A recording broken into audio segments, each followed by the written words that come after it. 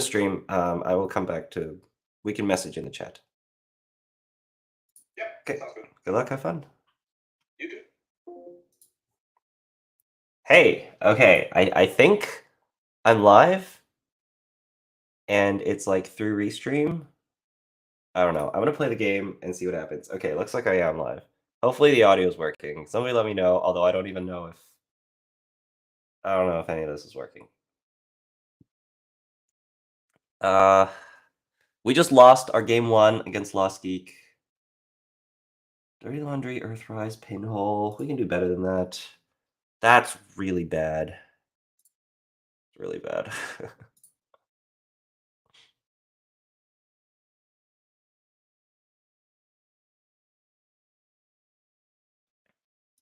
Let's see. Are we live? Oh, yeah.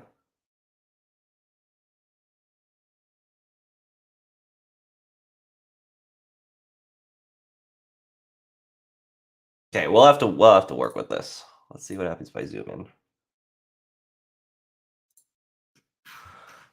Draw ICHQ ISRD. Fine. Wow. Okay, this is really bad.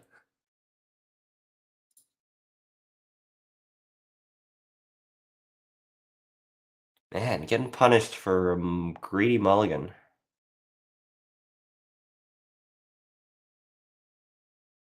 Huh. Are we just drawing and discarding? That sucks.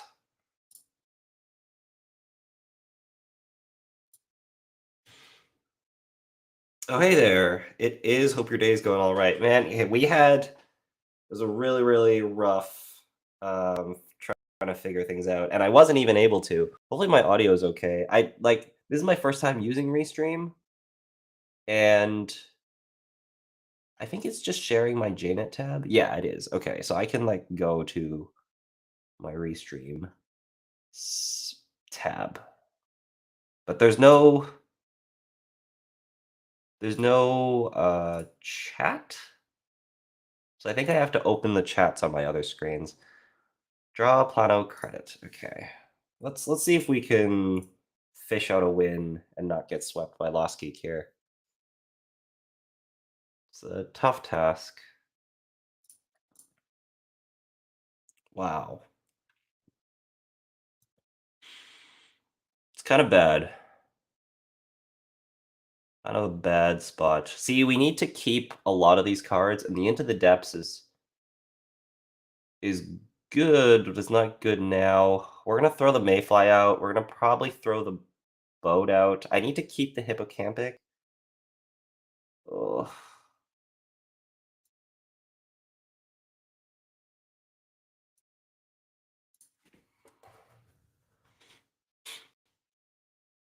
It's really bad. Okay, trash Cyberdelia, trash Mayfly. We just need to draw like a piece in our time. Jeez. Audio all good. Nice. Mayfly, Cyberdelia. We might just pitch the other Cyberdelia. We're going to play with one Cyberdelia this game. I do have Tracker in my deck, which is kind of MU heavy. We can try to draw a better boat. Okay, let's do this.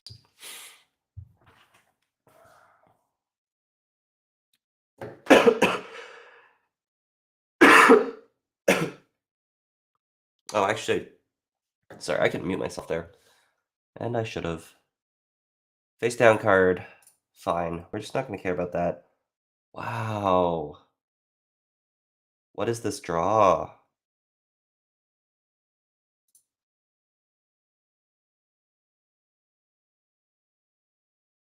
What is this draw? Wow. It's like my first game coming onto stream, and you're just going to see me sit here and draw cards and then lose. Wow. Okay. I think we draw again and install the Mayfly, and then we pitch these 3 cards, and if we draw something useful, we pitch Into the Depths. Okay. That is money, technically.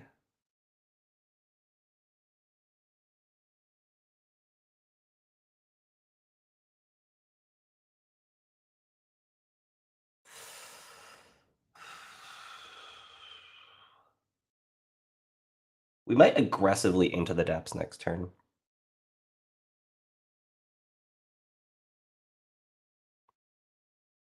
We probably do. Like, install Mayfly into the depths. And we get booped. It's fine. Okay, we don't need Turbine. We can simulchip that.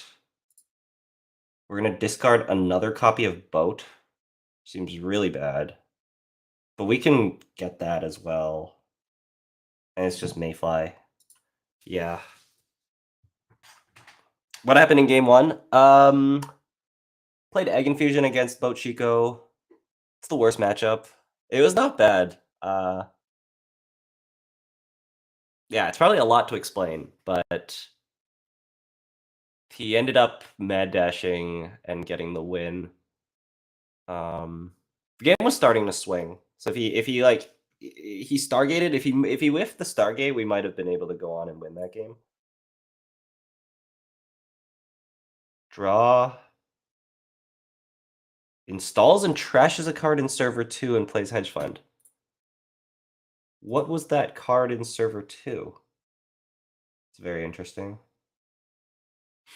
Discards 2 as well. Woo out Mayfly, take a credit into the depths. And then that's all of our Mayflies, which is pretty bad. But we're just like hoping to get money here. That also seems bad.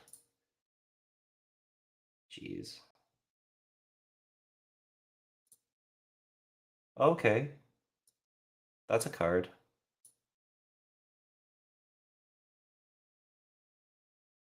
If only I could use it to install my World Tree.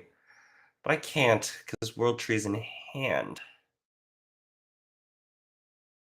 I think we pitch the pinhole. 3 pinholes.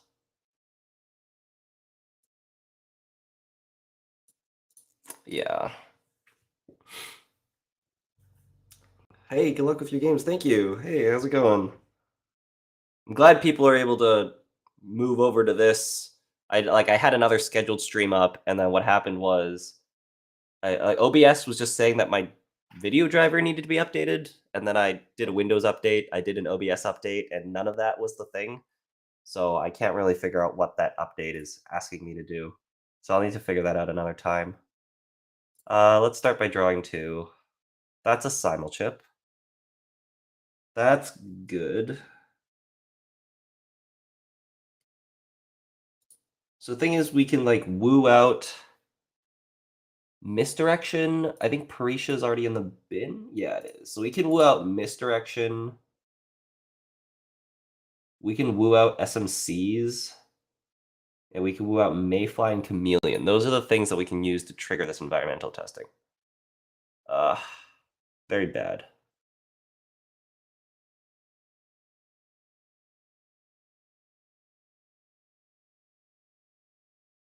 I'm just gonna like rip a send a message out of HQ. Is that the plan?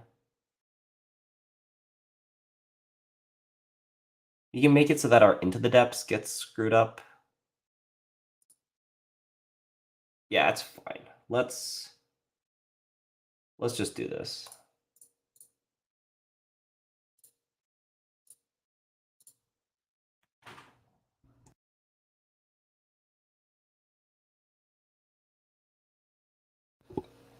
I sound sick. Yeah, I am slightly sick. I had a long last weekend.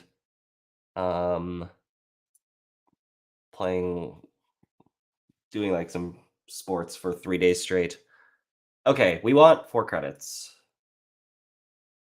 Oh!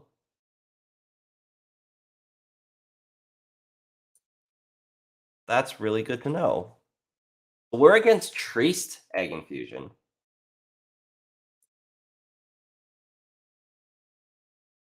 So discarding Pinhole was really bad. But we're a big deck, so that's really good. Do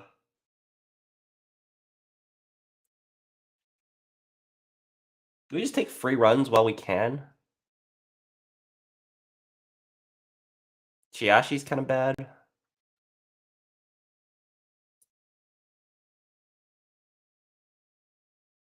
No, let's just run around. Let's just do it. Chiashi's the worst case. Chiashi's quite bad, because we'd have to pay 10, so we have to pay 9. No, 10. 6, 7. Yeah, it is 10. We pay 10, so we have to pay a real dollar, and then we lose 4 cards. Or 6 cards? We lose 6 cards. But it's not Chiashi, so that's good. There's a tier in the bin and a Tithonium. Okay, so we're playing Nanny Civic Grid, which is a surprise to exactly nobody. Which means we don't need Hippocampic. I could greed a run onto R&D. This is fine. We'll just let the Mayfly RFG. We got the Into the Depths. We got the Daily Cast down. This is fine.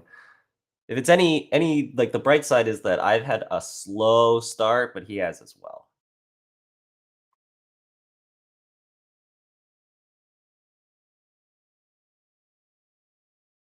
Hey, thanks, Jake. Appreciate that. Also, law school. I have 7 classes this semester in law school, so it's been quite the week.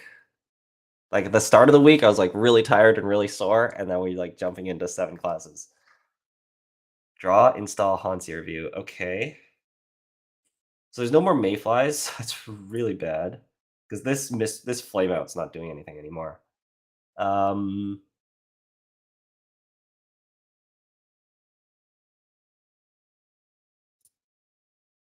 Wow.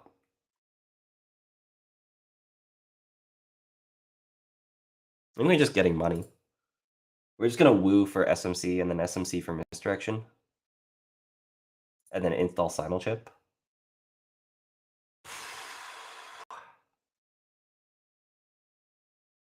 Just to keep Conduit? I mean, Conduit doesn't matter that much. Let's draw again. Oh!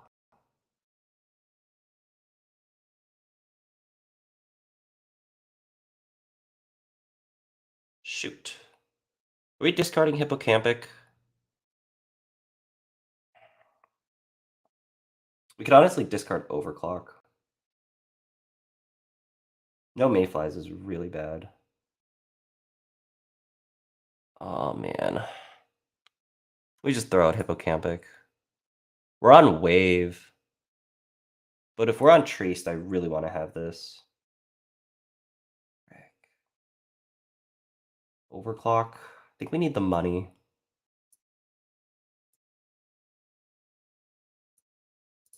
Oh, we don't need to discard 2. Okay, what am I doing? What are we thinking? We just throw out the Conduit.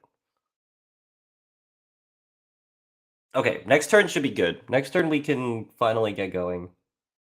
We don't care about that. Let's draw once. That's not what we wanted. It's not at all what we wanted.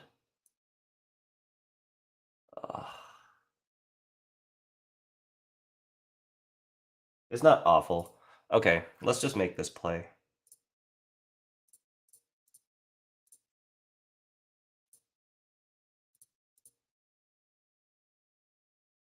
We can install Clot if we want. Actually, we probably install Propeller instead of the Misdirect. Misdirect costs 0, which is why you'd install Misdirect.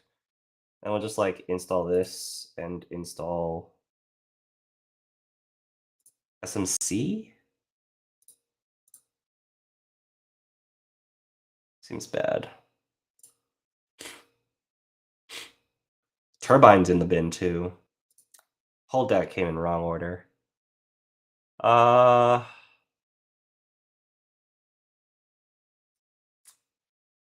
Let's just throw the tree down. Throw the Cyberdelia down. Let's throw the Cyberdelia down. Gonna assume that's meat sports and not HB sports. Yeah. That's meat sports. Oh wow.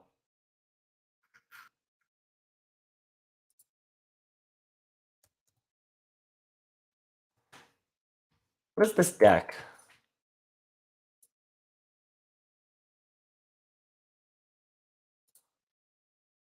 I just scored a blood in the water with Regenesis.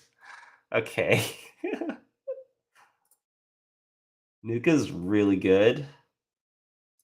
I'm gonna have to start contesting next turn. We should be ready to contest next turn.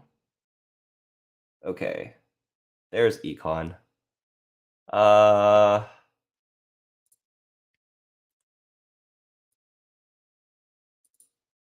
Let's do...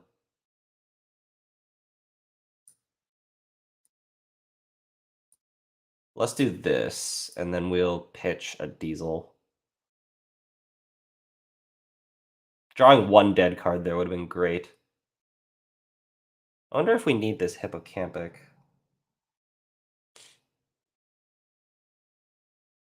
Judging how the game is going, we probably don't.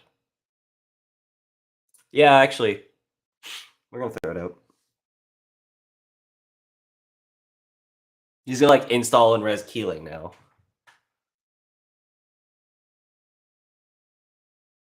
Okay. So we kind of need to respect Regenesis?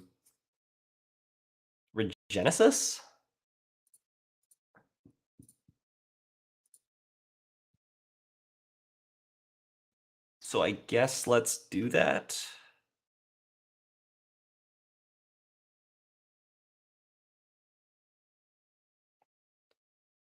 Install trait overclock archives.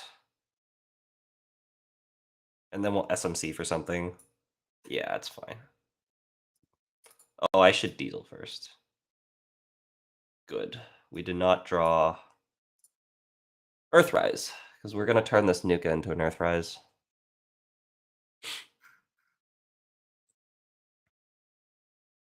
Okay. Echelon comes in with 2 strength.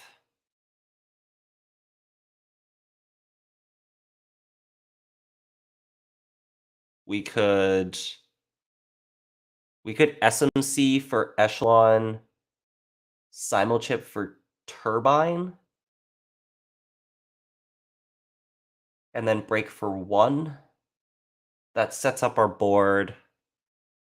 I mean, we could get Boat out instead of SMC. That's not bad. Look at that. Okay, so we gotta install our Echelon. And then we're going to Simulchip for Turbine.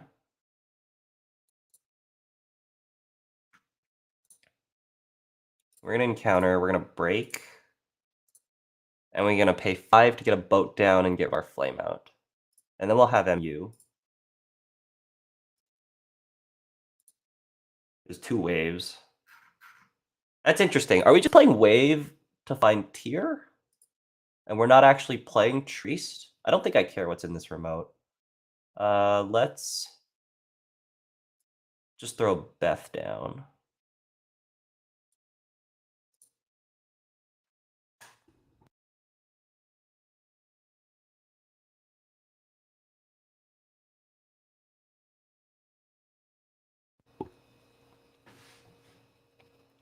Oh, the mute thing is working. I'm gonna have to check so much stuff after, including whether or not Twitch. If you're on Twitch and I'm not responding to your messages, if there's chats happening on Twitch, that's because I can't see them.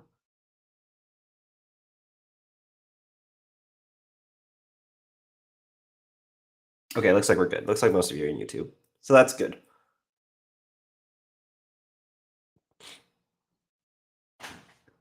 Because I don't know how to open chat on Restream. You know, normally when I play tournaments, I make it a point not to look at chat. Oh, actually, it's working. Okay, I found it. I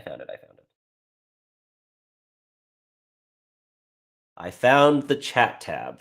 We're good. We're not going to miss chats. We're playing Kakarenbo. I should note what's in here. There's a Tithonium, there's a Tier, and there's a Rashida that's the only installable in a remote. We're trashing 3 cards in HQ. Is NSG streaming? Yes, they are. You're scoring hybrid release and installing a 90 Civic Grid on archives. Fine.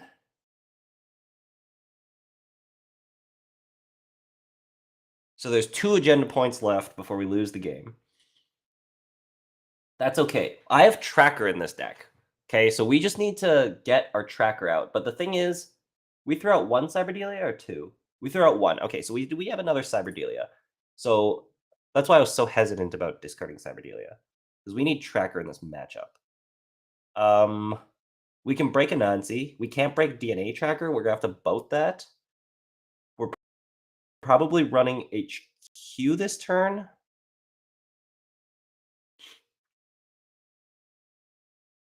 We could Pinhole. Start with Diesel. Into the Desk is cute. We like cute.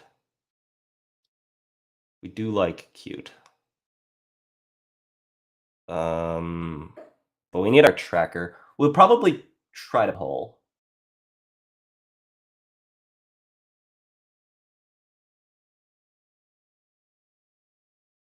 So let's go gamble. We're gonna Depths HQ. It's basically dirty laundry that costs us 1. We can break sentries, we can break barriers, we can't break code gates. Unless we use boat. And we're either gonna turn the Nuka into... If they res... Oh. We want to 90 Civic Grid. Okay, so this is really good, because we can Pinhole now.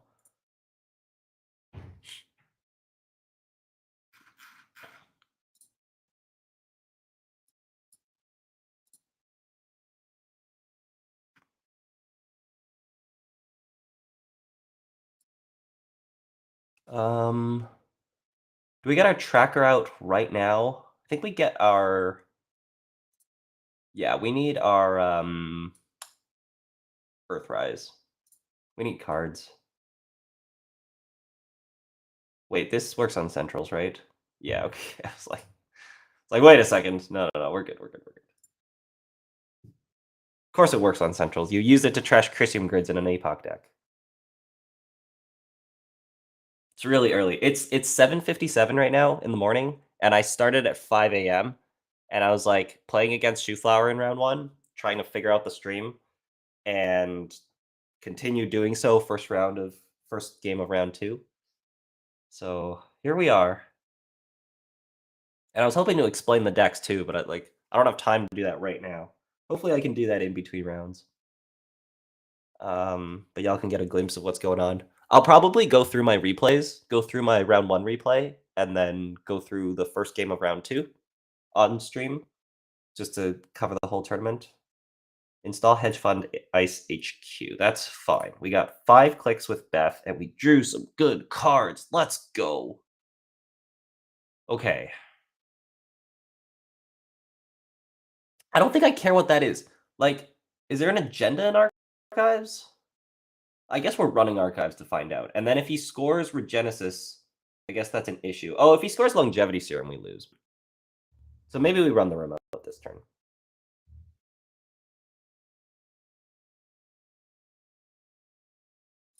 Okay, let's do that. Let's install our Misdirect.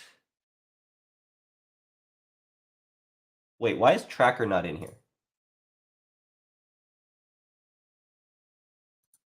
Tracker's in the deck list, right?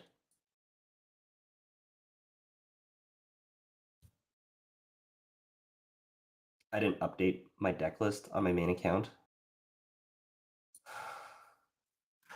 Okay, well, I mean, that works to Lost Geek's advantage, but we might get a game loss. Are you serious?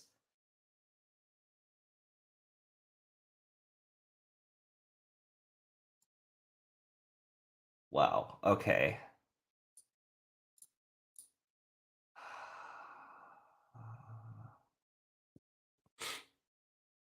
Andre, good luck out there. Hey, thank you, man.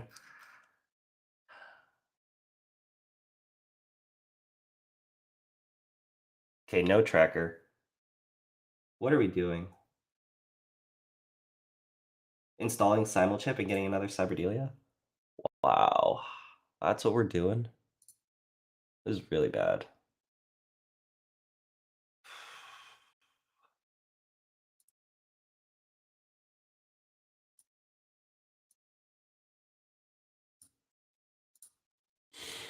Okay. I can't believe I didn't update. Oh, it's because we switched servers. We were playing on the JNet, on the NSG JNet, and we switched endurance into the depths, gain 4. I don't think we're going to set up our board more. I think we're okay right now. So we're just going to turn this no free lunch into something. It could be a bones. It's probably just a Telwork, but it could be a bones. What upgrades do we have? It's just no, it's just casts actually. Oh. Okay. I'll take 2 points.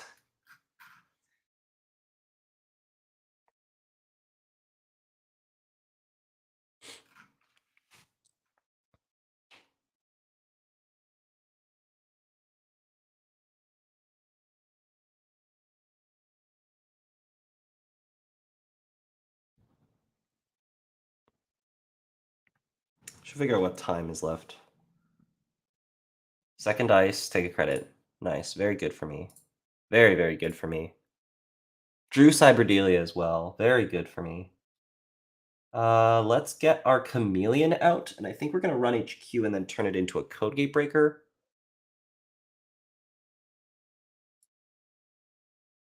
And then we're just going to let the Earthrise trigger, I think. Code Gate. Let's go run HQ. We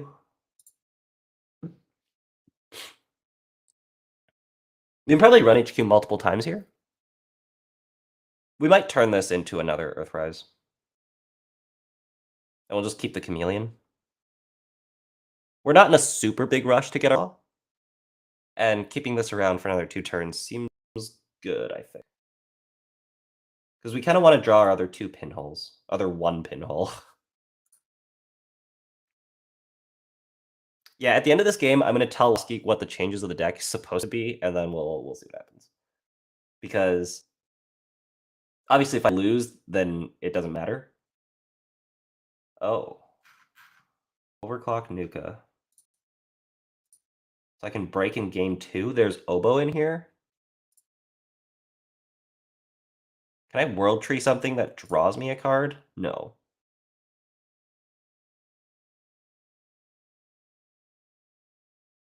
I can get a Stone Chip, but I can't pop it right away. So I think we're drawing and running back. I'm okay with this. Let's turn this into an Earthrise.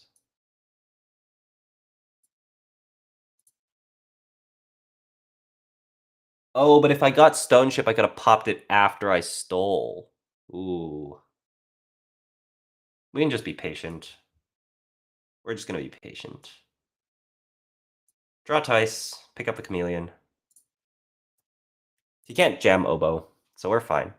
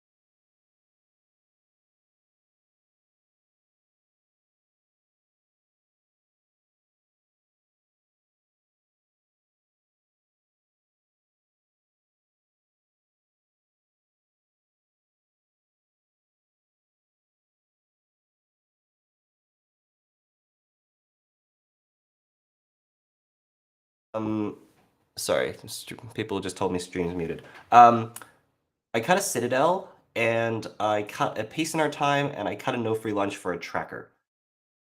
So that's how I lost 2 cards and got to 78. So the list that I played was the 80 card one that had 3 Peace in Our Time, which I didn't find. And then like a Citadel and a No Free Lunch instead of the tracker. Yeah. So yeah, I thought I should let you know that. No, that's really good of you to do, and I don't know if I'm gonna be a good example or a bad example on stream, but like I'm totally fine with this. Like I none of these cards matter in our game.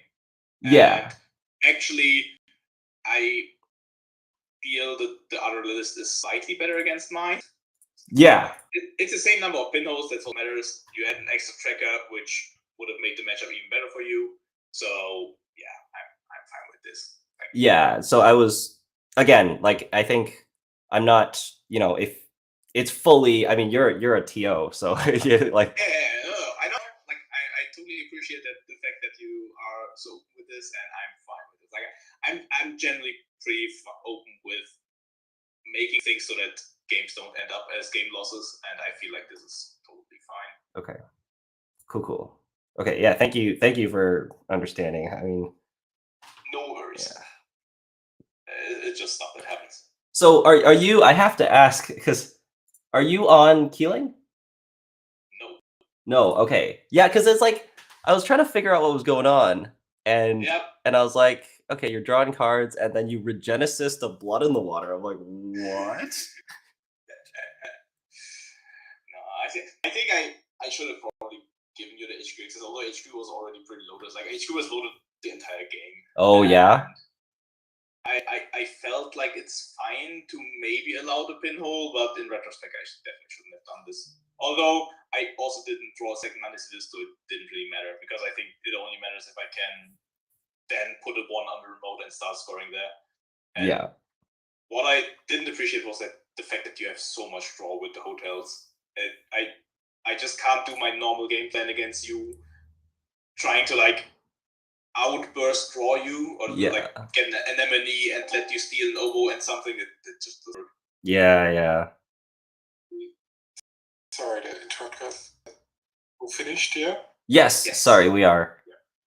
That's all good. Your game was still going. I saw that it was completed, but time has finished, so I might want to check the lobby.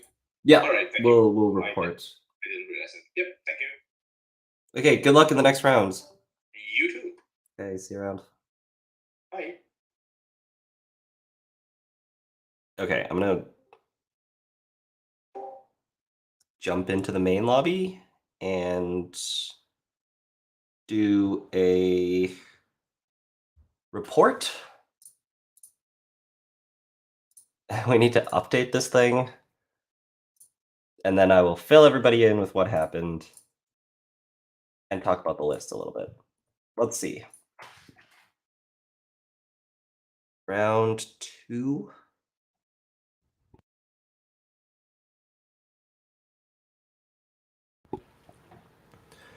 Round 2, table 8. I was on the left.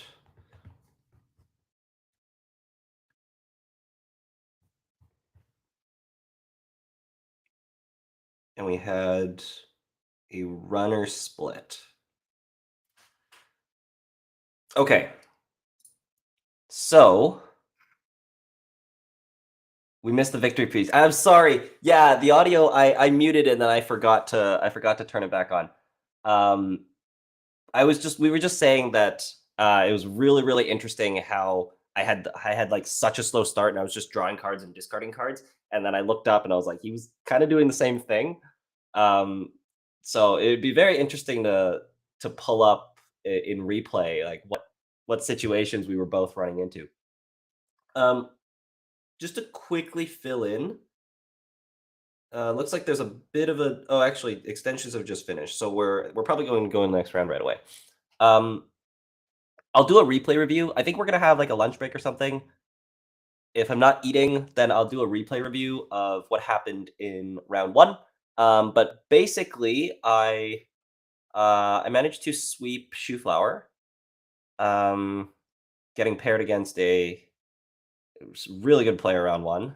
And it was against R plus as well. So we had to grind out an R plus victory as Wu, which is a really tough matchup. Round two, we were against lostgeek. The stream missed the first half of that round where I played AgInfusion against Toshiko. Again, I'll try to do a replay review, so I'm not going to talk too much about it. Let's go over my decks, though. So Madge Apollo and Mups, I'm missing a report from y'all. I just checked some of the judge requests. It'll be coming through soon. Okay. It's getting interrupted by the Discord, but this is fine. This is what we get. They don't know that. I mean, yeah, it's fine. Okay. Got a dip. Best of luck. Catch your VOD side. Hey, thanks for hanging out. Why is R plus a tough matchup for Wu? You can't install your tree early. You got to play around hard hitting news. You got to play around Drago self growth program, and like just those two things alone just make it very difficult. I can explain it a bit more when I do the replay review. But yeah, let's talk about the decks. So I'll start with the Wu because that's what we all just saw. So I'm playing 78 cards. This is pretty much what I played at Fight Night. I think the deck's really good. I cut a Piece in Our Time, and I cut a No Free Lunch, and I cut the Citadel for a tracker. That's the difference that I made from Fight Night to now. We wanted to put a tracker in because tracker is sick tech for Nanny Civic Grid and for Zato Grid. So chucking that in here really shores up that matchup. So it's like seems very important. I only need one No Free Lunch because in the R plus matchup you're like looking for you're trying to get set up and then you're trying to get a No Free Lunch on the board, and that's what's buying you a critical turn. And I really felt like second No Free Lunch is nice. It's sometimes just an easy mark most of the times, but as a tech card, you really actually only need one if you view it strictly from a tech sense, which is for the R plus matchup. Wanted to keep 3 pinholes, so we had to lose a Piece in Our Time, which kind of sucks. Would have loved to see a Piece in Our Time in the last game, although we didn't, and I had 3 instead of 2, so if we did see a Piece in Our Time, then that might have been like a drastic change in the deck lists that would have changed the game. Because to be fair, the reason that the whole like thing with lostgeek at the end of the round, and like huge props to him for doing this, is like it's fully within his rights to say that, you know, I played a different deck, so I should get the game win, and that would have been totally fine. But like I felt like the changes that happened didn't impact the game, which is why I brought it up in the way that I did. Is because Citadel's a dead card, and I actually drew the Citadel. Did I? I think I did, or maybe I didn't. But either way, Citadel's just a dead card, so that doesn't matter. No Free Lunch I technically installed, but did it stay on the board? I think it turned it into a daily cast. Yeah, so like, and then Piece in Our Time I didn't draw at all. So the real difference was that there's a 50-50 that I drew the No Free Lunch that shouldn't have been in the deck, which I don't would have changed the game at all. And then obviously I would have wanted to install Tracker, and then I didn't. So that's like a pretty big thing. Anyways, so yeah, this is the Wu deck. It's just full of money. You're trying to get an end game that consists of boat. Well, you're trying to get tree out, and then you're trying to build your way to boat, turbine, echelon, cleaver, and buzzsaw. And once you do that, you can break everything for very little credits and then get money back from Cyberdelia. The Hippocampic is here as hand size tech against the Keeling matchups. And we've got like one of Top Hat, which I've never actually used. It's just here to be a 0-cost hardware to install other hardware. It's actually been nice. Like I've never been unhappy to draw a Top Hat. Yeah, and then the rest of this is just money. Every single bit of decent money we can put into the deck. I don't have Smart Word Distributor, I think that's a little too slow. But other than Smart Word Distributor, like I think everything that gains me credits is pretty much in here. Into the Depths is good as long as you are running, which can be difficult to use before you get that initial setup. But once you do, it's a good card. So we kind of saw that in that game where I had Into the Depths and I couldn't really use it. But the vast majority of the time, it's fine. And then the 2 Earthrise is amazing. This was like a pretty late addition. I put it in the deck like probably the day before Fight Night. And actually, did I even have Earthrise in Fight Night? I don't remember. But yeah, I think I did. I did. We had 80 cards and 2 Earthrise. Yeah, so Earthrise is so good. You install it for 1 with World Tree. You never want to draw Earthrise. And then I'll have to talk about the AgInfusion in a second because it looks like pairings are up. We do have a lunch break after this. I am against Jai on R+. Okay. That's pretty bad. Table 11.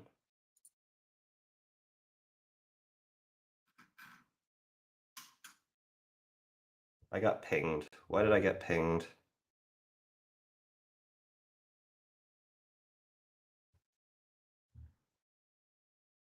I'm making the game. Table 11. I'm running. Oh, wait. I got it. Okay.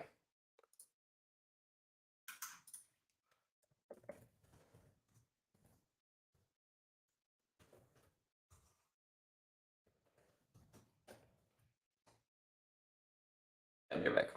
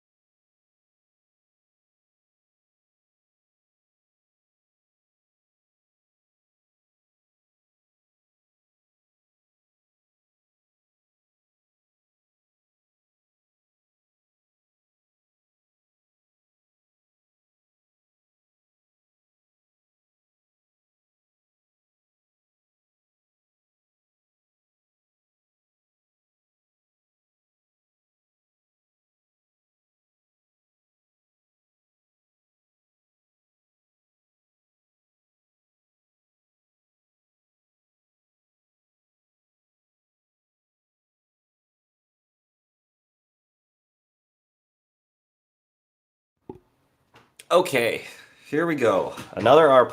Ken Wu. This is the worst matchup, by the way.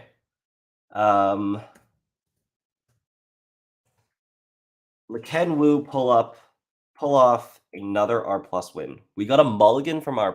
That's really good. We have a pinhole. We don't have money.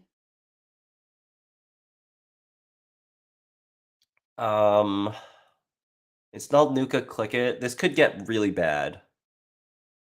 Bones is a dead card. Flameout's decent. I think we throw this back. But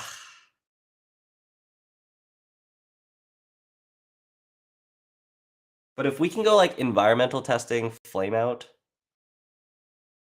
Mayfly run, and not get funhoused, it could be okay. Oh, and then we don't have enough money to trash. No, we have to throw this back. Okay. Can't tell if this is better. I would have loved with the last hand to go install Nuka, hit Nuka, but I think if we get pressured with Drago right away, it's really bad. Because environmental testing is 3 to install, and if we can't trigger it right away and we get Dragoed, it's pretty much game over. Okay. I don't think I pinhole that. I think if Rashida happens, like I think you make this play if this is Spin Doctor, so that's why we're not gonna pinhole. That's a bad draw. That's a bad draw.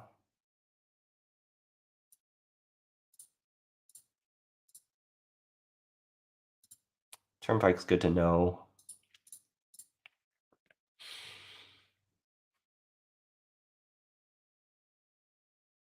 It is Rashida? Okay.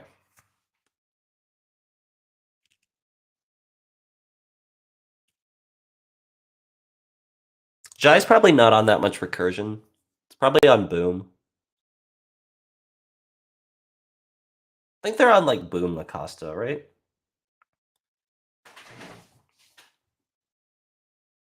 I think Lacosta's greedy.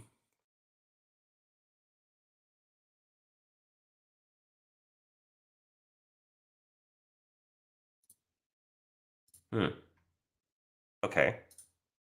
We just need money. We can... I don't really want to throw out the Echelon. Oh, come on. I swear this deck draws better than this. Into the Depths is cute. We throw out Echelon. We did see them draw a Turnpike. But it's going to be a while before this is actually good. Yeah.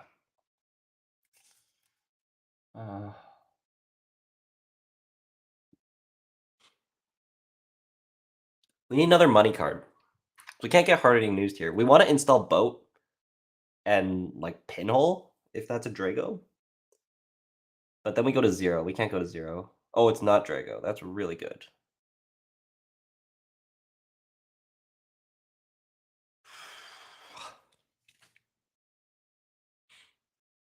What's the ID distribution, actually?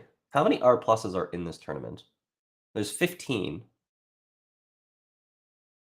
15 R pluses out of 69 currently active players. We started with 74. I started to ice or draw a card. Okay. That's annoying.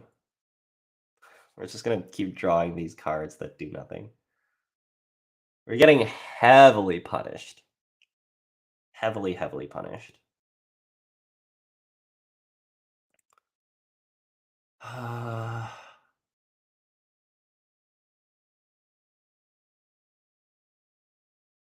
Okay, that's not Drago, right?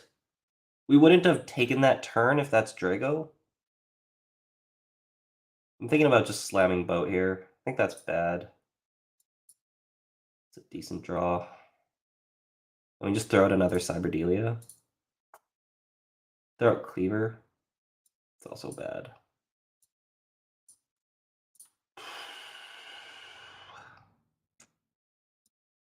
I think we need the Cyberdelia.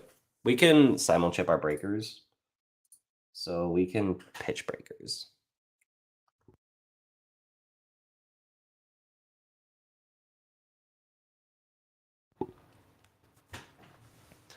Oh, that is Drago. Wow. Okay. And we're drawing. Okay. I'm happy with this. We just need to find Econ. See, like clicking Nuka here could result in a really bad outcome. But like we found a Dirty Laundry and 2 Into the Depths. Like there's so much money in this deck. Like Telework, Gamble, Creative Commission, all amazing. We discarded 2. What is going on? I found daily casts. Do I click this again?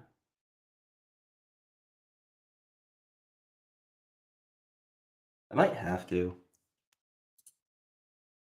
Okay.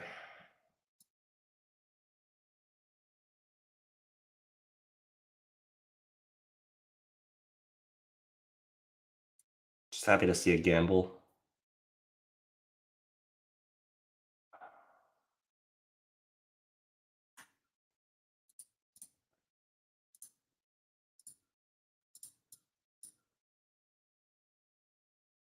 We're just throwing out casts. And then next turn we're gonna go boat, take a credit into the depths. I have to have another credit. Because we're gonna lose $1 from Turnpike, and I need to have $1 to trash the. Oh no, we gained 4. Never mind.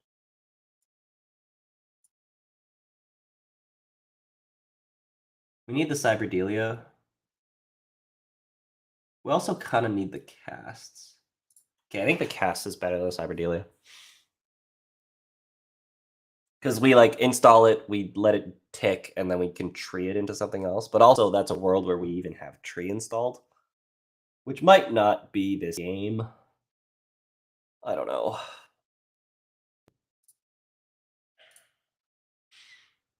I think I'm happy to trade a turn here.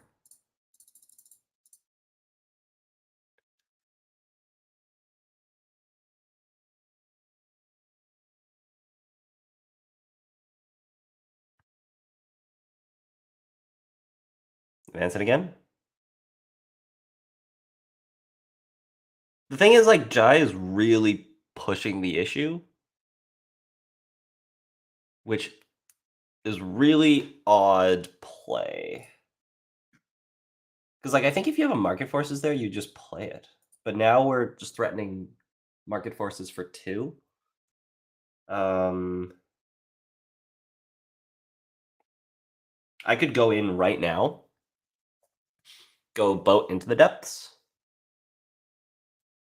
It's actually better to boat and then pinhole.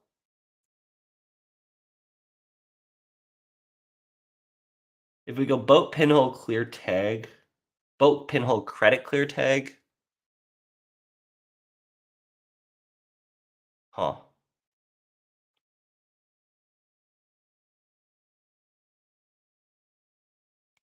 It's probably Turnpike on our guys.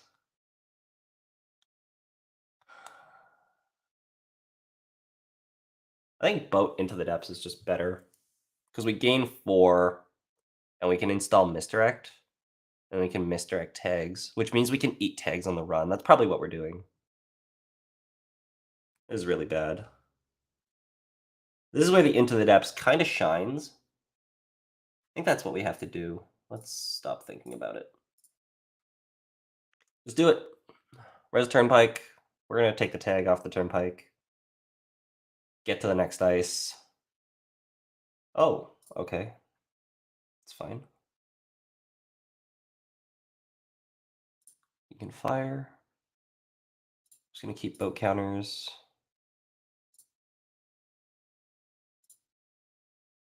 I kind of feel okay with this. Like, they've got $5 IP block. Uh-huh.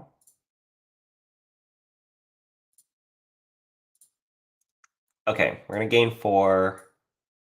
Install our misdirection, trash Drago, clear 3 tags.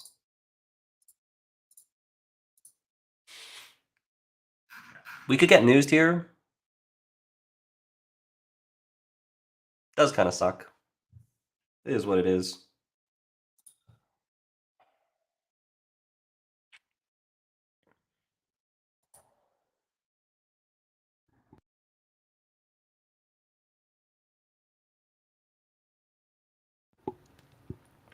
Thing is, I don't have Mad Dash in this deck, so the way I beat Chouxflower was we actually just ran everything. Oh, we have Public Trail. Okay. Yeah. It's fine.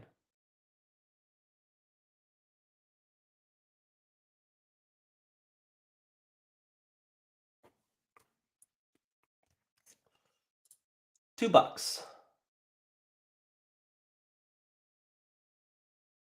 I could go crazy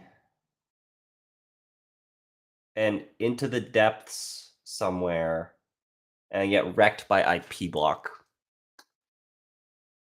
But if it's an ice they can't res, then that means we can install daily cast and clear tag, which I think might be what we need to do.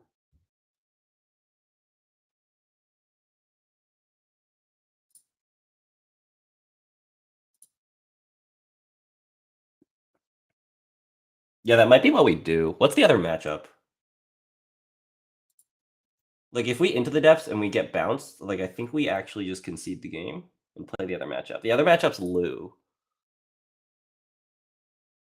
Do we have to take that risk right now? I think we do. That's how far behind we are. Like, I'm not drawing money. If it's Turnpike, it's actually kind of fine. But we're going to be greedy. Because there's probably Turnpike on our guys. But I think we're going to go HQ here.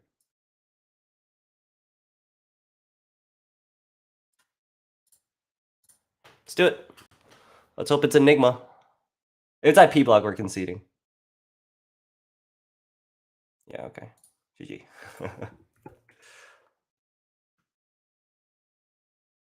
Okay, let's move on to the next game. Yeah, like what are we drawing?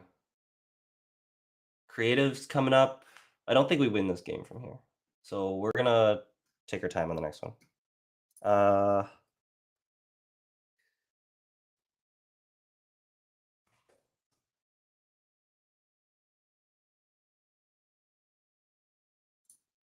Okay, we are table 11? Yeah, I think we're table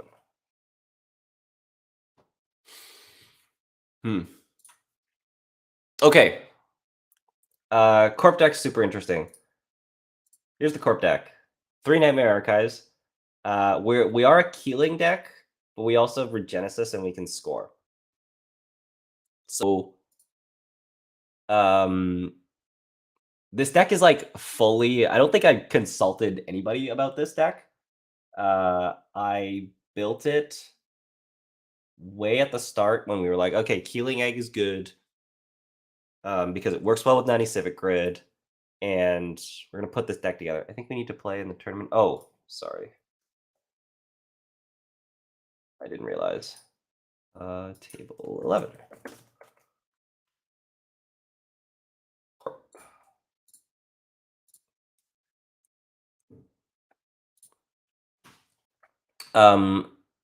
Yeah, so people are like, okay, we're gonna play Tier. Tier is really good. And like my testing team was playing Tier, and Snare Bears was playing Tier, and I was just sitting in the background, and like I didn't touch the other decks. I was just like, I'm just gonna trust in my deck building and keep playing Nightmare Archive.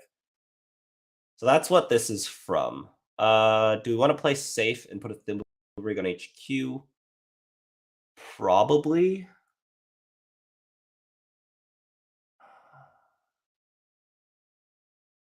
Regenesis in hand, though, kind of sucks. Okay, we're going to throw it back. Nice hand. Beautiful hand. Can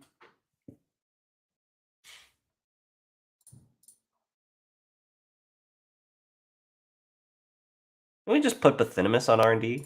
Seems fine. And we'll just block Dirty Laundry while we're at it. Yeah.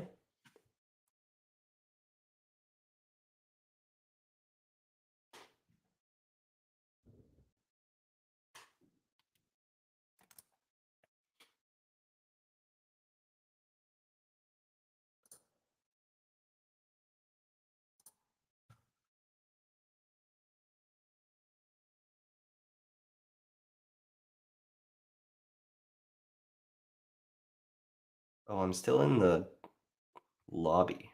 Let me get myself out of there.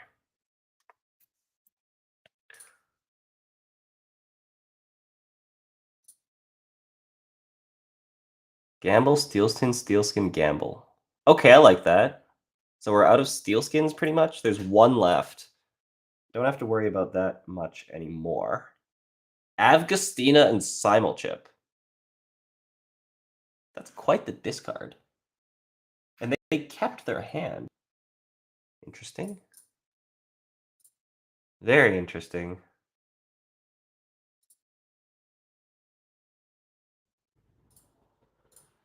See if we can find a Hansi review. Nope. A Hansi review? Nope. We could put a Anemone in front of our Spin Doctor. Or we could draw and discard 2 agendas and then spin it back. We're probably doing the latter. Yeah. Oh, okay.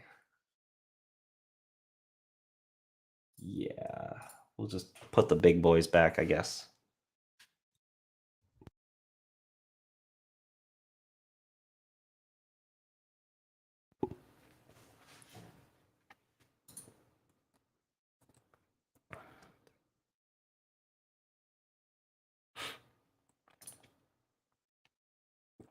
Yeah, I wonder what their hand is.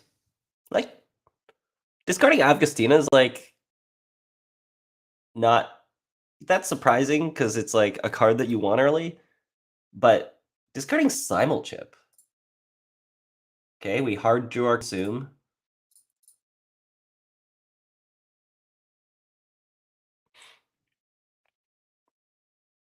Bankar, yeah. Oh, we can divert power our Spin Doctor.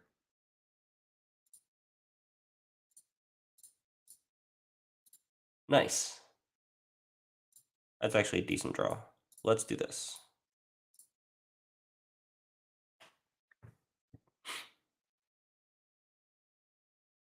Okay. Targeting HQ. That's where Ike is, so that's really funny. We just upgraded the Ike. It now does 3 net damage. We're installing input and running HQ. Do it. Do it. Yeah. Oh, that's so funny. Citadel, Knob Curie, and Pinhole Threading. Got him.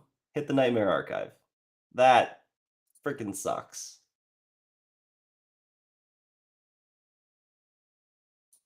That's okay.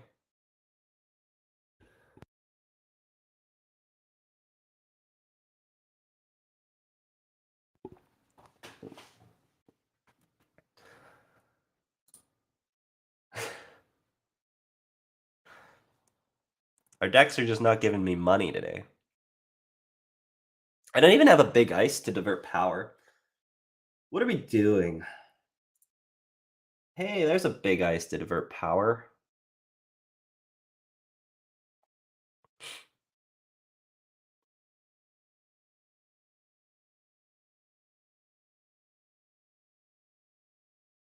Is it a Anansi HQ? Take a credit?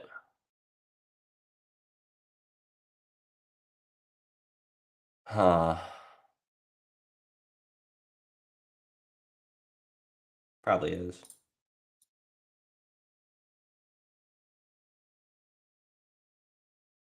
Yeah, that's fine. I need 8 to divert power. Or, well, sorry, I need 8 to res, but we need 4 to divert power because we're going to have a 6 credit discount. We're paying 2.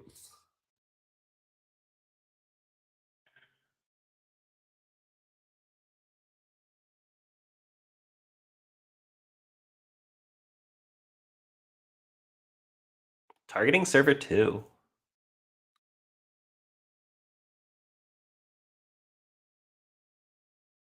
And we're running server 2? Whoa. This only triggers on the first encounter, right?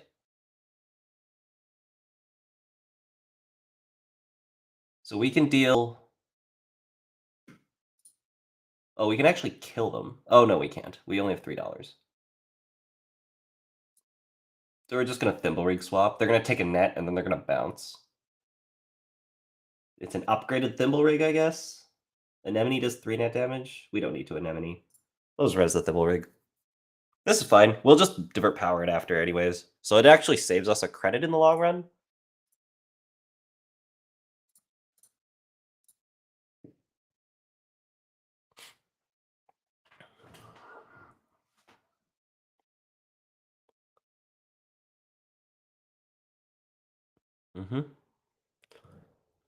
I need to make sure to swap it back at the start of the turn.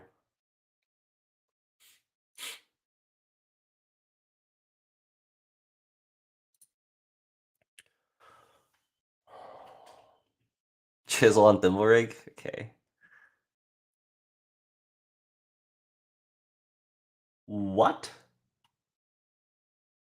Why?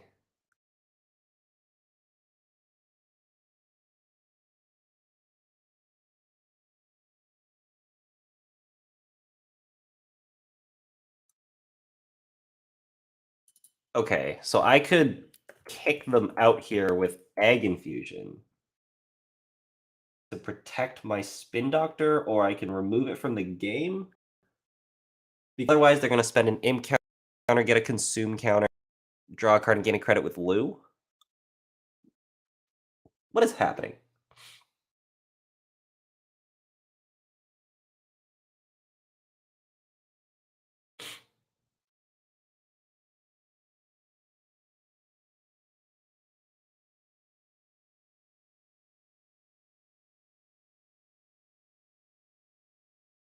Spend a different number of credits, draw 2 cards. So they can spend 2 credits to draw 2 cards, and then they would take 2 net damage if I boop them to HQ.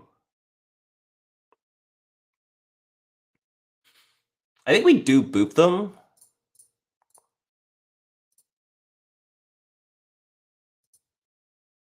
Just because I can divert power. Which means that I use the Thimble Rig, and then the Chisel isn't active anymore. So I do kind of save the Chisel. I do kind of save the Thimble Rig this way. So I think this is actually better value overall.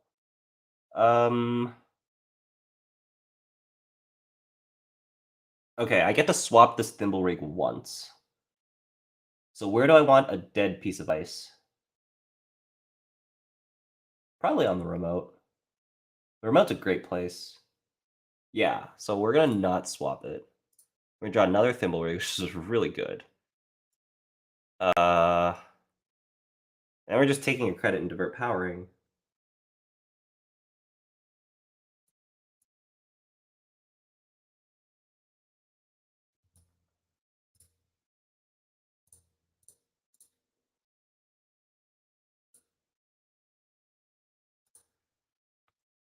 They've shown that they're willing to run really aggressively.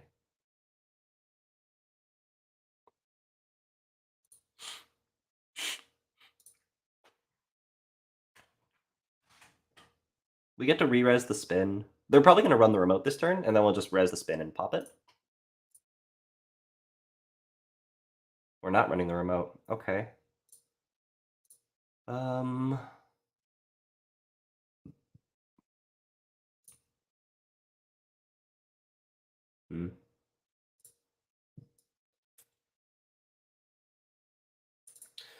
We can install Thimble.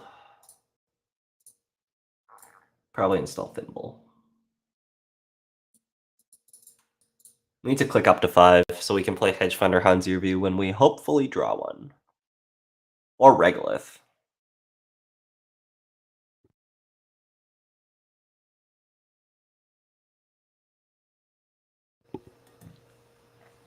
Yeah, not feeling the best.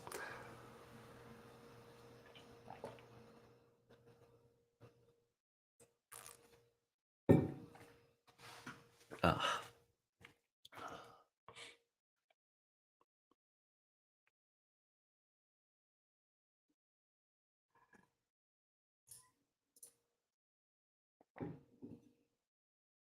That is not a hedge fund or a Hansi Review.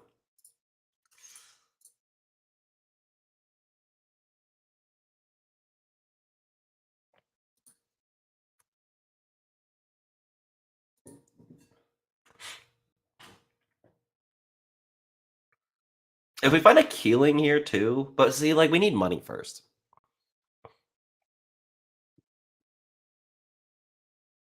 We're just clicking a draw.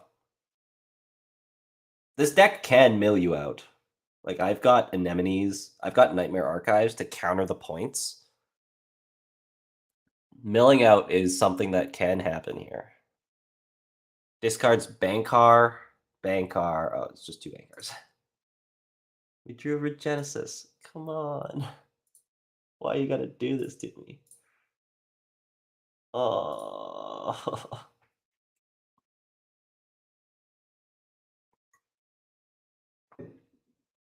Man. I click for 3 and pitch 2 agendas in a Nightmare Archive. And then they're gonna run archives. And then we can Keeling next turn. Keep the Regenesis in hand. Sure. I could also keep the Send a Message in hand. These two are getting discarded. I think we gotta keep the Regenesis. Yeah.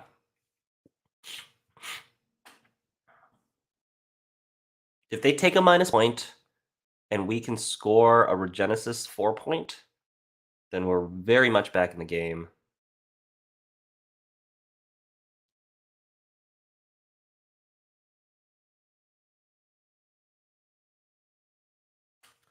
There's an Anemone in the bin too. That's gonna stay there now because of our Spin Doctor is gonna shuffle back to agendas. Yeah. Bank our archives. Run archives. We don't res this, I don't think. It's 1 net damage.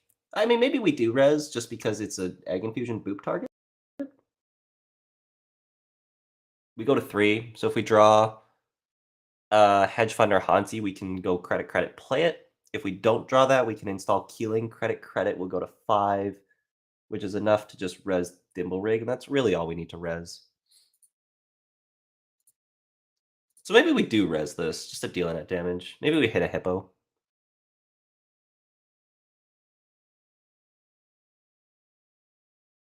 Just getting it resed is a decent thing. Hit a Laundry. Fine.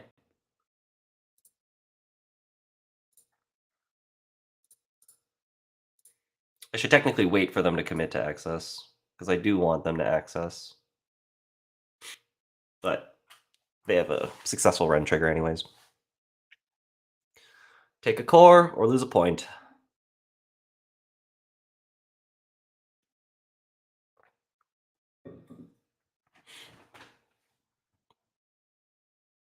Take a core. Lost labor rights. Okay. And spicy plays around here. I like it. So the game just got a little shorter. Because this Regenesis is worth a point. I do have 2 more Nightmare Archives in the deck.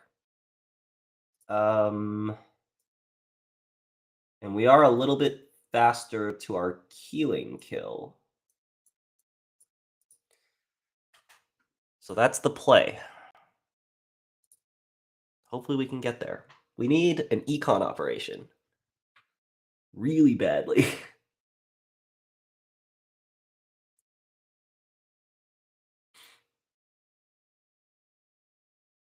It's good that Thimble Rig's difficult for them to deal with. They're gonna have to like pop Fermenter and run. Hopefully they feel pressure enough to do that next turn. They're putting a Botchless on Anansi. Okay. Disc 1 more, please. Misdirection. We drew Regolith. Would love to install Regolith, but we can't.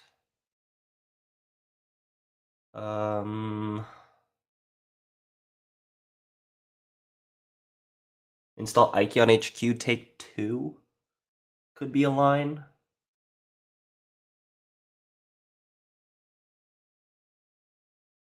Click for 3, discard Nanny Civic Grid is a line. Click for 2, install Nanny in the remote is a line. Install Nanny on HQ if I want to bluff something. It's probably Nanny in the remote.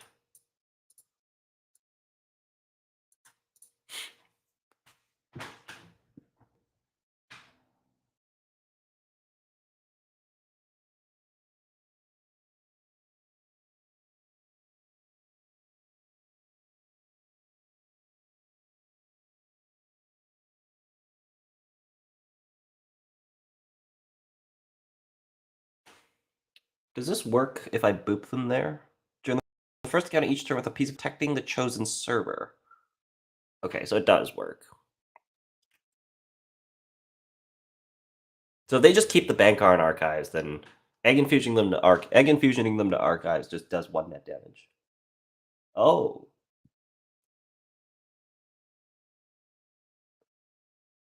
Okay, yeah. Yeah, okay. I was like, that's interesting. We're going to archives. Yeah, fine. This is firing. I guess Ikeing archives was the play last turn. Dang. Didn't think about pinhole.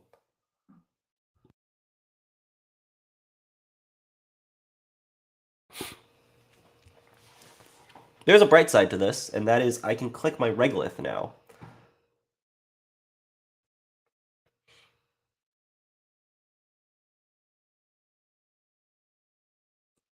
Although they're going to run HQ next turn. They're going to have to deal with Ike. And then they're going to snipe a 1 in 5 Regenesis, because that's how JNet works.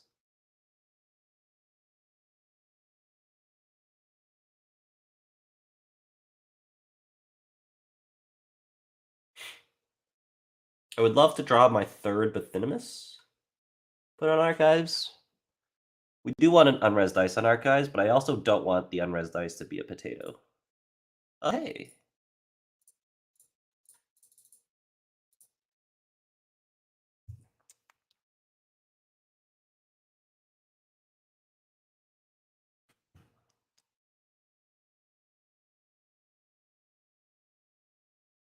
Ike on archives is fine. It kind of sucks because I would like the AgInfusion target. I guess the Anansi on HQ will have to do.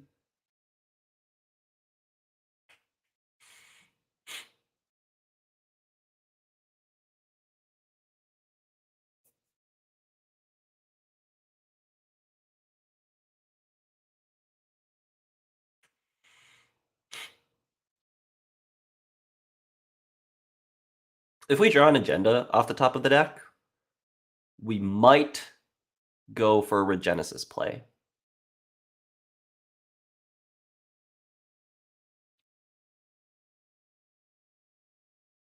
Unlikely. But we could. We'll probably hit the regolith and hold it in hand. But we can make a play eventually where we go install Ike on the remote. Install Ike on the remote, install Regenesis, Hansi the agenda out of hand. And then when they run, we res Thimblerig. Thimblerig to the outside. Don't res the Ike. And then we boop them with the chiseled Thimblerig onto HQ. And then they'd have to run back into server 2. They'd have to break the Thimblerig twice, and then Nanny Civic is active. Of course, that all gets foiled if they recognize that Regenesis is a threat and they run archives straight away. We probably don't need to force anything here, because they have 9 cards in the deck and 4 in hand, so we're probably fine.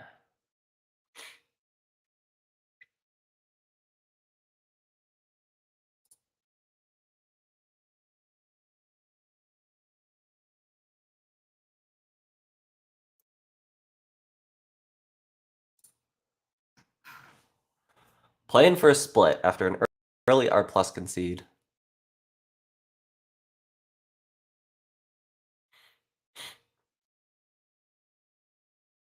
I don't actually feel bad about that, about the loss. Because it's like, we were in a bad enough spot that the Into the Depths, like I had to get money, and I felt like I needed, the turn had to be clear tag install daily cast. Because otherwise the turn would have been like draw, clear tag, like something like that. Oh. Okay, we're threatened by the regolith. That's really good for us. Because we're going to pay a boatload of money on this Thimblerig if we want to get in.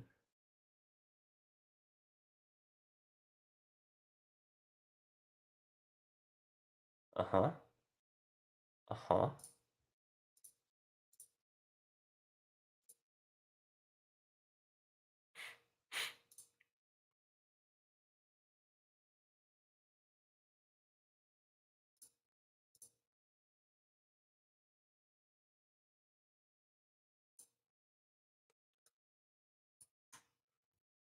This is fine. We lose our 90 Civic, which is kind of sad. We have another one.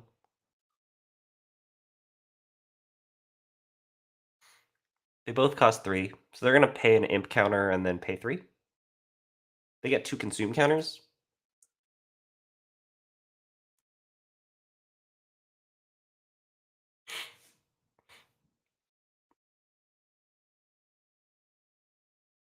We're doing good. Now this is res, so I can install something and then swap it up before jamming something. It's probably what we'll do. I need to be careful about HQ, because we can run HQ at any moment here. Might even do it now. It is a 1 in 5, but it's a 1 in 5. 1 in 5s are like 100% on JNet.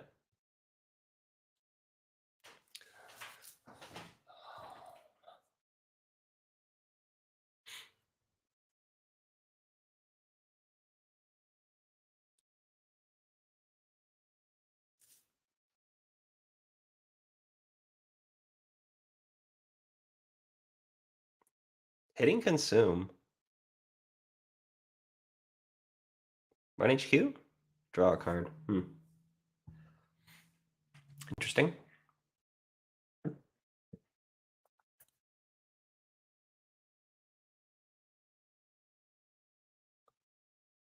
Dirty Laundry Imp. Okay.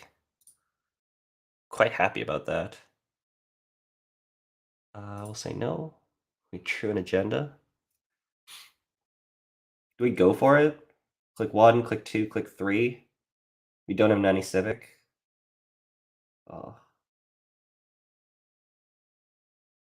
We could go draw, install, and then we can't Anansi review. That's also bad.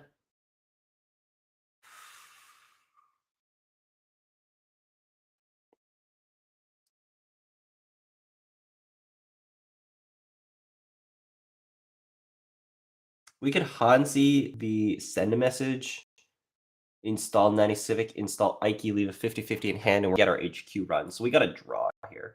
That's a great draw. That is an excellent draw. Oh, and we've no... Oh, we're going to knob an imp counter. Fine. We might just AgInfusion them if they run HQ. That's probably the play. Let's do this. Yeah. We're going to swap the Thimble Rig to the outside next turn, and then they're going to spend 3 Botulus counters breaking the Anansi on the run on HQ this turn, and we're going to boop them to Archives, where they don't even have an MK. Oh, but they're going to take a single net damage with the Bankar, which is fine. Oh, actually, we could boop them to R&D, and then res another Bathinimus. Do we do that?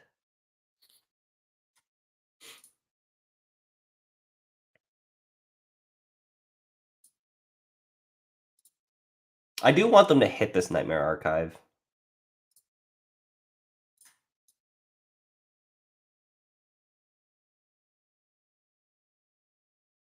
Yeah, we'll go Archives. Dealing 3 net damage with Bathinimus is cute, but I do want them to hit this Nightmare Archive. And they still take 1 net damage, and they lost to Botulus, which is so good. So good. Okay.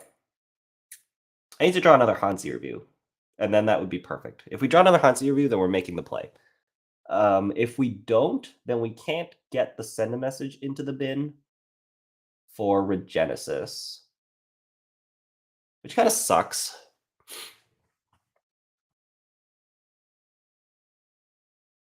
Taking another core damage. Okay, let's go. How much influence have we seen? 2 pinholes. 2, 4, 6. Plus 5 is 11. So there's 4 influence we have not seen.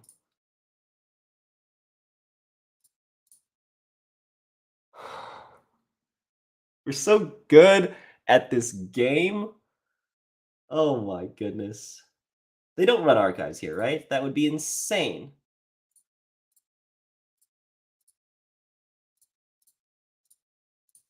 We're doing it. Did I just throw the game? Potentially. Potentially.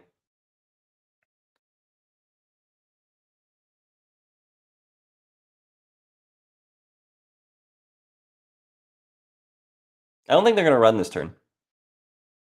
We have 14 credits. Like, why would you run archives here? Why? Because you're respecting specifically Regenesis? Oh, we're bankarring archives. That's pretty bad.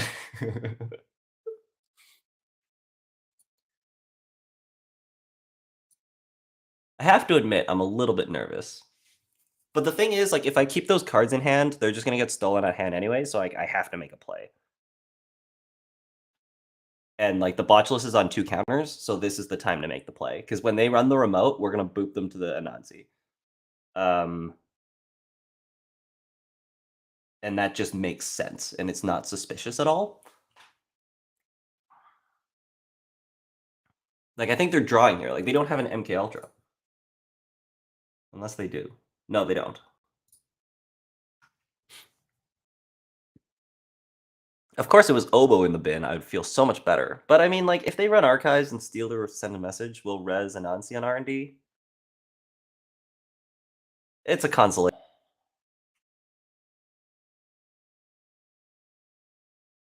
Five cards left in deck. Maybe we score this, we win the game.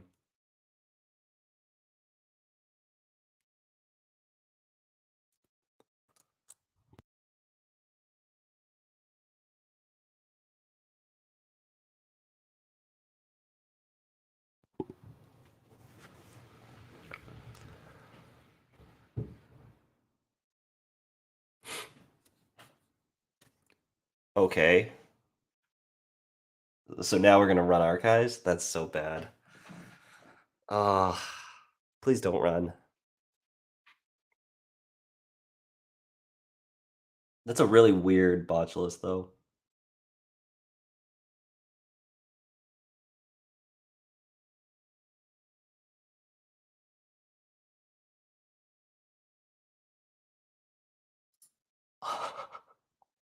Okay. I'm okay with this play. Oh, I guess they're going to see that it's... Wait, how does this work? First encounter each turn with a piece of ice protecting the chosen server. During the first encounter, each turn with a piece of ice protecting... Okay, so this is already triggered. So if they want to run archives, they got to take 3 net damage. They're going to see Regenesis or Civic Grid here. And if they see Regenesis, they're going to be like, uh-oh, I got to run archives. But they can't, because they only have 2 cards in hand. Please hit the Regenesis. Yes!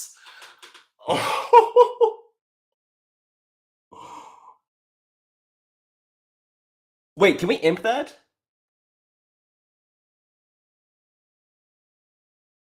Could we imp that? If that card's an agenda, you kind of steal your child. Okay, yeah, okay. I guess if you can pinhole and imp agendas, that'd be pretty good. And I remember that that's not a thing. So I got a little bit scared because I forgot. Okay. Oh my goodness. This is so good. This is so good. Let's get 4 points. Let's go. Let's go. Let's go. Let's go. Okay.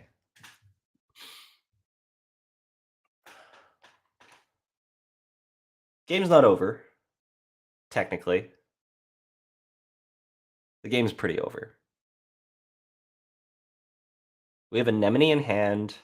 They have 4 cards left in the deck, 3 cards left in hand, and they need to steal 2 agendas. And there's 3 oboes and 2 send a messages left. Game's pretty over.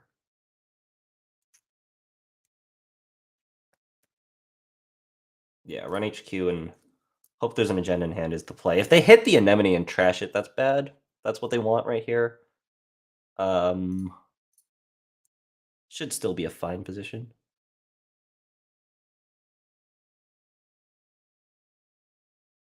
Okay.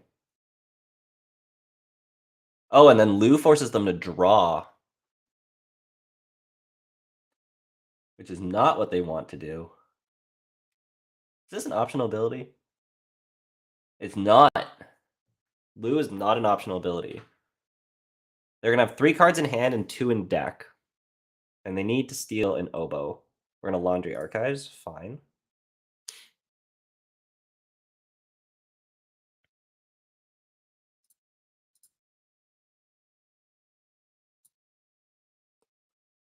No.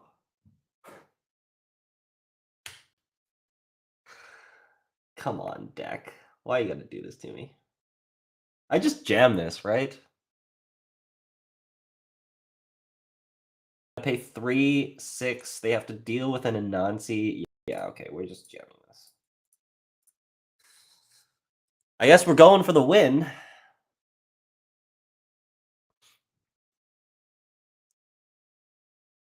Alternatively, I could have drawn and then tried to simulation reset.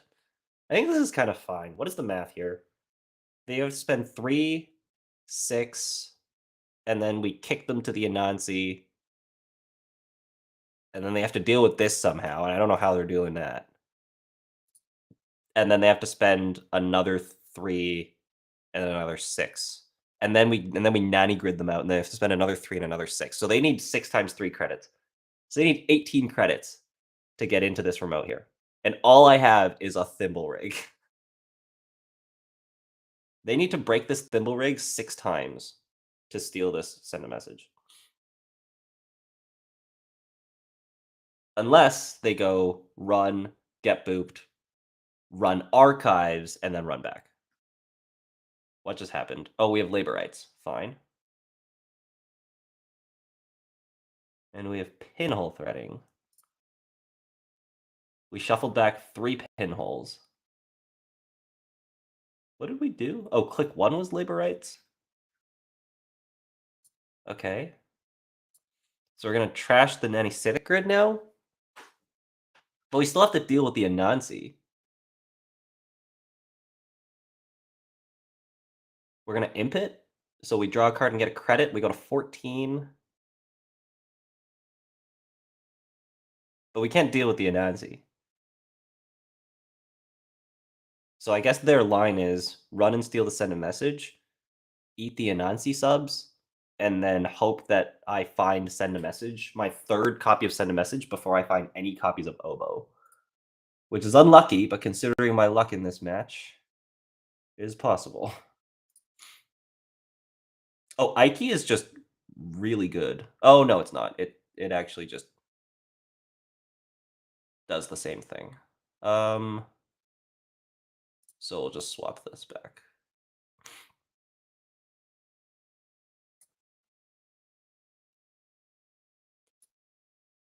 I could swap this out with the Bathinimus. Oh, wait, we're running last click. Oh, okay, so the game's over. I didn't realize we're running last click.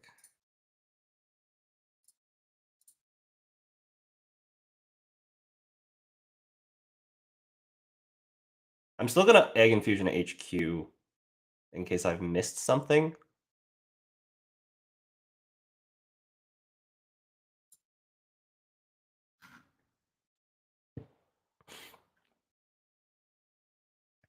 But yeah, I could have, if they didn't run last click, I could have swapped the thimble rig with the Bathinimus, and then they would have had to pay to break the Bathinimus, and they wouldn't have enough money. I think we had this either way.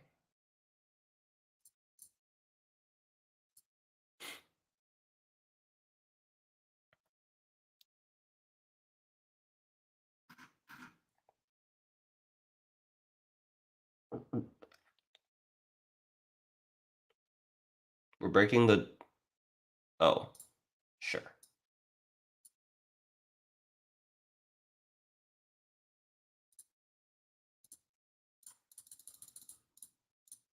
Okay.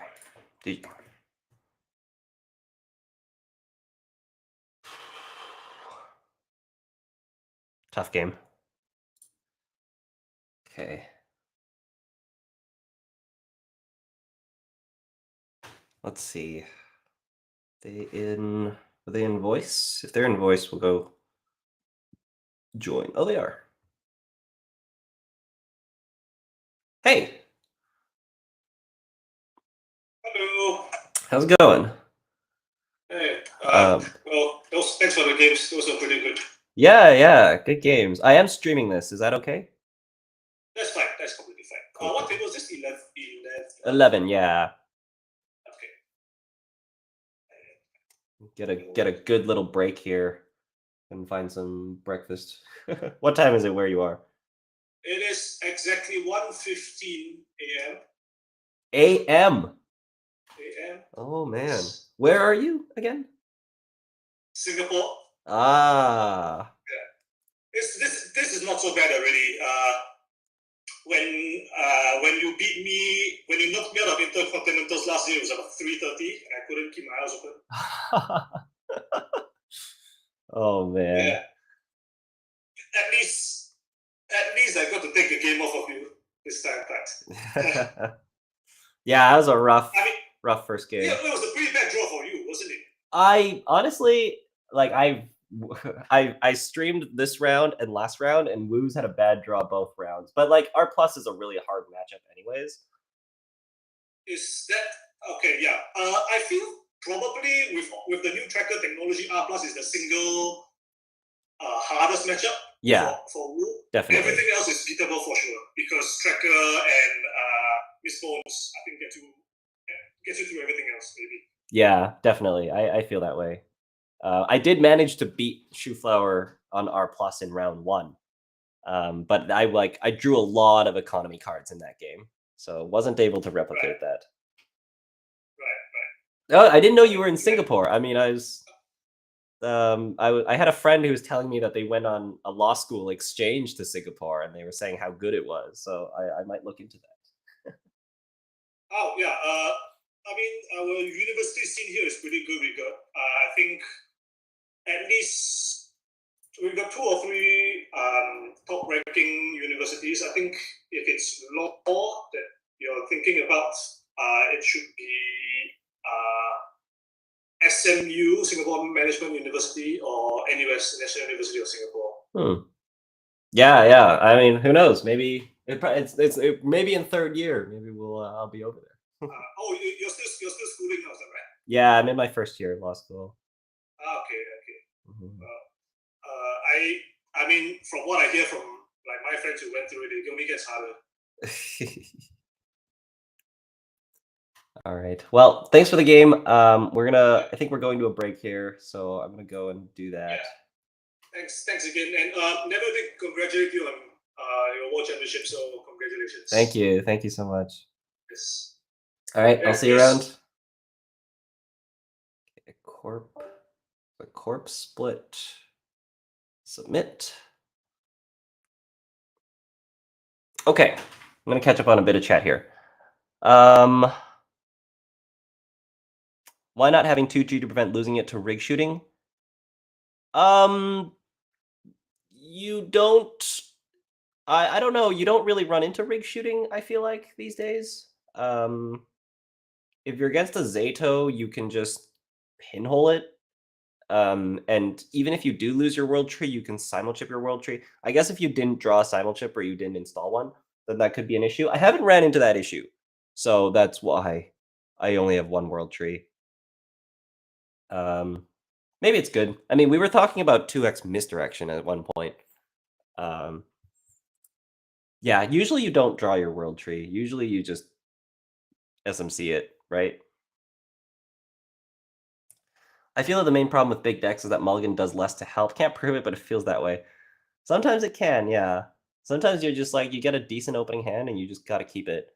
I really felt like my average hands that I usually draw is much better than what I did draw in the last 2 rounds.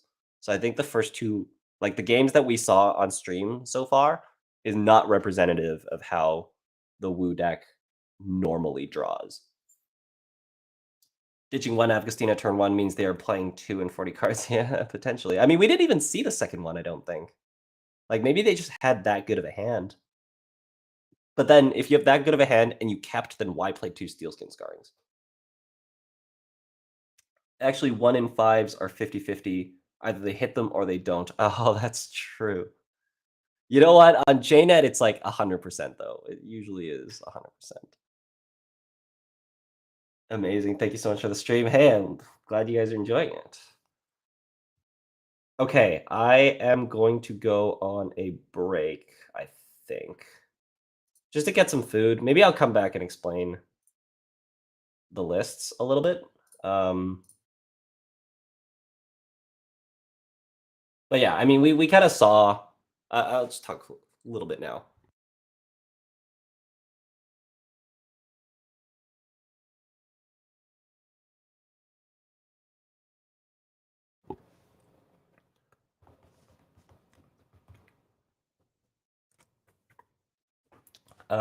Yeah, I already talked about the Woo a little bit, and we saw the AgInfusion. The idea is that Nightmare Archive just puts a lot of pressure onto the runner in terms of hand size and also in terms of the score area. It kind of solves this issue where we need to play another 2 points after Oboe 3 send a message. You can also play Bacterial. I actually started with Bacterial, and then I switched it to send a message because I put in 3 Chiashis. The Nightmare Archive just counters any Regenesis that they find. And I feel like I haven't played this deck too much. Like what you see here, I'm 2 wins and a loss. I think I've played 1 other game. Actually, I know for sure I've played 1 other game. So, and this is the 3 games that I played today. So this deck I have played exactly once prior to playing in this tournament. And yeah, I really like the Nightmare Archive. It is 4 influence, and like as I said, my like Unbanned and Snare Bearers were both playing Tier, and Tier's nice and all. It is a 7 strength sentry. That is significant. But I just really, really like what Nightmare Archive does to your agenda suite and what it helps you because you're playing Keeling. So if they take a core damage, your Keeling goes faster, and like life just gets a little bit more awkward for the runner because you have Obokadas in your deck and you have things that deal net damage. And also it's just like they will fire out of archives, so we can Hansi review them. We don't have to worry about what cards we're going to Hansi if we have a Nightmare Archive in hand. Like it just fits what we want really, really well, and I think it is worth the 4 influence, at least from the 4 games total that I've played. 17 Ice is good. There's only 2 Anemones. Anemone's like an ice that you only want in a certain situation, and it's not something that you'll just snap res. So that's why there's only 2. All the other ice here is really good, but Venomous, you aren't really sad about drawing too many of these. You find one, you put it on archives, find another one, maybe put it somewhere else, and then you just throw out anyone that you don't want, and it's like a 3 net damage thing that 90 Civic Grid can fire. There was a game against Lost Geek where I was like, I need an ice on archives, and then I top decked the Venomous. It was so good.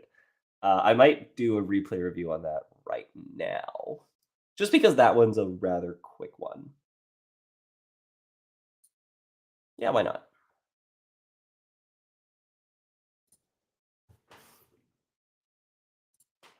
So, game against Lost Geek was...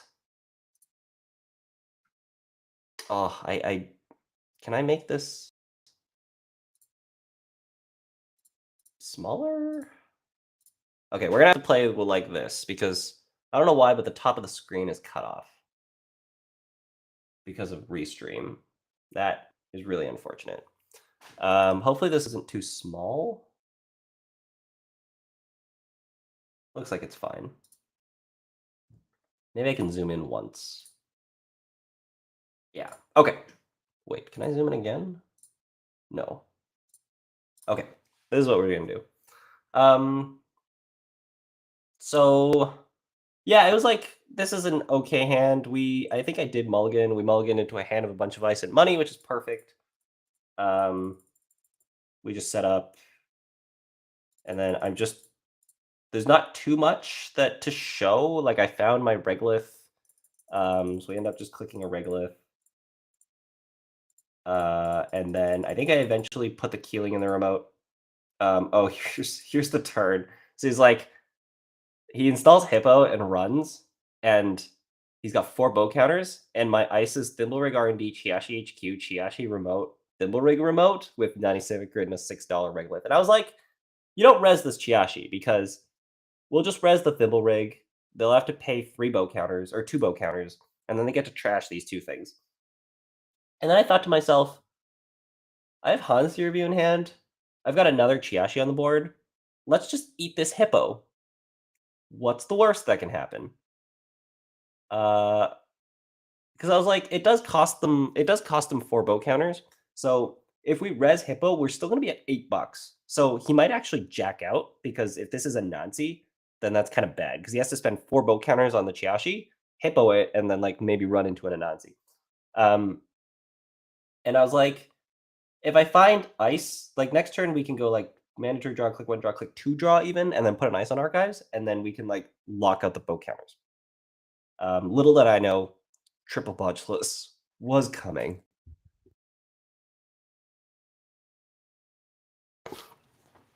So yeah, so I rezzed, and then he broke, hippoed it, decides to continue. So I rezzed the thimble rig, bounces him out. And then at the start of the turn, we swapped the thimble rig with the other thimble rig, and we mandatory draw Nightmare Archive, and we go click 1, draw Bathinimus. It was like, oh my goodness, we're so good. So you put the Bathinimus on archives, we can hit the Regolith, and life goes on, and this is great.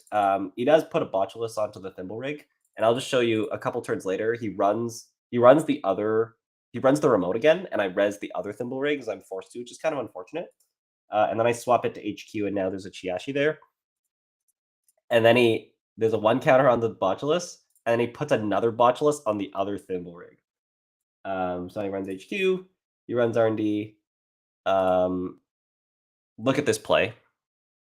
Runs into thimble rig, breaks the thimble rig, passes thimble rig, and then swaps. You can't see in the chat because I think my face is blocking it. Oh no, you can see it. I swapped the thimble rigs with the Botulus. I was very proud of that. Healing ticks. We run archives, hit a Nightmare Archive. He played around Civic a lot, which worked well in this situation because I was able to res Bathinimus, eat 2 bow counters, and then he took Nightmare Archive. Ran, trashed the server, and then I kind of had to rebuild what I was trying to do. So get another ice, get some more money. And eventually all 3 Botchels comes down. This is like a bad spot here. He finds a send a message off the top of R&D. I still have 2 agendas in hand.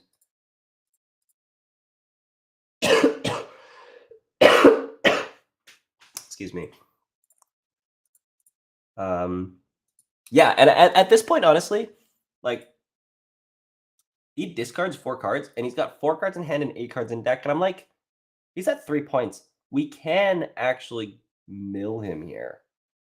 So we're just, like, trying to hold on, and I draw a card, and I play the Simulation Reset to try to find Econ and Ice.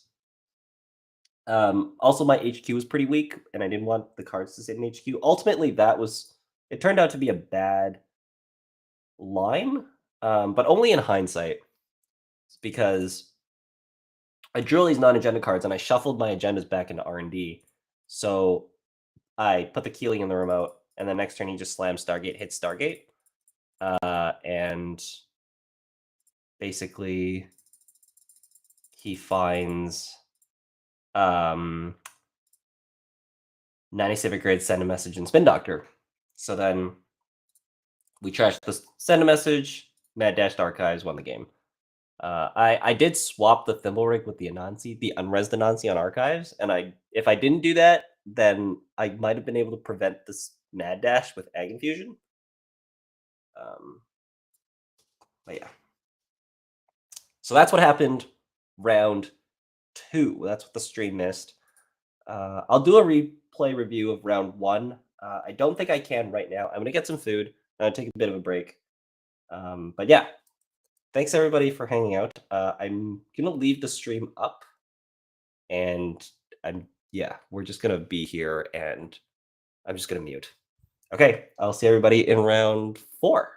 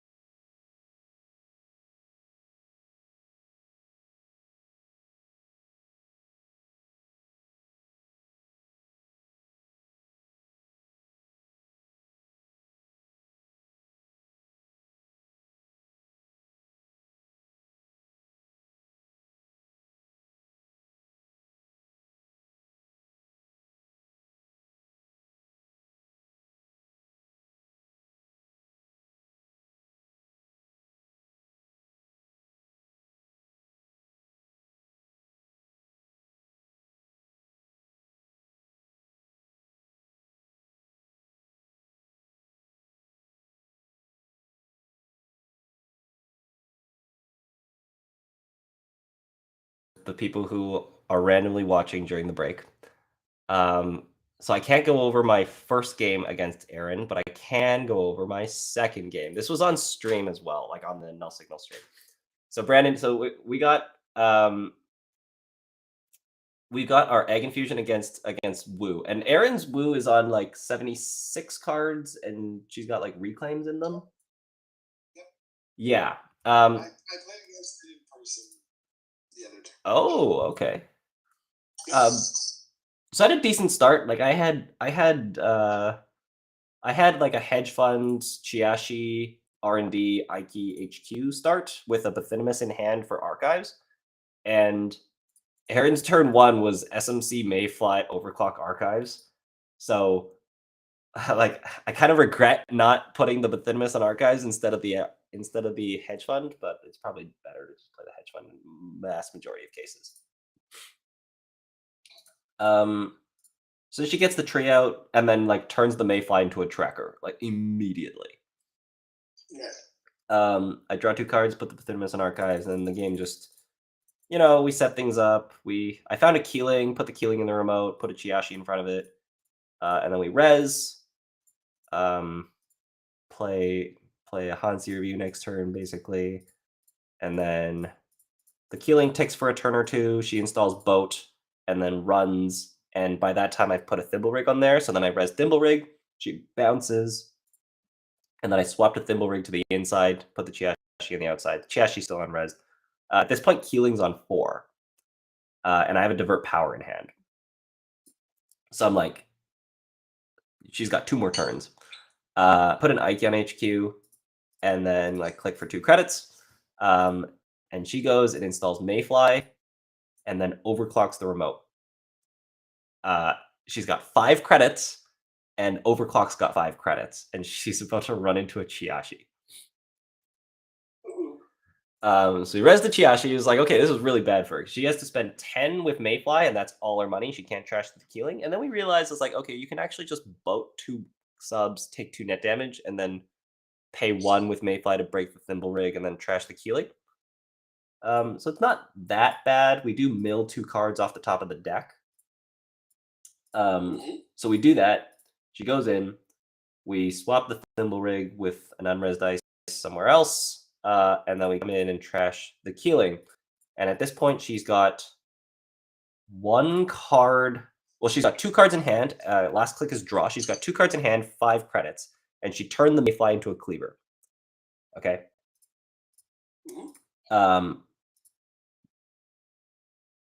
So.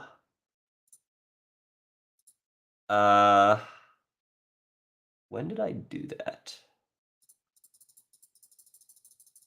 Hang on, let me check. So there's an oboe in the bin, which was I Hansayed an oboe in the bin on turn 3. Yeah. Okay, I Hansayed an oboe in the bin on turn 3, and then a couple turns happened before the turn I just described, where she trashed the Keeling. Yeah. The turn where she trashed the Keeling was turn 6. So I'm starting my turn 7, and there's been an oboe in the bin for 3 turns.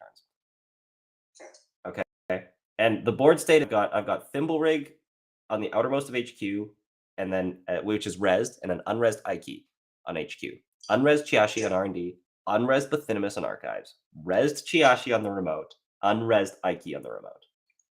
And I have 3 credits. And she has 5 credits. She has 2 cards in hand, and her board is a boat with 2 boat counters, a boat with 2 boat counters, Verbal Plasticity, World Tree, Tracker, and Cleaver. And my hand is Keeling, Divert Power, Nanny Civic Grid, and Regenesis after mandatory draw. Okay. What's the line? Do you have any eyes face down? There are 2 cards face down in archives, and that is an oboe and a nightmare archive.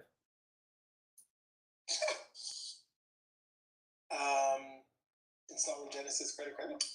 Okay, see, that's what I was going to do. That's exactly what I was going to do. Because I was like, you know what? There's like, you know, I have unresed ice. We don't really want to run into unresed ice, but also I can boop you into this Chiashi. So we shouldn't be running this turn. Right. So I was like, yeah, we can probably get a Regenesis score here. And I was about to do that, and I was on voice chat with Aaron, And I was like, what should I do this turn? And I was like thinking out loud, and then Aaron's like, you should just install advance. And I was like, that's a great idea. So we installed double advance through Genesis. And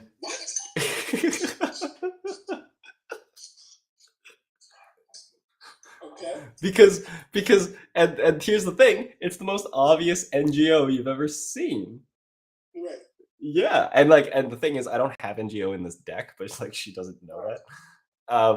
Yeah, so I installed double advance through Genesis, and now not only am I threatening AgInfusion boop to Chiashi, I'm also threatening rezzing Anansi. Right. That's insane. So we installed double advance through Genesis, and like the stream is watching the NSG stream, and her turn was click to draw with verbal plasticity, click to draw, gamble, install, no free lunch. Next turn was advanced. Next turn was advanced score, yeah. And then it was install Regolith in the remote, take a credit.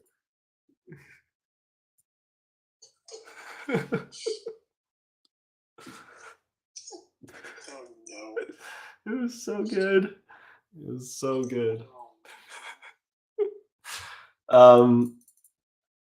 The thing is, like, if I went install credit, it would have been the exact same because I do end up having to click for credits at the end of the day anyways. So then she like runs, forces me to boop into Chiashi. She deals with the Chiashi by paying 2 bow counters and losing 2 cards. We replace the ice. Click for more money. Click my Regolith. And at this point, like, the game's like really slowed down because I've gotten 4 points. I don't really need to do that much. I just like Nani Civic R&D, Ice R&D, and we've got like 5 minutes left at this point. Spent a lot of time on the Woo R Plus game. And then eventually, basically, time gets called, and then she concedes because it's like not possible for her to. She needs to steal 2 agendas, and like has no way of breaking an Anansi that's protecting R&D, which is where all the agendas are. I'm shocked to hear that our plus went well.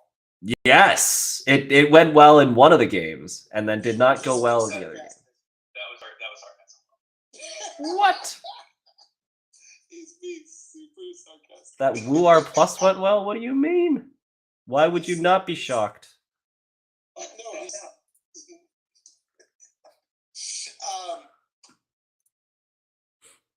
okay, hold on. When do we have to be back by? 10:37, I think. So in 40 minutes. Okay, I'll be back. Okay. Oh, 10:27. 37 minutes. I should go get food too.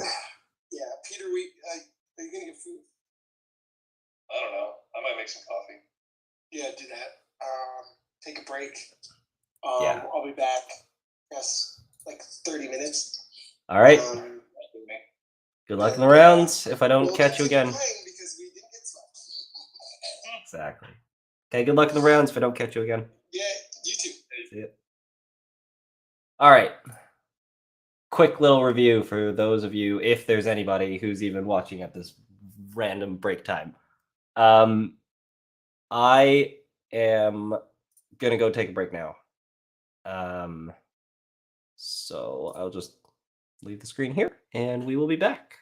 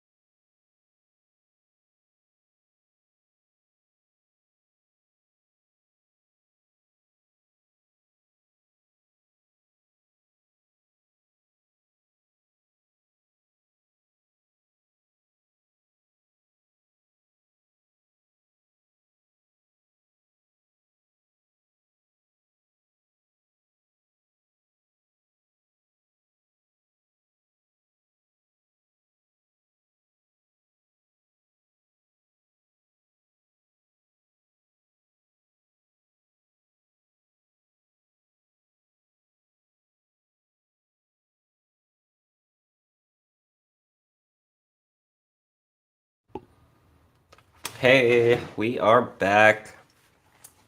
Got a little bit of food. We were paired against Watzlaw, and then it got repaired. Now we're against fellow teammate Odol.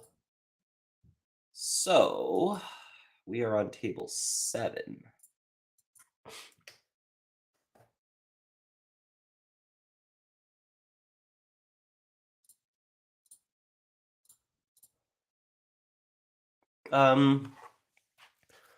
Smoke matchup will be interesting. Odol's on like a very pinhole-y DJ Fenris build. So we just gotta keep that in mind. And we should be able to just like keep him out, ideally. And then the other matchup will be interesting against their AgInfusion.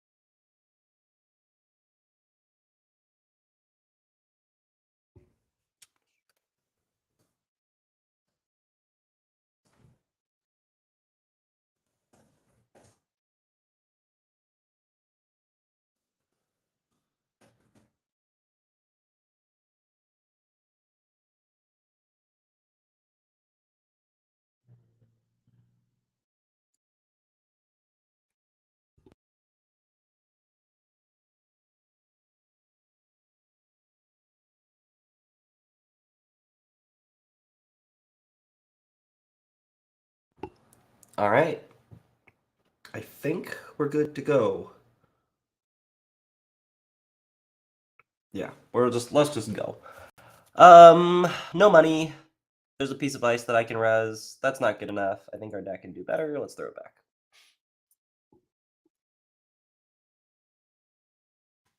His hand is actually kind of fine. It's actually kind of fine.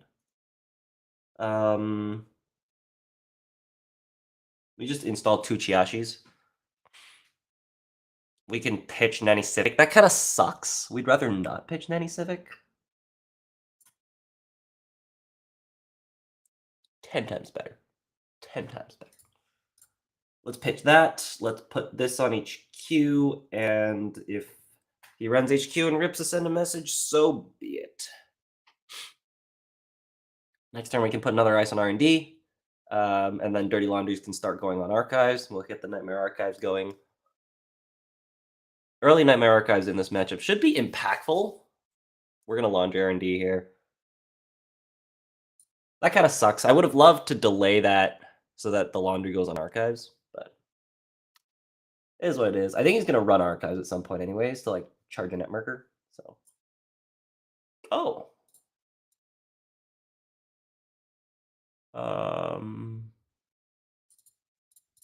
Let's use this to draw some cards. I also kind of want to divert power it, so we might just click to draw instead. Rip a beautiful, beautiful piece of ice. And we'll just throw that on R&D and take a credit. And I think next turn we'll set up the Spin Doctor with the Chiashi and take a credit. And then the turn after we can look at divert power plays. I mean, time just started, but yeah. Dirty Laundry Archives. That's what we're looking for.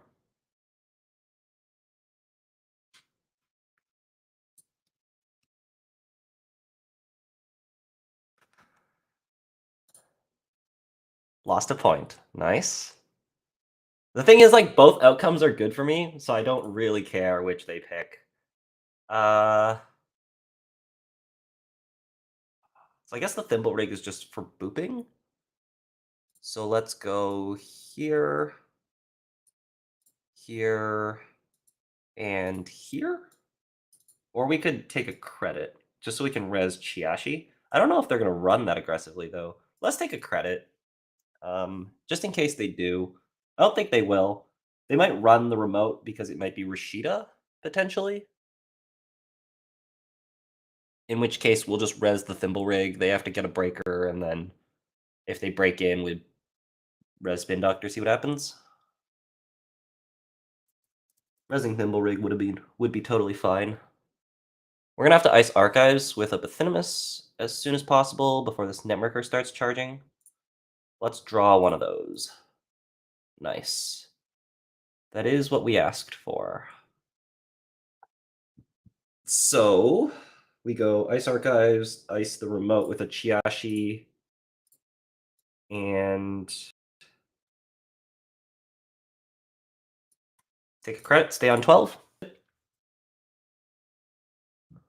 Thimble Rigs will let us reposition our ice so that we keep unresed ice on the inside. Divert Power is going to be really good. Hopefully we can get a Keeling going. Again, we have to watch out for pinholes. I think Odol's on 3 pinholes. Or 2? I don't remember, but there's at least 2 pinholes in a DJ Fenris in here. So that's something we should think about. I'm pretty sure. Draw, gamble, after image, draw. Okay. We actually have no sentries installed. Oh, we have a sentry in Archives, which we drew another Pathinimus. We probably want to put a Pathinimus on Archives. We'll just like double ice everything.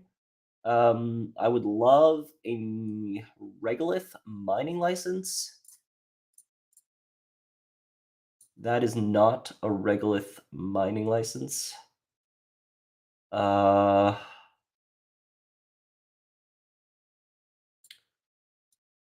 think we'll just second ice Archives. Ooh.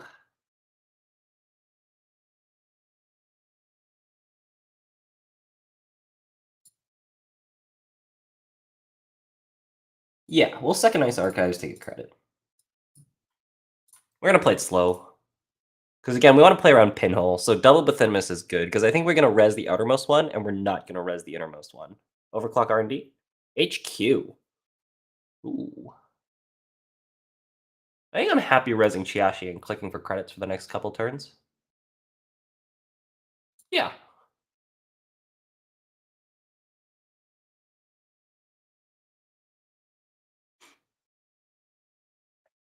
We got to pay 11 for Paperclip, plus 2 is 13, which is exactly what we have. But we also have Smoke when we get a Netmarker, so we're going to access with 2 credits, which is not enough to trash Nanny Civic Grid, unless we pop the No Free Lunch. This is good stuff. We could also get Penrose here and then boost the Penrose twice.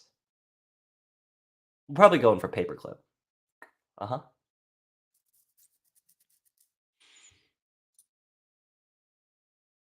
Hope everybody can hear me okay. I didn't actually check that I was even streaming. I think I am.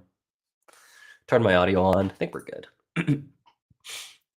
Breaking for 5, accessing with 2, unless we pop the No Free Lunch. We did not, and we accessed the Nanny Civic Grid and got punished. That is hilarious. That's how RNG works.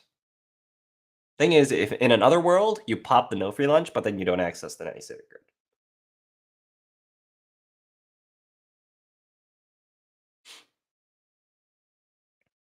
What are we thinking about? We can't trash this. Right? Yeah.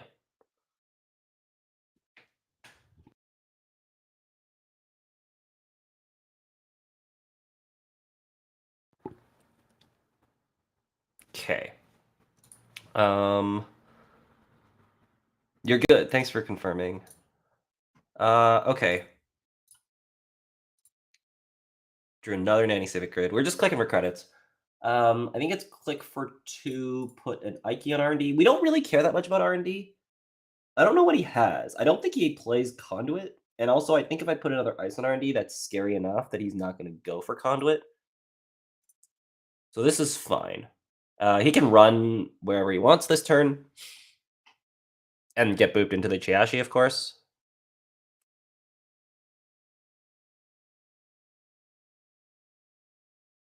Plays the gamble. That's pretty good. He might run. Force me to trash an ice. I think I'll do it. Hopefully he runs R&D, and we can res Ike and trash the Thimble Rig into the Chiashi. That'd be ideal.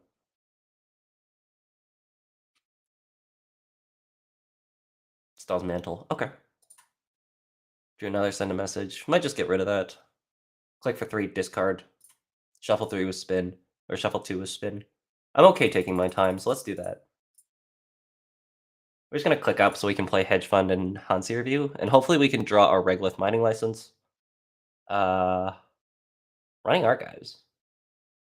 Really?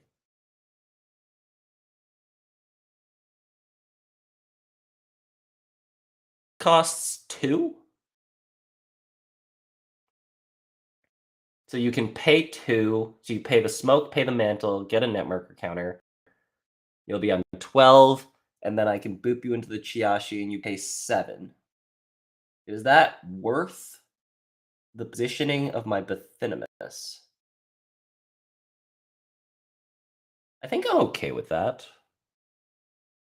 Alternatively, I just let him in.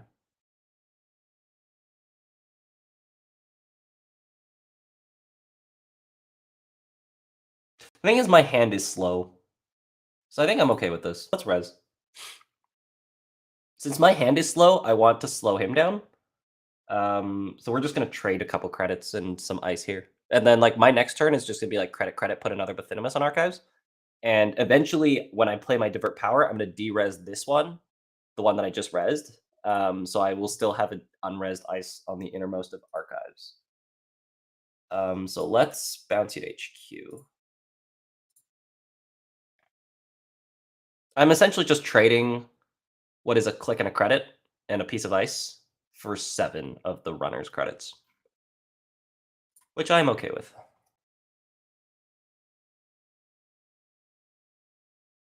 Axis is the 3rd Bathinimus. Actually, he doesn't know that the one we trashed is Bathinimus. It also delays the fact that we need to pop Spin Doctor. So he's going to run again and force Spin Doctor. Okay, that's really good.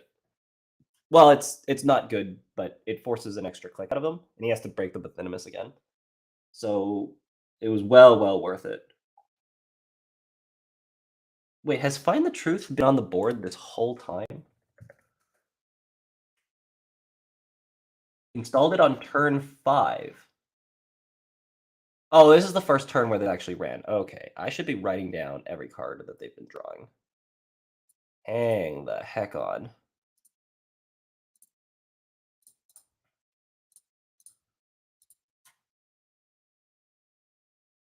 Maybe I feed them an agenda there if I'm stupid crazy.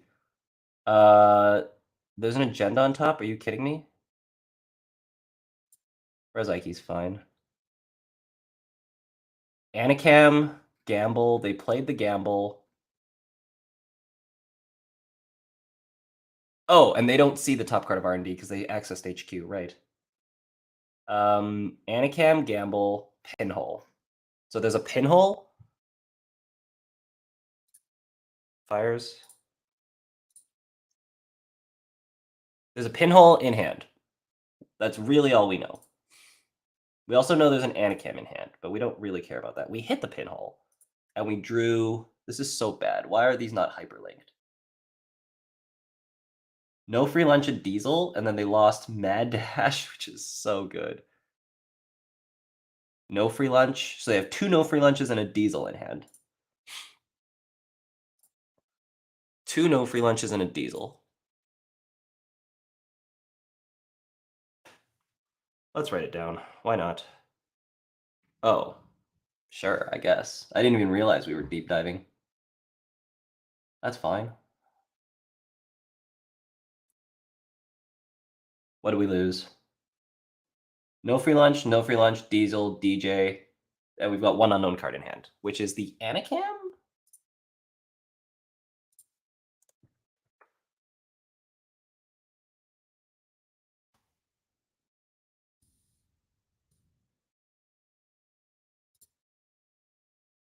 They drew an Anacam. Yeah, the last card in hand is an Anacam. Okay, we've caught up on our information. We drew an Oboe. What is that? What is that? Come on.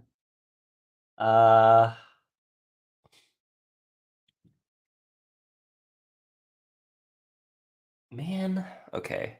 This is fine. Let's go credit ice archives.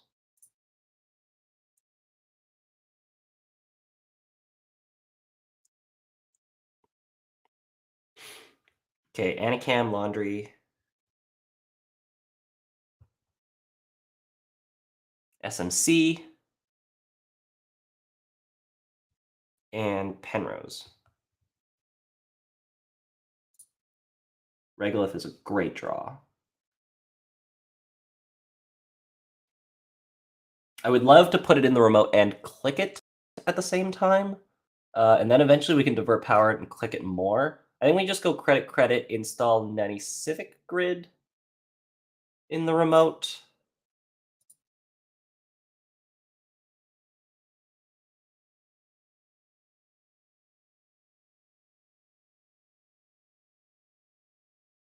Yeah, I think I'm okay with that. Because if they run, we res Thimblerig, and then we can move, we start moving things. Because I want this on the inside, the unres the Thinmas on the inside. That's not that important because we can just divert power the innermost one. But we do want the Chiashi on the outside of HQ, and we want another ice on HQ, so we can't pinhole HQ. So we're probably going to have to find something small that's not this Anansi and put it on HQ, and then we're going to have to move that to the inside with Thimblerig. Are we running the remote? Are we?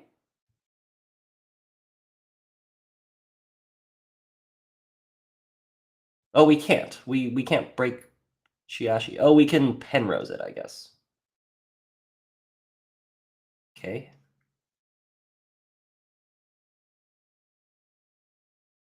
If we don't run, then we slam the Regolith and hit it twice. Nice. Very nice. Oh, oops.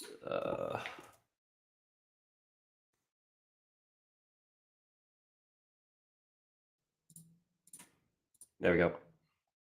Slam Regolith, hit it twice. And now they have to run, and it's going to cost them. And if they don't run, we like hit it twice again, and then next turn we'll divert power it and continue hitting it. It's going to be so good. Oh, it's so good. It's so good. It's so good. We put a second Anansi on HQ. Is that crazy? Kind of. Kind of is. We get this other Chiashi res. That's probably the play.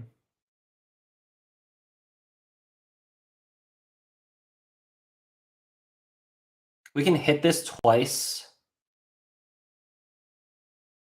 and play divert power and go D-res, D-res, D-res, D-res 90 Civic, res Chiashi.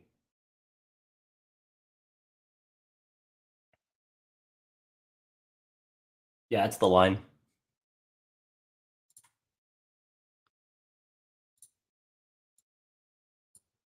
He should know that this is 90 Civic, so we're just going to res it to save us a credit.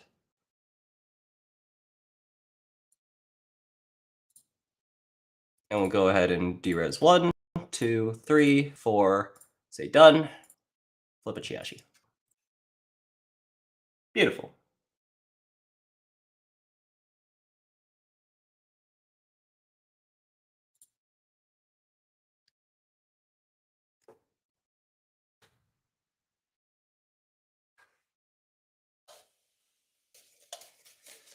Lots of Chiashis.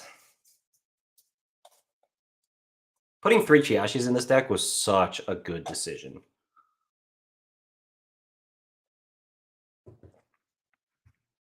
Oh, I should have been paying attention to what they drew. They drew Simulchip, which they installed. They drew Marker, Overclock. Okay.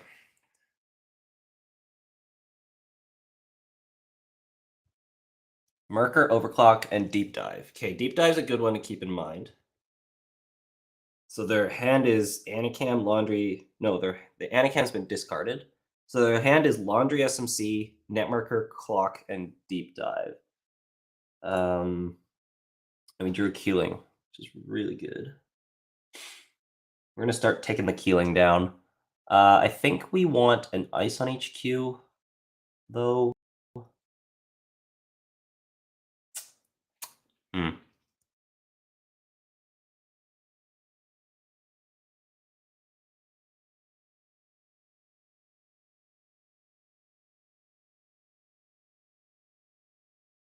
Maybe we just go like Ice HQ, click the Regolith 3 times. With the Anansi? I don't remember if he plays Conduit or not. But the fact that there's 2 Mantles on the board suggests that we don't.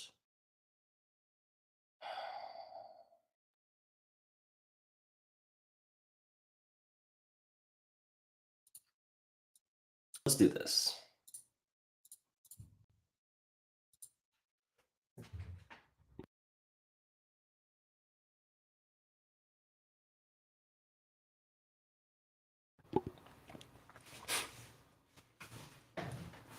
We're overclocking the remote. Okay. Simul-chipping the Penrose to break the... Okay, we like that. That's a resource that's going away.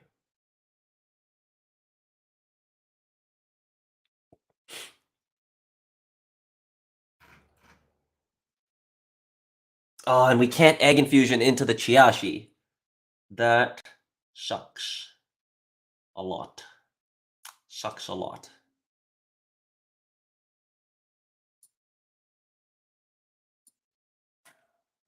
We res Thimblerig to tax $1. If we AgInfusion, then we keep this Regolith. However, we could just let him trash this server. He'll be broke. And then we follow up with Keeling.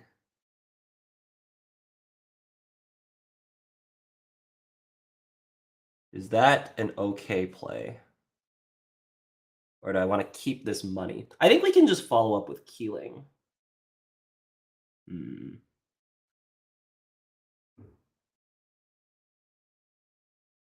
Because the other thing is we could bounce him to Archives.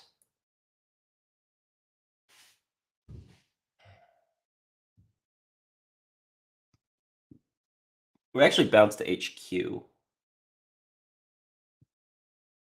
Because then it's like 2 boosts and 3 to break. So it's boost, boost, 1, 2, 3.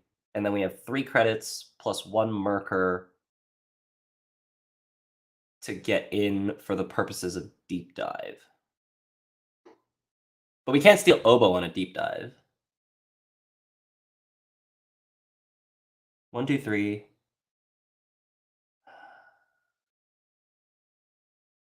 Could also just res the Thimble Rig.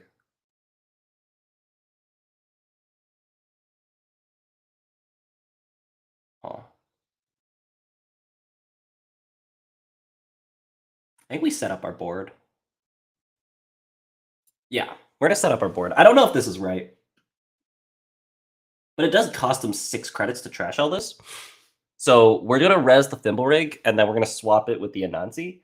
And then at the start of our turn, we're gonna swap it inwards so that our Chiashi's outside.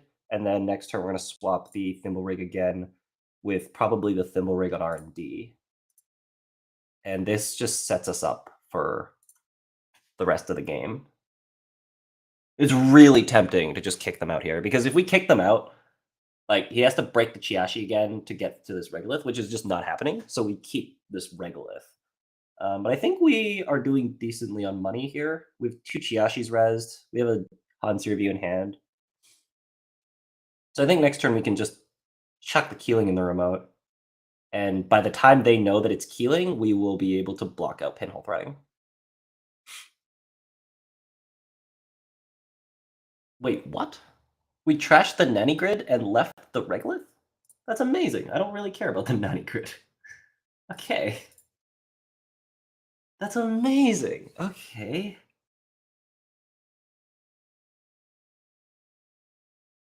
Wow. Okay, so I'm just like clicking the Regolith twice and replacing the Nanny Grid.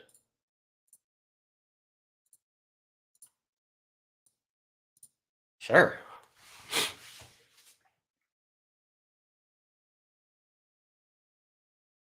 That worked out really well for us.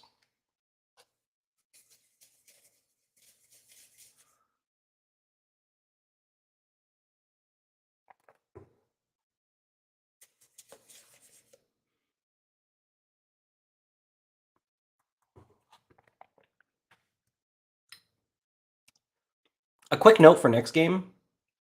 I'll do it later. Swap that here.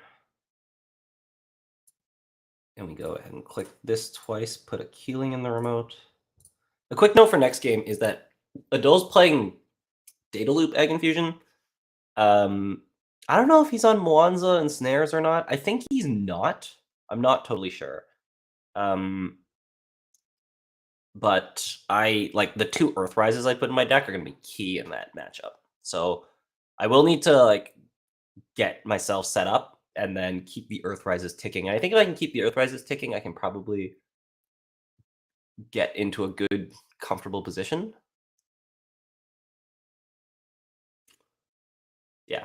I mean, I'm thinking ahead to the next game and we're like down 2-0, you know. What is this? This is a Bathynomus Res on Archives? Yeah. And then we're not going to res this one because we're just trying to stop pinhole threading.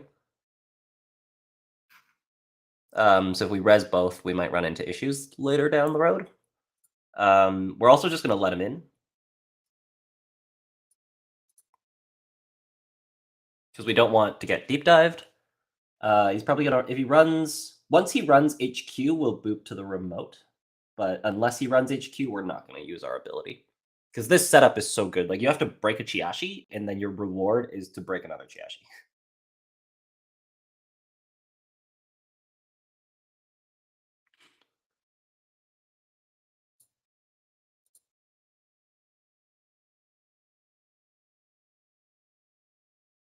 Res a thing, discard a thing, move the thimble rig to the outside. This just looks so good. It looks so good. And then it's just Hansi review, credit. And I can just sit. Also, this is threatening a face down ice too. So we're gonna run archives. Dang, I should have thrown the Nightmare Archive out.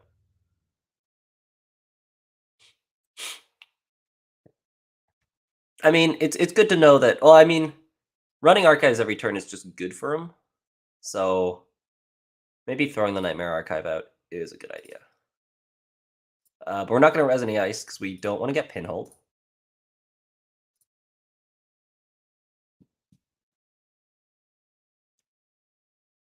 We're also looking at the top card with Find the Truth, which I'm forgetting about.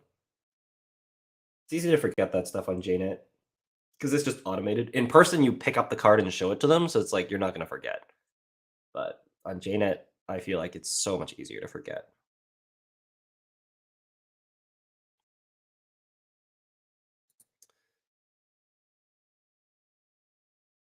Yeah, he's got to like figure out a plan here. He's got to figure out what to do. He's probably going to have to run this remote. Oh. Speaking of having to run the remote. What are we at? About 30 minutes in? We should be able to finish this game in the next couple minutes.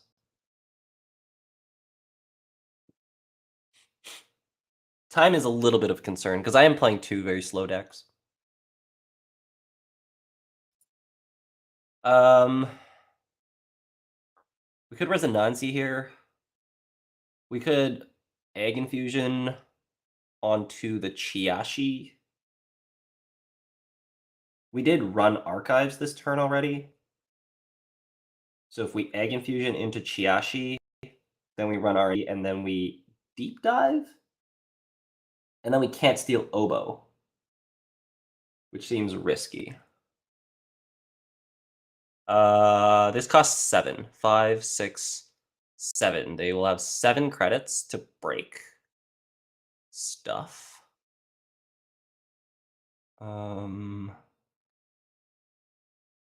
Any civic grid?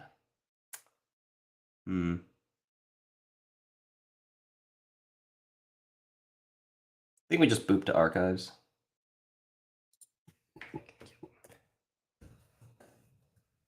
think we just boop to archives. Unless we res. 1, 2, 3, 4. Cost 4.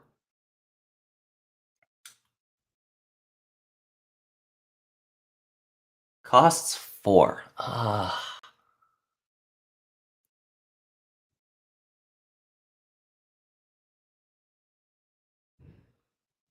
I don't know.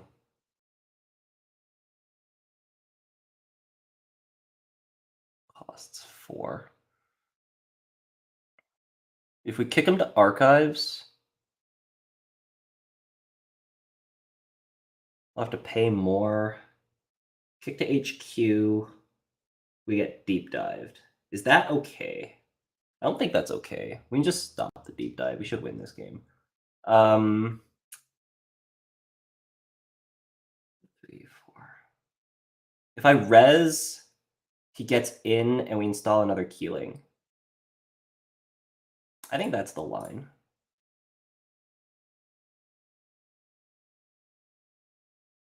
Then the game goes on, though.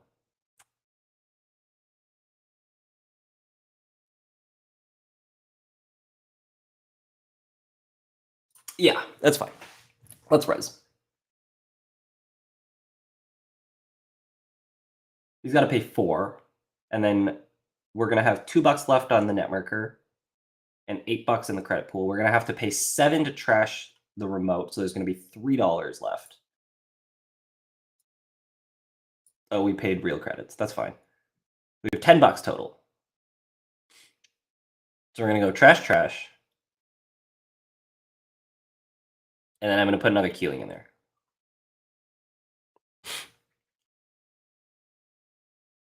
Drew creative. Playing the creative? Nice. Swap thimble rig.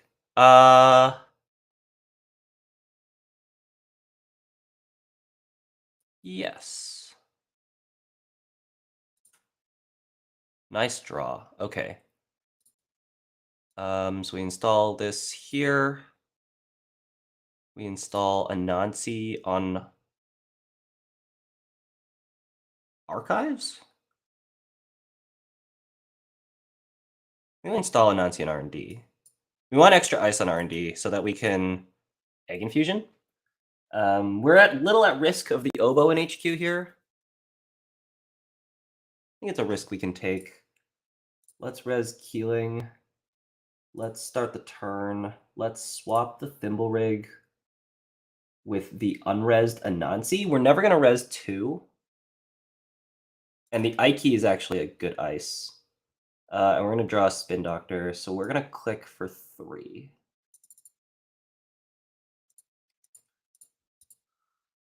Yeah, we got to go. Take our turns fast. Because next game is going to take a bit of time too, potentially. We'll see.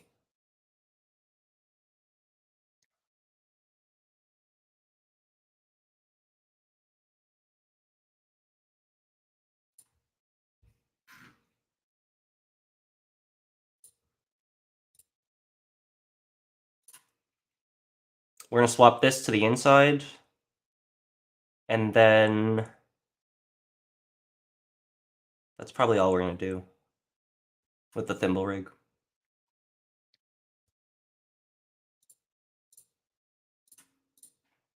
Drew another Spin Doctor.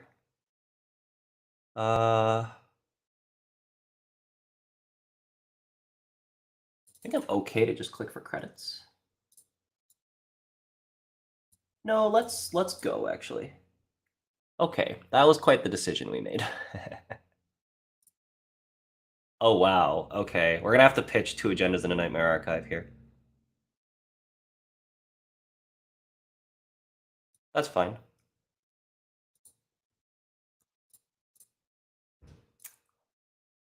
Yikes.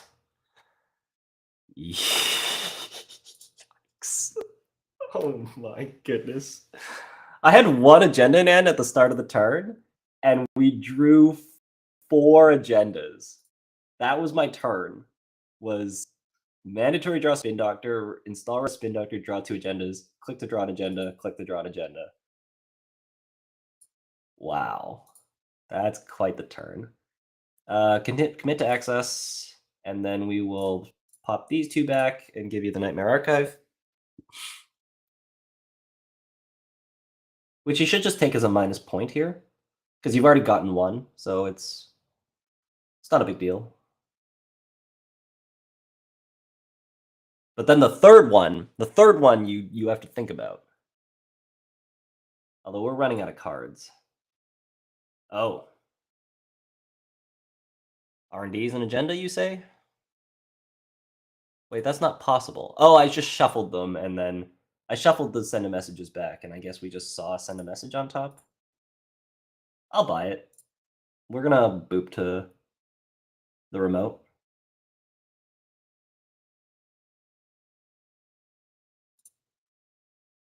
Nope. Let's trash the I key and move you to server 1.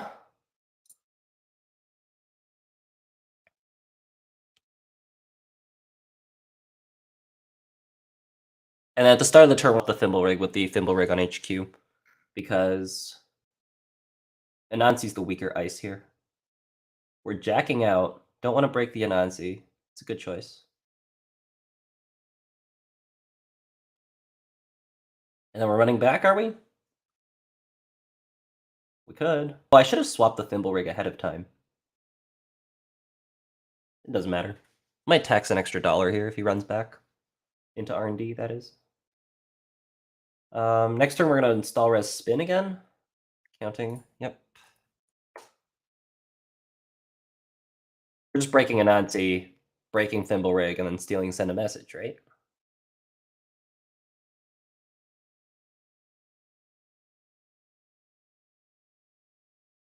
Yep. That's so unlucky. Okay. It's one agenda away from winning the game. Although this Keeling is ticking. I don't know, it's going to be really tight. I would have loved if it was at least an oboe.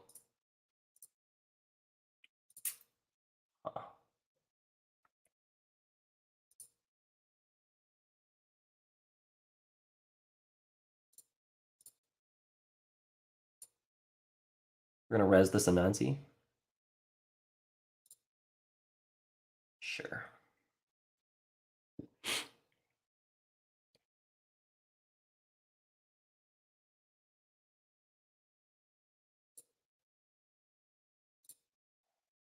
Oh, my goodness.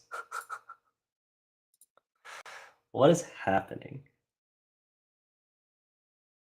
Why? Okay, divert power is really good.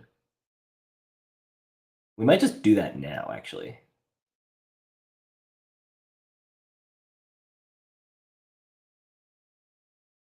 No, we do that next turn. Let's go draw a card. Hansi review. We have to get agendas out of hand.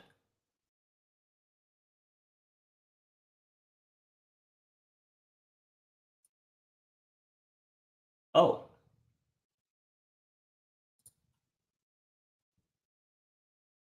Reset is very good. I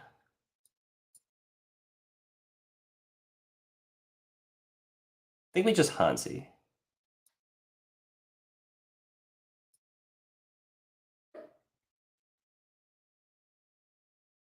We just throw out 2 oboes and keep the send a message in hand. I think we need to keep an oboe in hand. Yeah. Okay. 2 agendas in hand. 1, 2, 3. So there's 3 more agendas. There's 1 agenda in R&D right now, and we're going to shuffle 2 back.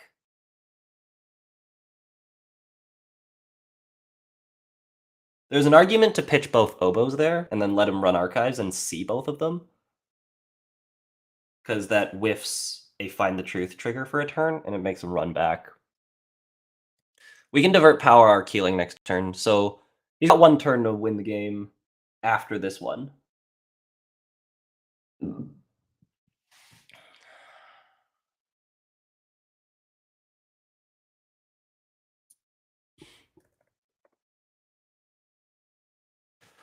game went on for a little longer than I thought it would because of this whole agenda fiasco.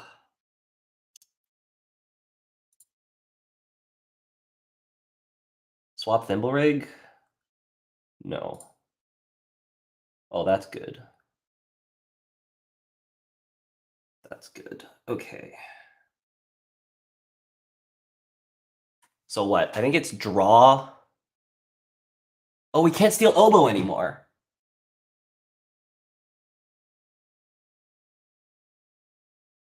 Draw, install Anansi, divert power. Or we simulation reset, install Anansi, divert power. That's probably better because we want to get our Nightmare Archive into the bin.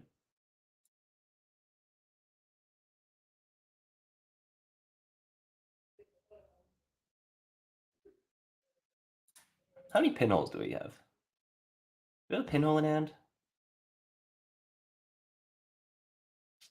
Shoot.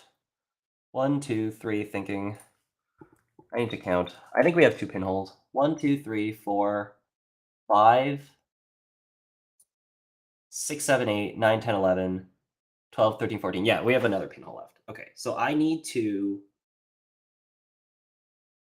Do I have to res a card? Oh, no, I'm resing the healing. Okay. So it's Ice HQ.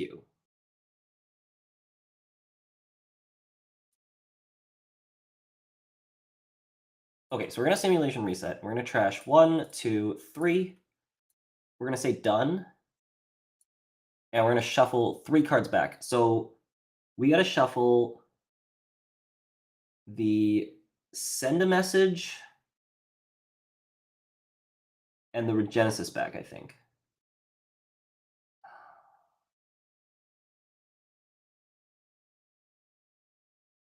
Unless we keep the send a message in archives. Actually, we keep the send a message in archives. We will shuffle the Regenesis back. And we drew our send a message. That's kind of bad. And then we go Ice HQ. And then we divert. And we derez this and this. Oh, and we could have derezed our thimble rig. Okay, I misplayed. This is fine. And we re-res the Keeling. That was a misplay. I should have kept the Anansi in hand. I forgot I can derez the thimble rig with divert power. Because the point is we just need a face down card so that we can, or a face down ice, so we can boop a pinhole threading. So I should have put the Anansi on the remote. That was bad. Really bad. The Anansi should definitely be on the remote here. Because now he can just run the remote, potentially. 7, 8, 9, 10, 11, 12, 13, 14, 15. 15 credits. 9, 10. We do have 15. Yeah, I should have put the Anansi on the remote. I totally forgot about divert power derezzing the thimble rig.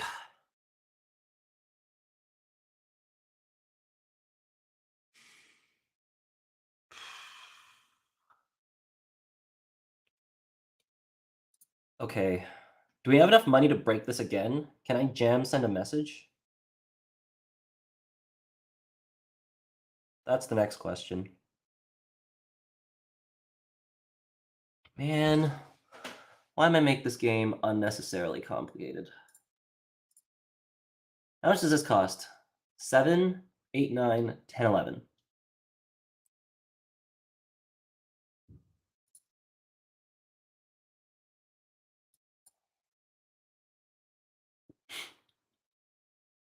So you can't get in. It's got to pay 4 to trash here.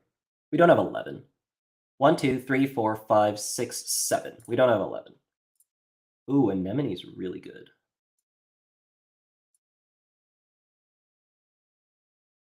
Anemone's really good. Also, this could just be oboe, so even if he can run, he might not.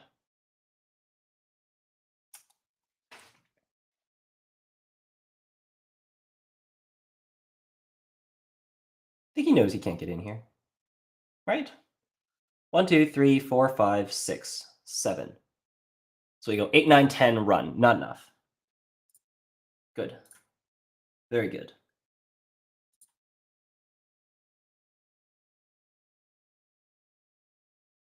Oh, but we died to Chiashi.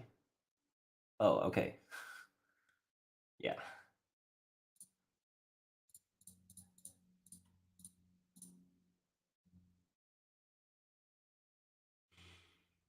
Okay. He has to steal exactly this send a message. The one that's in archives right now has to go in his score area for him to win this game. But also, we're running up to time.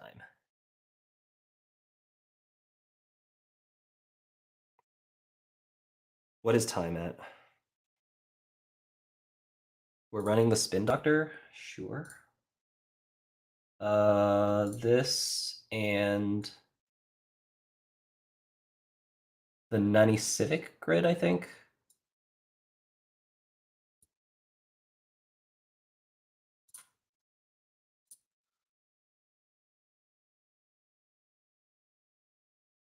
It's 11:36. We got 19 minutes. That's not good for a game one.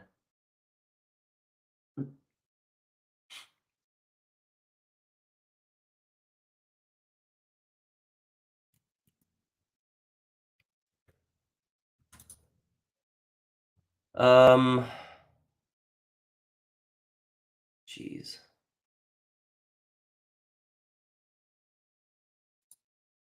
We're just going for this. Let's go for Regenesis. There's no reason to. Just advance the oboe. Is there a reason to? We might lose out of R&D.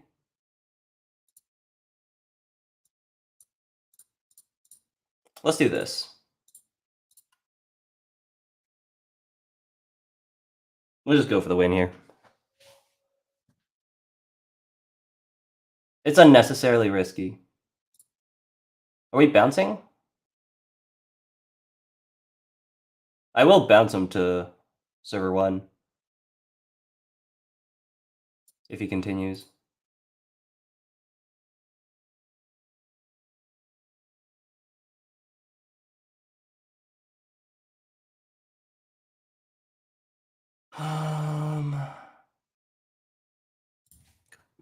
Go ahead. You can draw with marker, that's fine.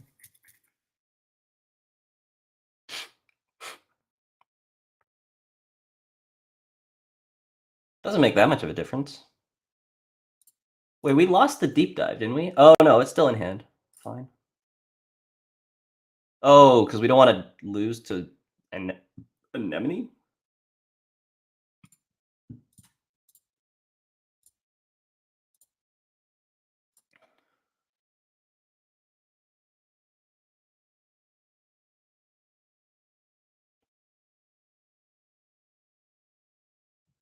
Just break it, jack out, give me the win.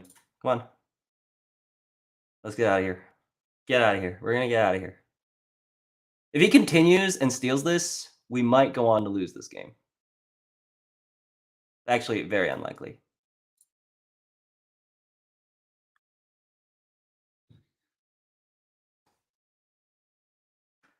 Would you be that cheeky? Oh, he's aware. He's aware. I'm doing it to get the game over with, but... Oh, we're continuing. Okay.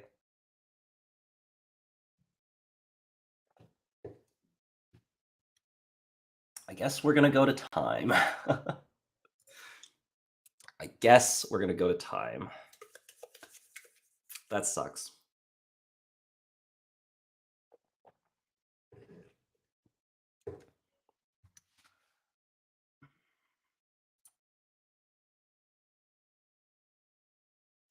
Really sucks.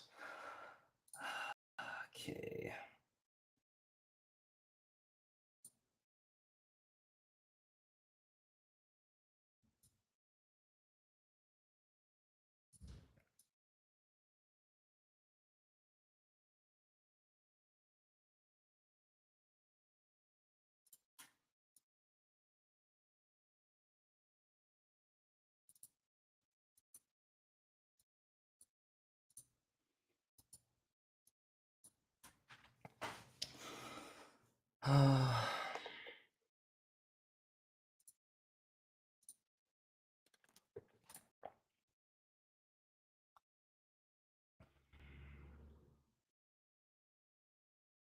There is another Regenesis.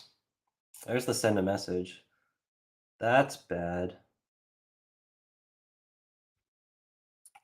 Guess we're just playing hedge funds. Now I actually have to figure out how to score this. This send a message. We might actually take the full hour for this game. Holy.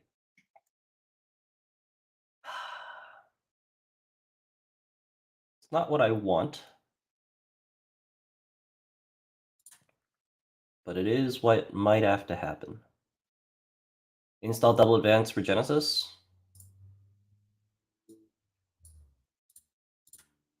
Yeah. Let's try to score our oboe again.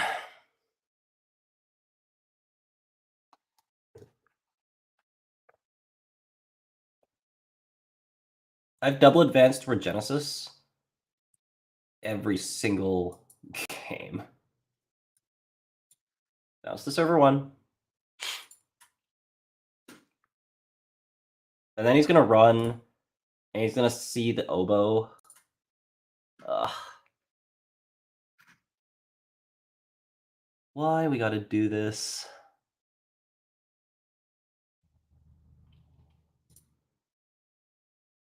It's going to jack out now, surely. No? Okay, I have to score the send a message. Oh, actually, we can score it next turn. We have a window next turn now.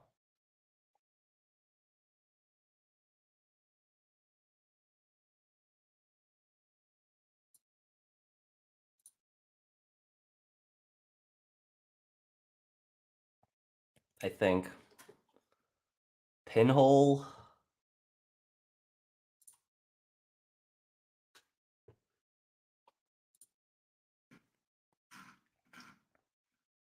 I need to look back to see what we drew. Beth. Beth.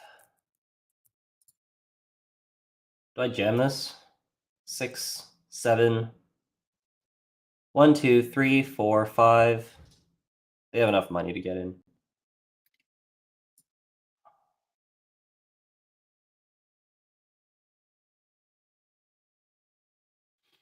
Oh, we're actually going to run out of cards. Huh.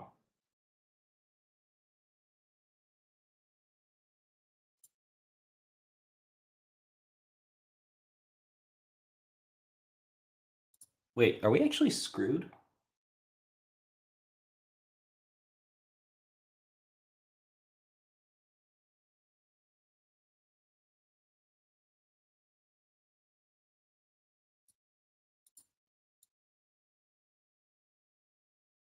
Wow. Do we actually lose this game? I think we have to jam to send a message. We'll do it now. Because the issue is, yeah, we actually have to go. You can just run here and win. Can't believe we threw this.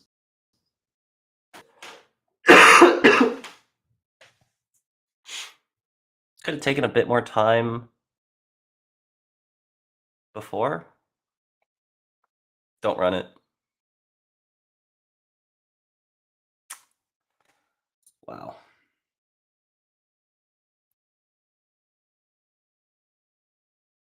I can't believe I threw this game. Cannot believe I threw this game.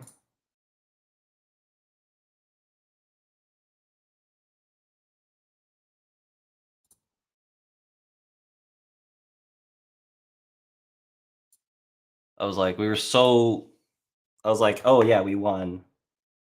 Wow. Jeez.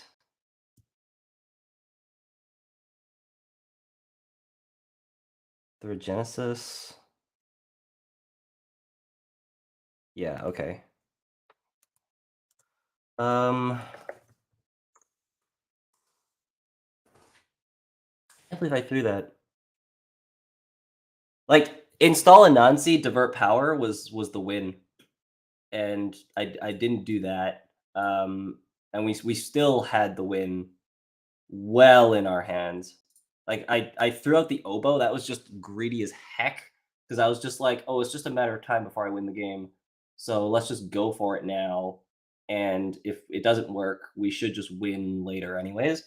But it was just jam the oboe. Like we just jam the oboe, jam another oboe, we just win. Like I completely overcomplicated that. Oh wow. That is upsetting.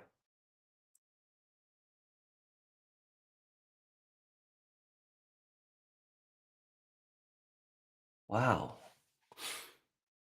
Just jam the oboe.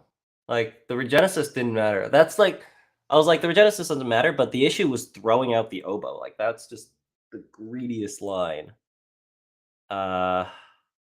Just in the interest of time, I guess, was the thought.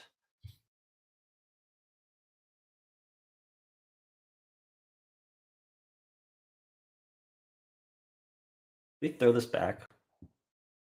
It's kind of fine. We're just gonna keep a mediocre hand. Ugh.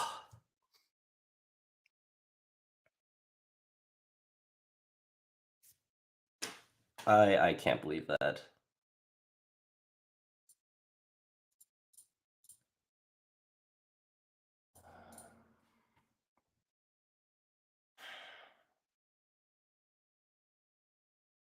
Yeah, like just score Ovo there. Install Regenesis next turn. He has to run the Regenesis. Because that's just point number 7. Yeah, we had that well in the bag. That's frustrating. It's very frustrating.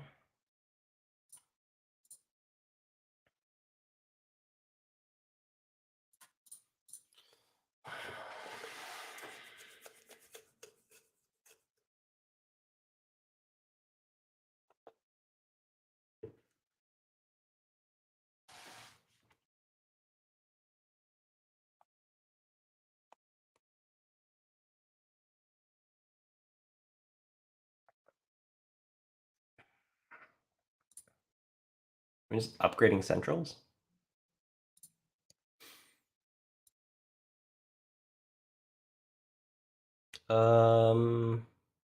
Yeah, I'll sit here for another turn.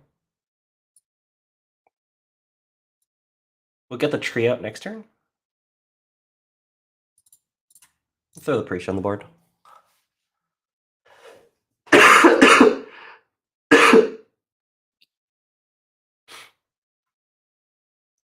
Jeez.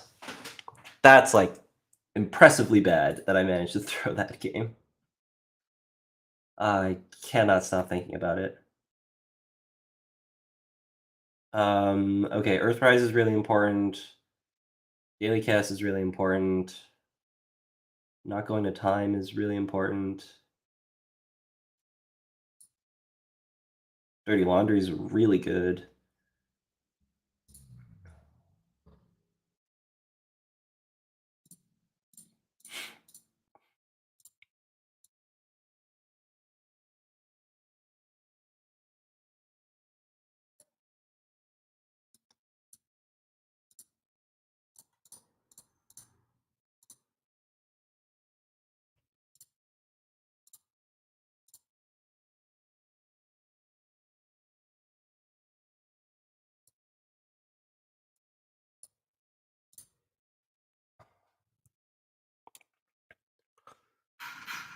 Naked Rashida is fine.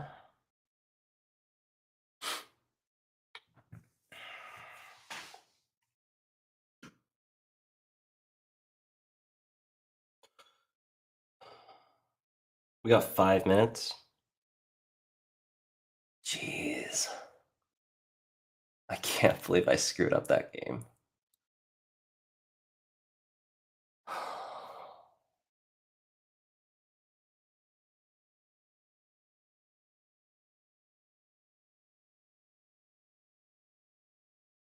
Wow. Okay.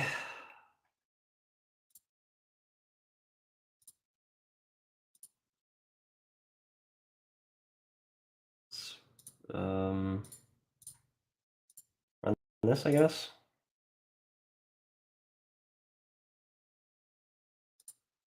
Turn the casts into a Beth. That's fine. What did I lose? Echelon? Sure. Draw clear tag's fine. So we are on ones a snare. I don't think I care.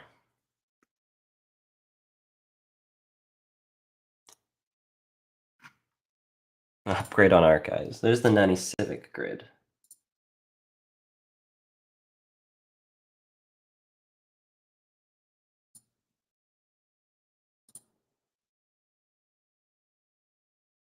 Oh.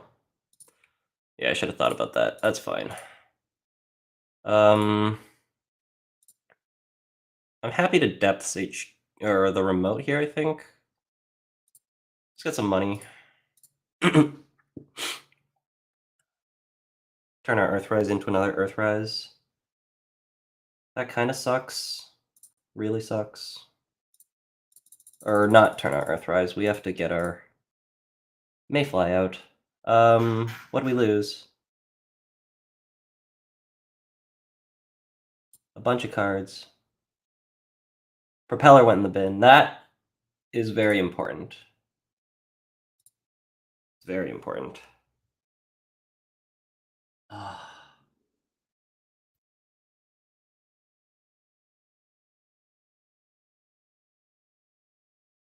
Why did the propeller have to go in the bin?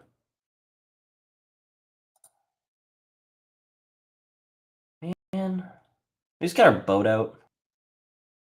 Oh, Cleaver's in hand. Can we just get our boat out?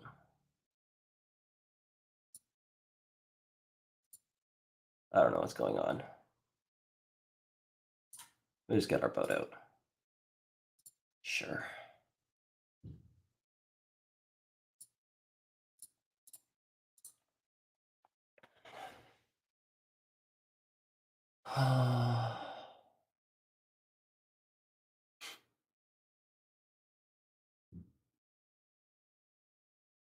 I'm weary that we can just lose to hybrid release here. I would like that not to happen. Peace in our time. That's funny. Very funny deck.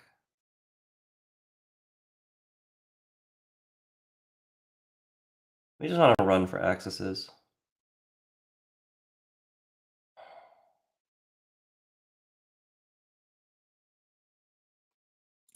Oh, why did we have to lose the propeller? That's so bad.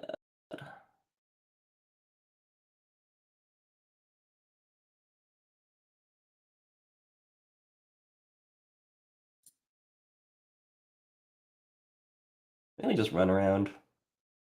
Let's just go. Don't think about it.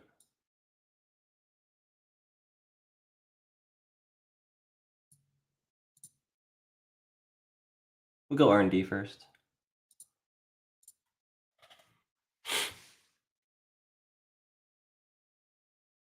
If we run into the Chiashi, we'll just boat it. Okay, that's fine. Fire a tier? Sure. Oh, trash boat. Sure. We could just install another one?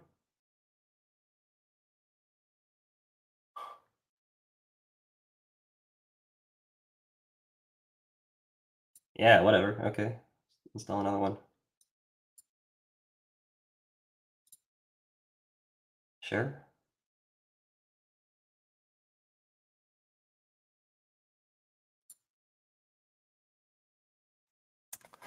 That's time in the round. Oh. Okay, so we don't care about the 90 Civic grid. Oh, we do. But we do, though.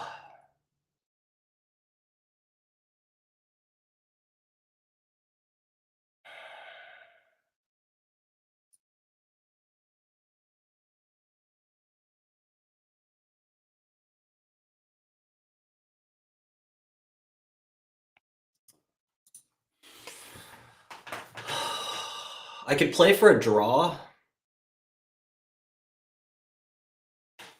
Do I play for a draw? Man, I'm still just thinking about last game. Okay, we lose the hybrid release. We straight up lose the game to hybrid release. If we play for a draw,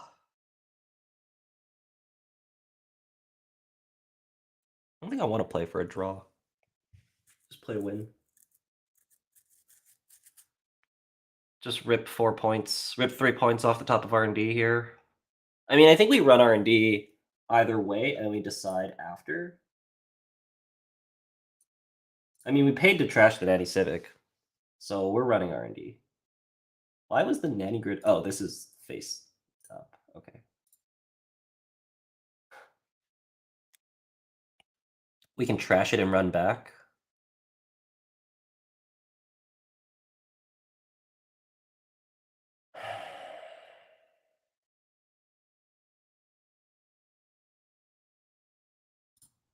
Oh, the Claude is in the bin. So we just need to install Simulchip.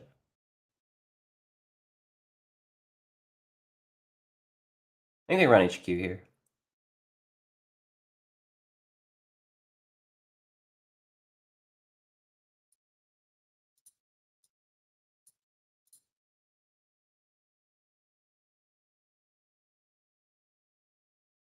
So we run HQ and we'll last click Simulchip and we'll get a draw if we don't win.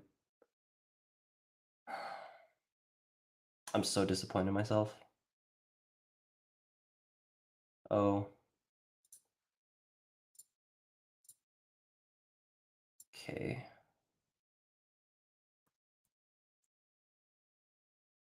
Now do we go for the win?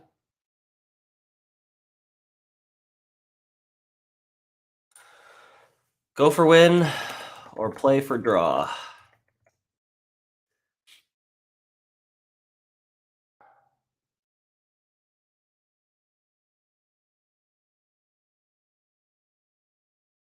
Thing is, a draw is a win.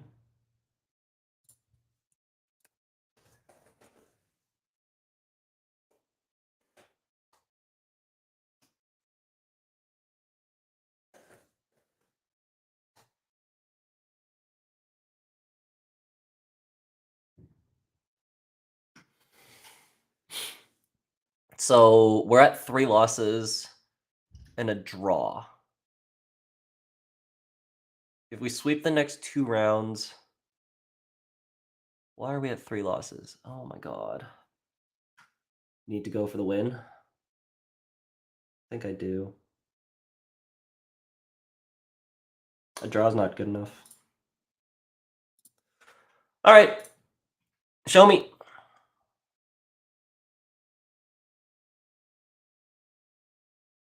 One and 4.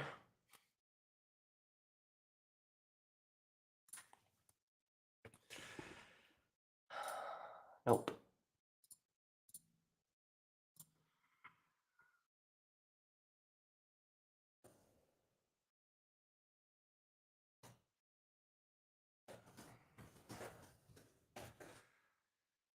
See if you can get it.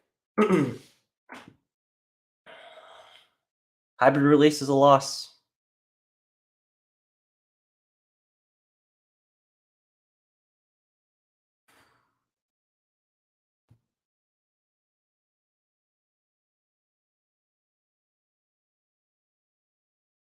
Nope. Okay.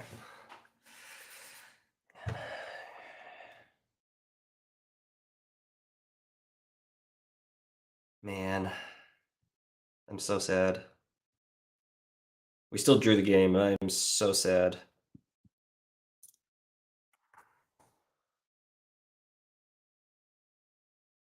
Got 1 point from this round.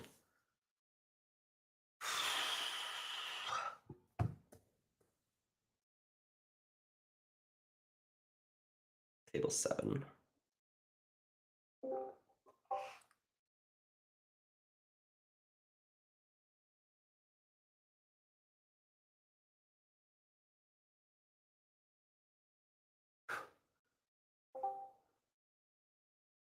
Hey, How you doing?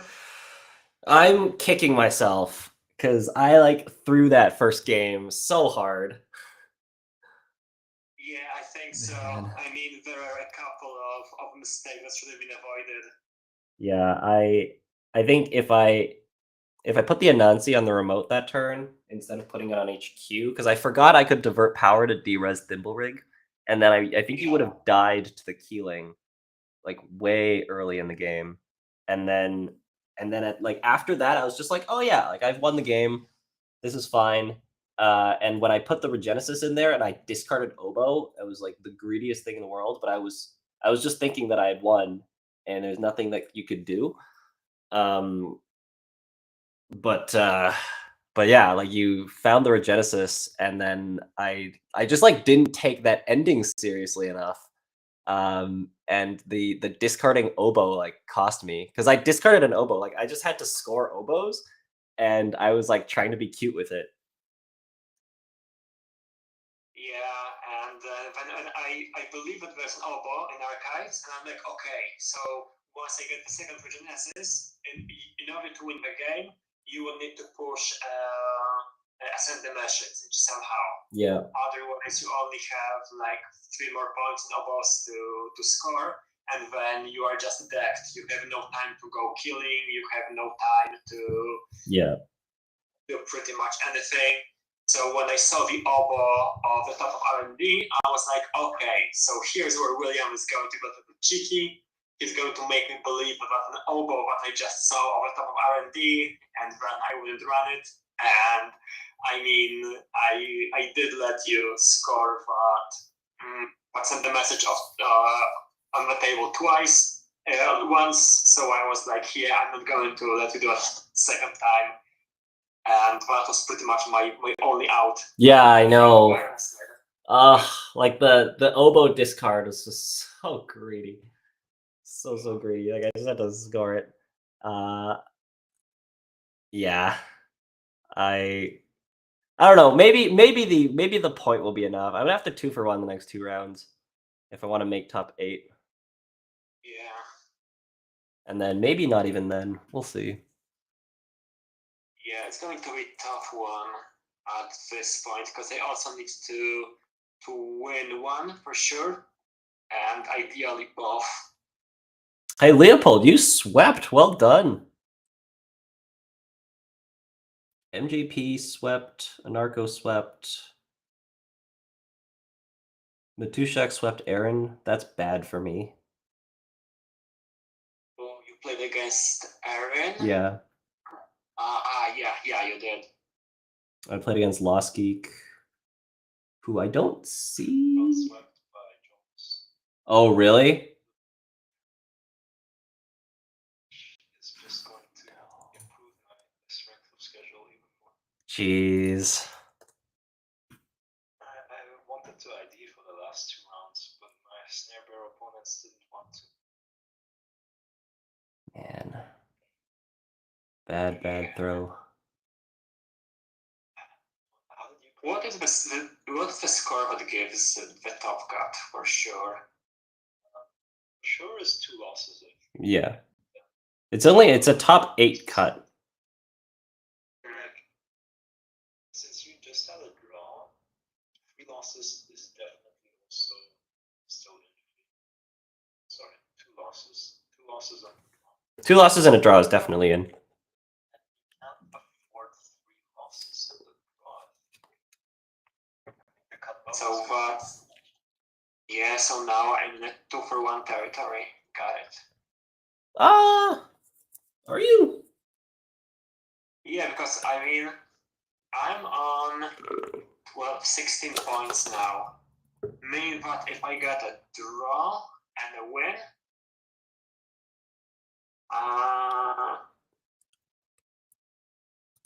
nah, it's not going to be enough, I think.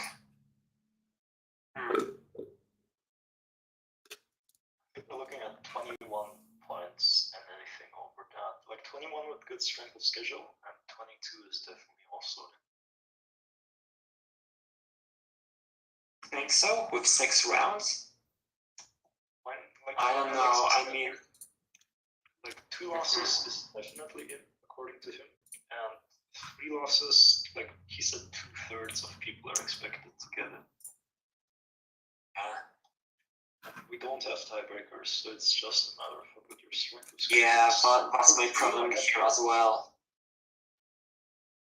But I'm going to go for 7-3. Like that's my ultimate. Like that was what I was going for, which is why I started IDing. So yeah, if you go 7-1-2. Oh, it doesn't matter. I'm against Matuszczak finally, and he doesn't take any IDs, any 2-for-1s, any bullshit like that. So my dilemma is hereby solved. Oh, and I have Analyzechris. Oh my goodness. Oh my! Oh wow. Okay then. Okay, so I'll probably just go push Matuszczak into my top cut and be still happy with it. Hey Leopold, what's game, I am exhausted. Leopold, what's Chris on? This is on Boom. But you're playing against extra Chris? Analyzechris. Yeah. Chris is on like Boom, Draco. Yeah. And also on I think like Landlubber 419, like he has the infection console, you know. Yeah, Paragon. It looks like a bunch of the snappers brought R+4 and 9. I assume that that's what that was. I'm sure I trashed everything, so I'm not sure if stuck around. I can send you the replays if you like. No, we're gonna start soon. I gotta go to the bathroom anyways. Okay, good luck in the next rounds, guys. Yeah, good luck. See you around. Man. Why jam the Sam over the oboe? So I think Odol could have ran it either way. I should double check the math. Maybe you're right. Let's see. Install double advance oboe, start turn, we go click for 3, run. We've got 9, 10, 11, 12, 13. 9, 10, 11, 12, 13. Cost us 11. We stay on $2, and we've got $1 on the net marker. The turn after... Oh, shoot. The turn after, we go click for 3, run? No, because there's 2 turns of clicking for credits. Yeah. So that leaves him on 2 credits and a net marker credit. And then next turn, he goes click for 4 because I have to spend a turn scoring the oboe. So then he goes to 6, and then we were back at the exact same situation where I then jam to send a message, and he goes click for 3, run. And because he assumed that there's an oboe in the bin, which there was because of the regenesis, it was just like I just couldn't win. Because once I jam the oboe and I score it, then I jam to send a message and he steals it.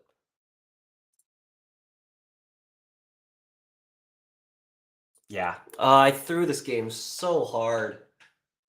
I threw it so hard. Like, I had the anemone. I was like, we got this. Drew a bunch of agendas, and the send a message came back up on top, which got stolen. That's super unlucky. But then, like, we just had to score this oboe. I don't know what I was thinking. I was like, yeah, we'll just throw it out and install Regenesis, and we can just win. But yeah, just score the oboe. What are we doing? What are we doing? What are we doing? I don't know what we're doing. We're making it so that I won't have to wake up at 5 a.m. tomorrow, I guess. I blame it on the early start time, I guess so. Oh, that's so upsetting. Like, I threw that game worse than I did in Fight Night. Like, in Fight Night, I threw against Analyzechris on the conduit runs, but that, like, what just happened here was worse. I'm sorry. Chris is probably going to want a 2-for-1.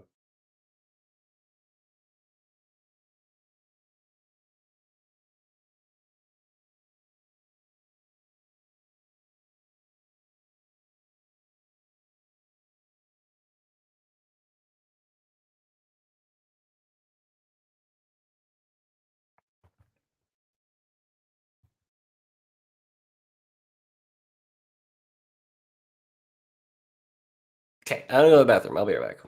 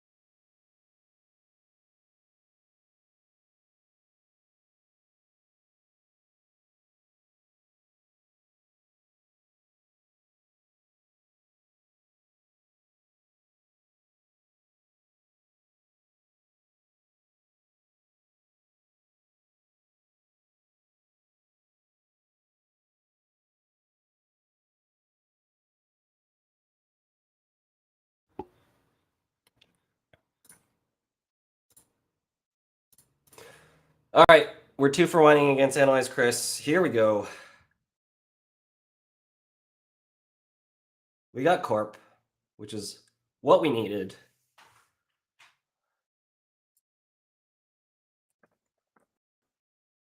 Oh.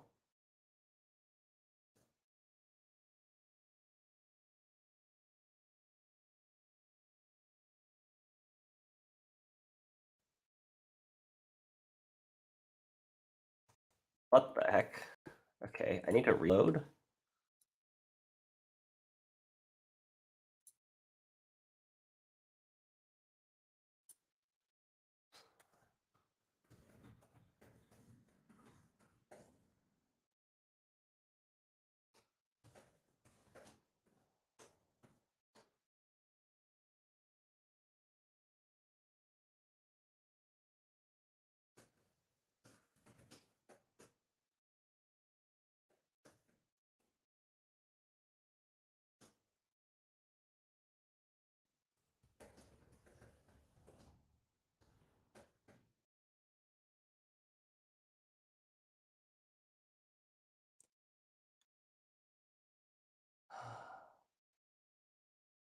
Okay, is this a good hand?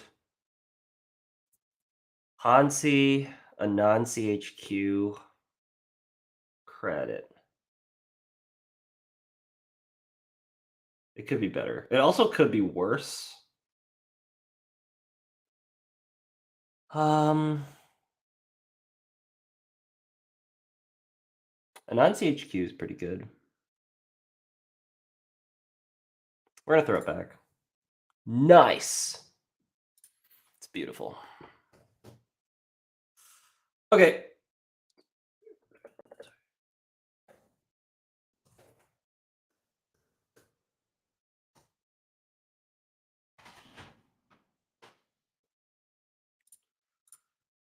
Okay.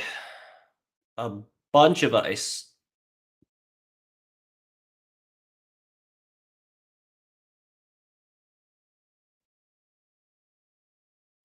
Let's just be rude. Boom.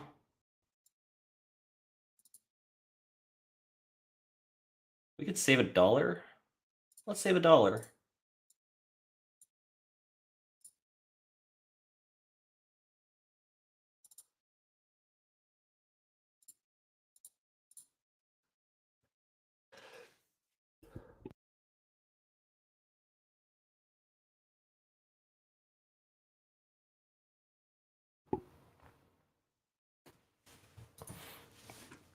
All right. Fully iced. They know it's a Bathynomus in archives. Just fine. They would assume it anyways, I think. So we'll save $1. They mulligan. They kept.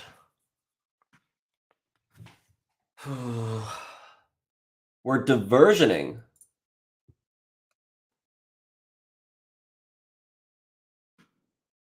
I'm sorry, what? Why? Okay.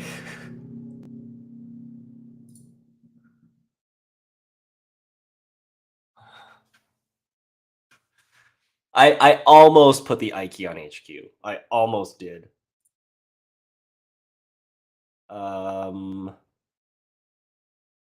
We won't now. Spin Doctor's such a good draw. I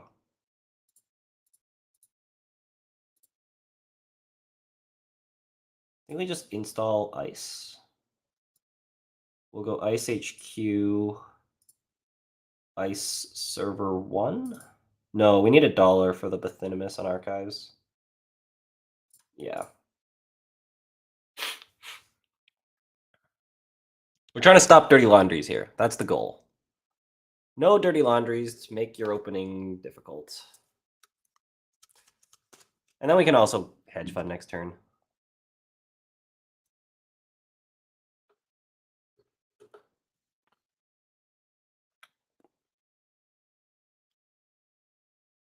Bravado.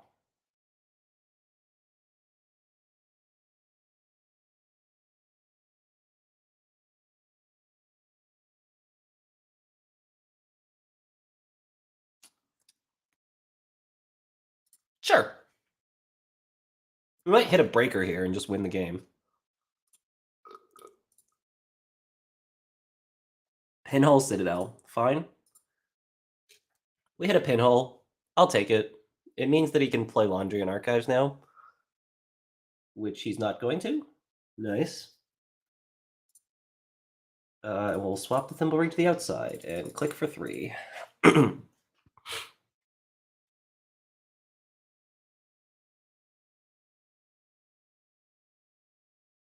Okay.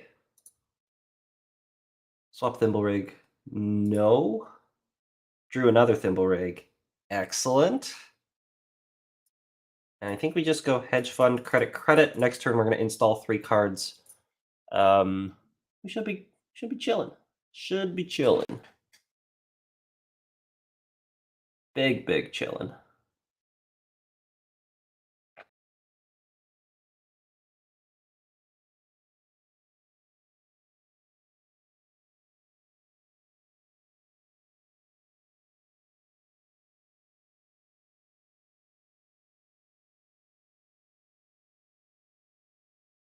Why not? Let's say no. Let's install Regolith. Let's prevent it. Let's install Chiashi, install Thimble Rig. And then we spend the next 2 turns clicking Regolith. And we'll figure out what to do from there. I really like what's been happening this game with 419 sequencing. Just installing a bunch of things all on one turn has been working out really nicely here. We're going to pinhole the Regolith. Oh, we're going to let Ike fire. Ooh. I'll pay 0 is fine. Oh, we're going to draw. Oh, yeah, we have Class X. We can bottom breakers. What do we lose? Dirty Laundry and Daily Casts. Fine. You can trash spin if you want, so I'm not going to pop it. And access Regolith. Trash Regolith. We're going to install another one. Still chilling.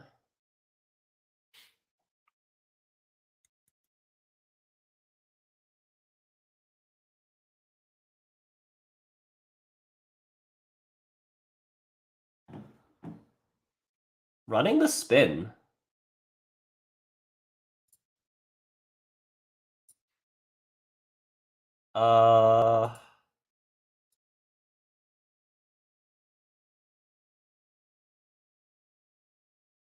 That's fine. You can trash spin.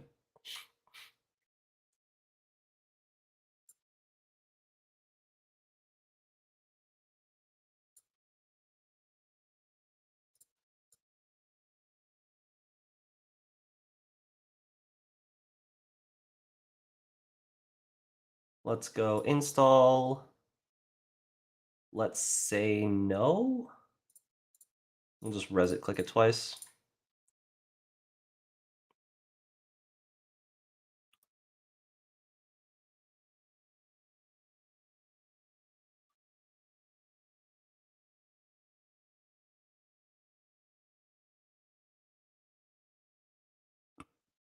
Here's the thing, and I was talking about this earlier, is that Krim just runs out of money. Like, there's no Rizeki. So every bit of econ that's in our opponent's deck is temporary. It's either temporary or it's run-based. So, like, Penny Shaver, Paragon, Bankroll, like, those are technically not temporary. Those can keep going, but they're all run-based. So if I just ice up and do nothing, they're just going to run out of money eventually. We're going to keep this around because of Divert Power. So let's draw once and hit it twice. Like, they're going to sit here and draw through their deck. And I'm going to sit here and gain money. And as long as I'm like continuing to advance my board state to keep up with this, like, the runner will just run out of money. This is fine. This is really expensive for Cat's Cradle. And then we're going to hit a Nightmare Archive off the top of R&D. Hopefully. Fingers crossed. Do I want to pay 1 to make them discard? Sure. Oh. Okay. He wanted cards. We prevented cards, but we wanted him to draw. It's kind of funny. Drew Anansi.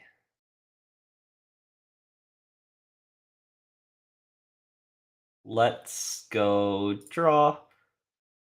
There's the nanny grid. Let's go ice. We're probably gonna ice R&D. Do we even ice R&D? Do we even bother icing R&D?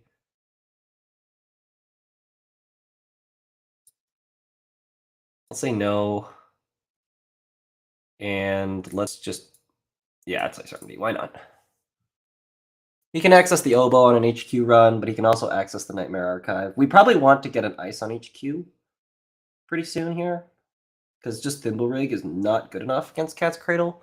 That's really all we've got. I'm happy to pay 8 for an Anansi, so let's do that.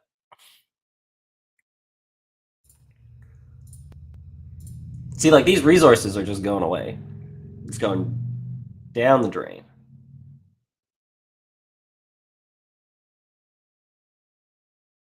But this is a really bad matchup for Krim, though. So I was pretty lucky to roll this side of the matchup.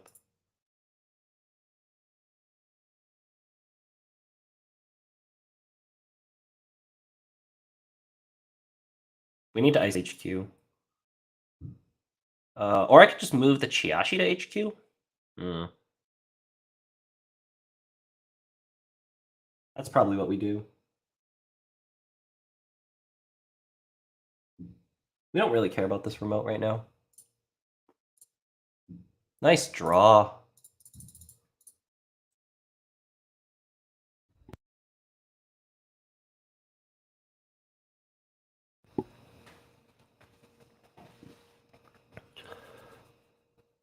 It's a beautiful draw. We just need to divert power. This game gets totally sealed up.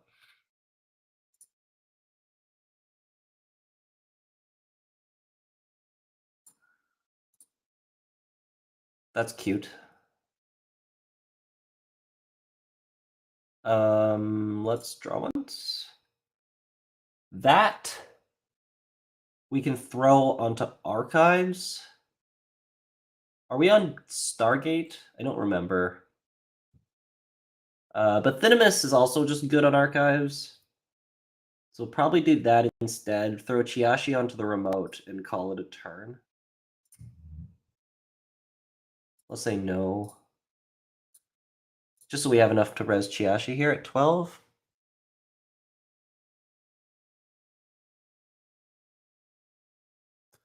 Looking for divert power. Oh, we have Fermenter. Okay, so we're not on Stargate. 2, 4, 6, 8, 9, 10,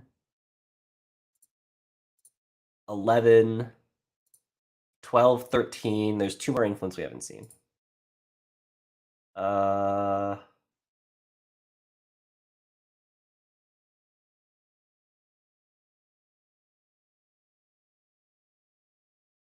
don't think we need to swap. That's a great draw.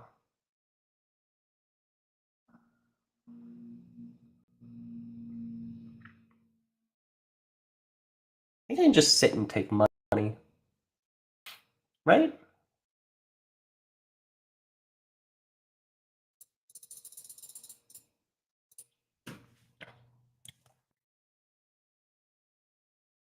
That feels wrong. I would love to sit and take money while there's a Keeling ticking in the remote. So, yeah. Keeling, divert power. Nice. Nice. Very nice. Very, very nice. Yeah. This seems pretty good.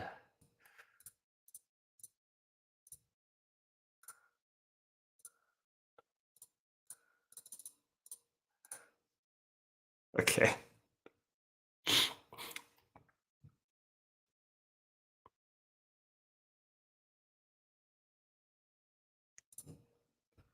Okay. That is a draw. We could simulation reset here to shuffle back spin. We can probably wait a turn. Check out the Nightmare Archive, gain money, yeah.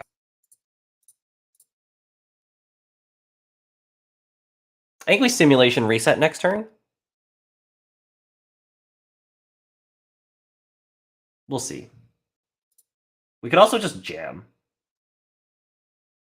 Send a message. I think we just score it. We just score that. Right? They have to break this, break this. I think healing is probably better. Healing's almost definitely better. He's going to have to run archives, which means these Nightmare Archives are going to go off. Okay, let's do this. 1, 2, 3, 4. We'll say done. We'll shuffle back the 2 agendas, the Spin Doctor and the Divert Power. Oh, actually, we shuffle back the Anemone. And we drew 2 agendas back, just like we did last game.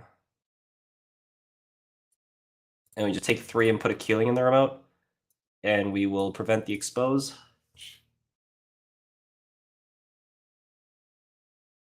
You might run archives this turn.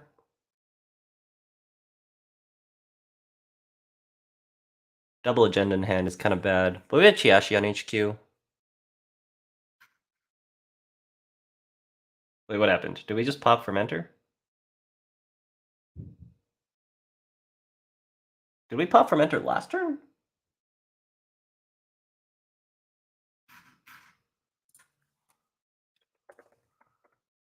You pop Fermenter?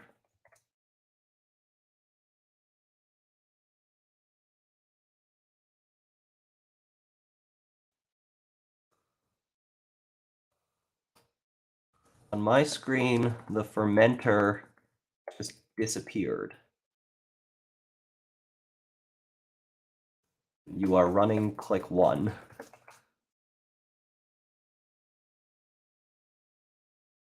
How much money do you have?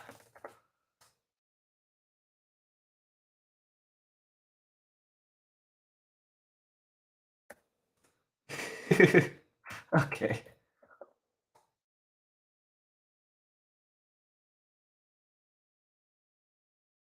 There we go.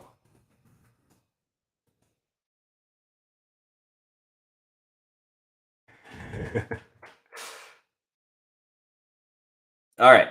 So now we get to res Bathinimus. We probably don't res the other one just to play around pinhole threading, because we have such a good pinhole threading situation here. It does cost him 4 credits. No. We're just going to be disciplined and play around pinhole threading. He's going to run into 2 Nightmare Archives.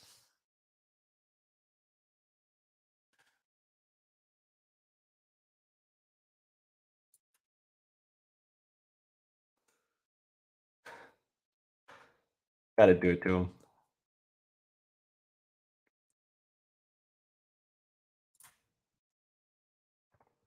I play 4 influence HB cards instead of 5 influence ones.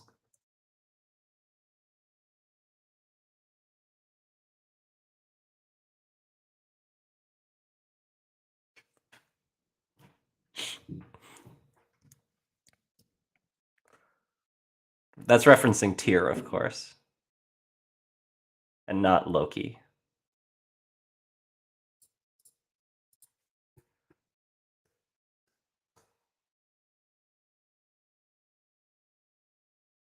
This card's inside job.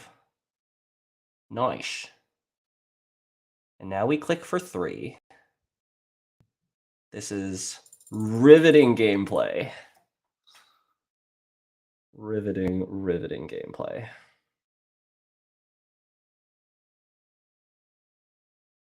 What is that? The heck is that? That is ice protecting R&D at position 0. Trash ice protecting R&D at position 0. I love this. This is so good. I either lose it or I have to res it, and then he pinholes through R&D. That's really funny. Well, we're resing it. He's got to pay a bunch to pinhole the Keeling.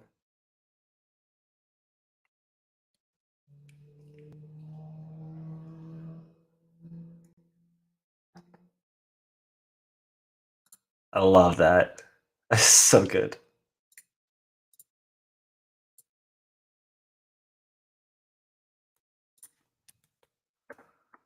Okay, we're not going to say too much.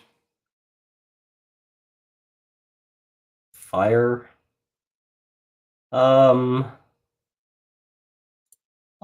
pay one, I guess. Sure.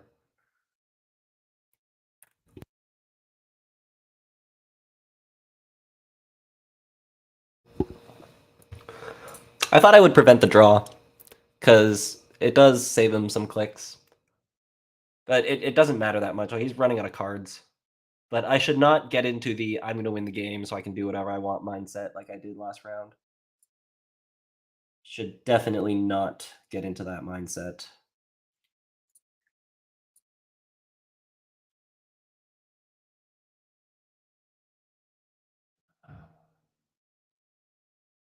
Okay, are we jamming send a message? I feel like we are. Costs a bunch of money. Costs a bunch of money.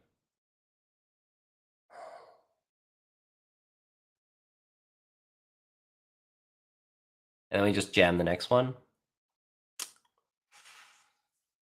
It does get them out of hand. Yeah, we need to score, I think. I don't know. This feels right. Although I can totally see why it's wrong. Because the other line would have been install spin, res spin naked. And then we would be Hansing an agenda and then spinning it back into R&D. But yeah, he's running R&D here, so that's really good.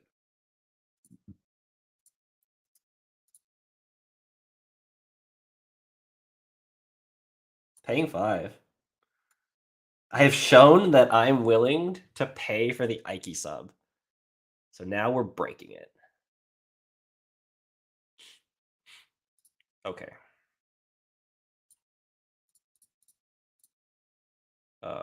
Yeah. And we don't need Hans Review anymore.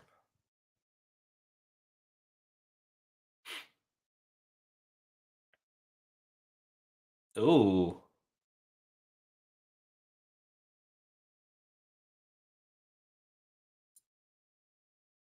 Anemone's good. Anemone's really good.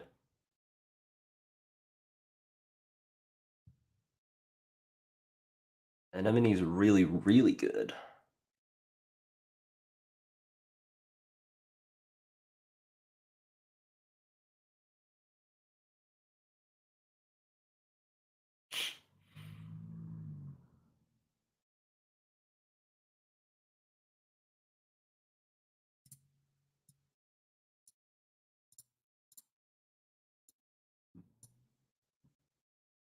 Just get some money.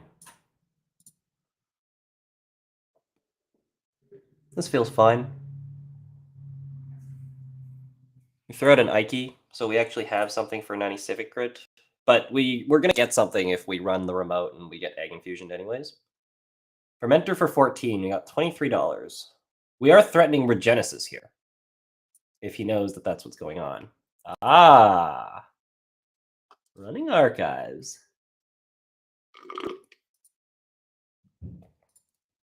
We'll res. I think we're playing the agenda scoring line here, so we don't care too much about Pinhole anymore. We're just going to tax some credits.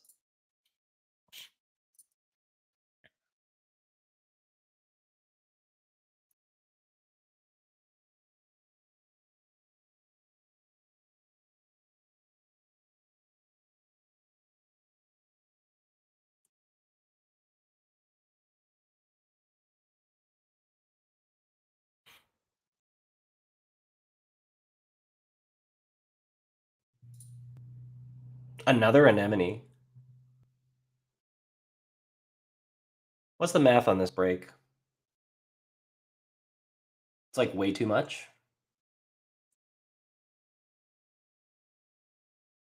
It should be way too much. Because we boop into Chiashi. You break Chiashi for 7. You run back, you pay another 7. You pay 4 to install, so that's 18. And we haven't even dealt with Nanny Civic Grid.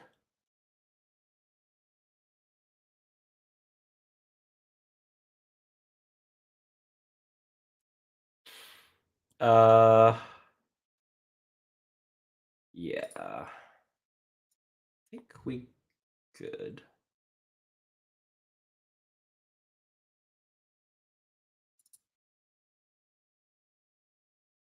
Because what does this cost? 3, 4. It costs another 8.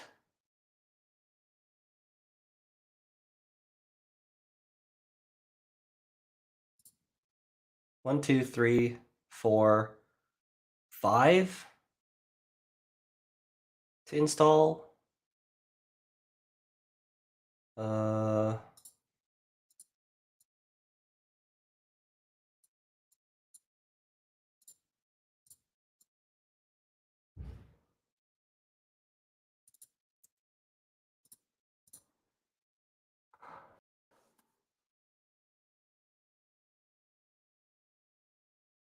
We'd have gone to 12 there, paid 5 to install, paid 4 to install, gone to 8, and then pay 3, 6. Yeah, there's no reason to.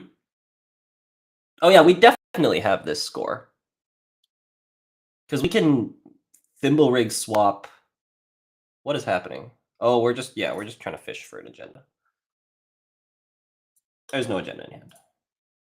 See, that's the thing. Like the Crim runs out of stuff. Keep them away from agendas early, and we're good.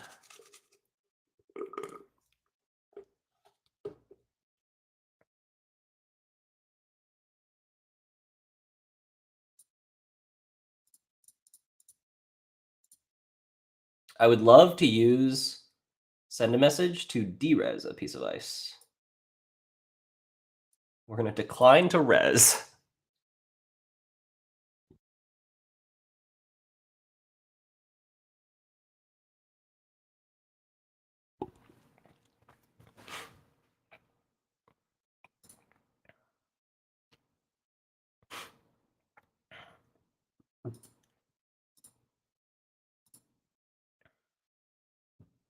Yeah.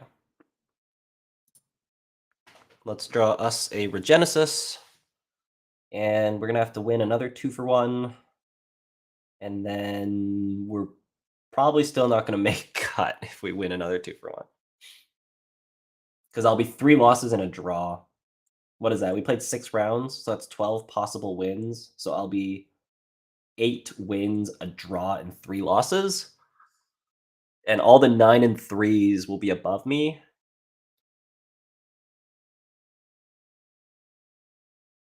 There's a possibility, maybe.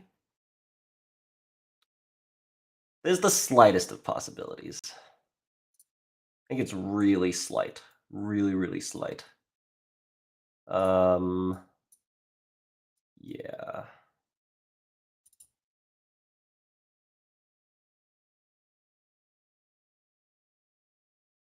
You just say no. Advance it twice. The game is in the remote. Come on in, is what I just said. I need $3 to score, which means I have 5 to protect it. 5 credits is enough to res Thimble Rig and res Nanny Civic Grid. He runs in, break Chiashi, res Thimble Rig, break Thimble Rig, swap the Thimble Rig with the Anansi, and then boop with the Thimble Rig on onto HQ. And then he would have to run archives to get rid of the Thimble Rig that's face down. and then run back into the remote. There's like nowhere near enough money to do that, I don't think. Which means it's probably unnecessary to even move the Anansi. Oh, but it's actually not even possible for him to win the game otherwise.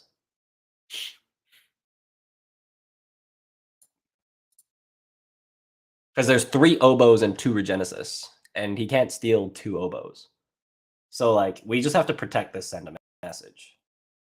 And then the game's over.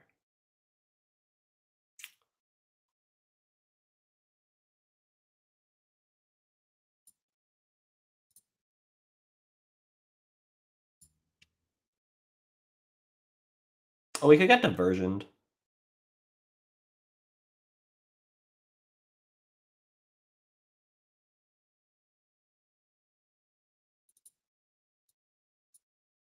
No, let's just protect it.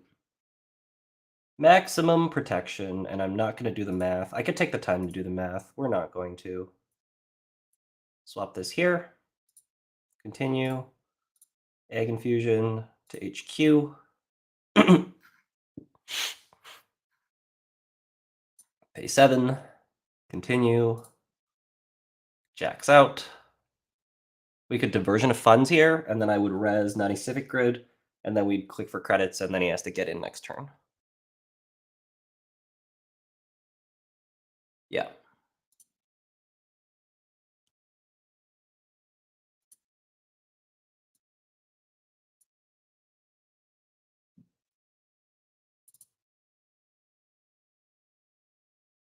I guess we'll res.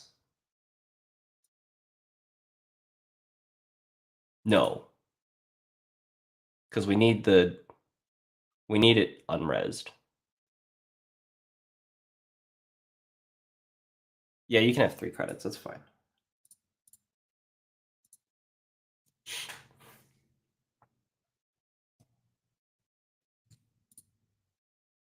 we have more diversions? Yeah, there's another one. We're also just out of cards. He has to steal this, send a message, or it is not possible for him to win the game deck out. So we swap with Anemone. No, we don't even do that. No, we don't even do that.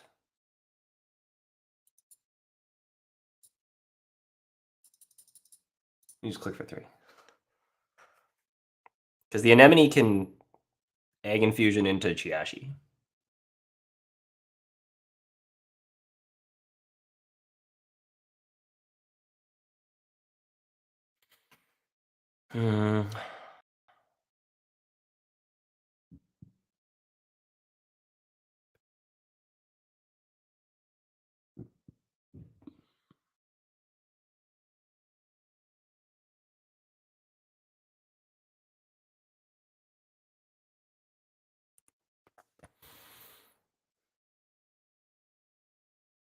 And now I get a moment to think about the fact that I threw the game against Odol.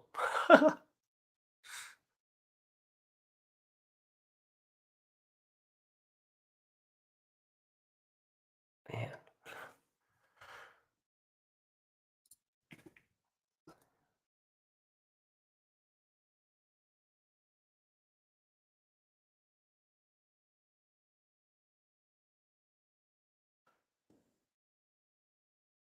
I don't know what to say.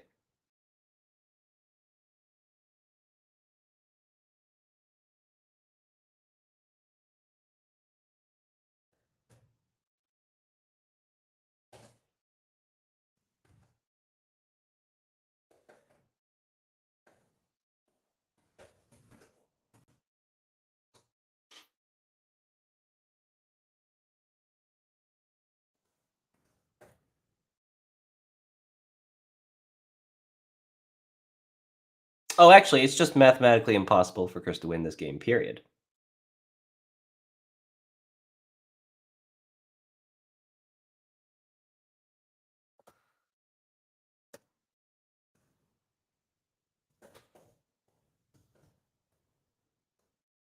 So 5 stealable points. And you have -2.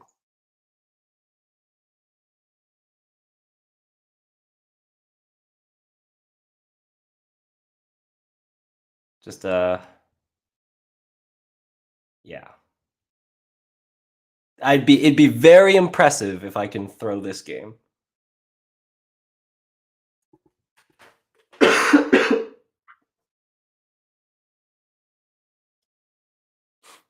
Ooh.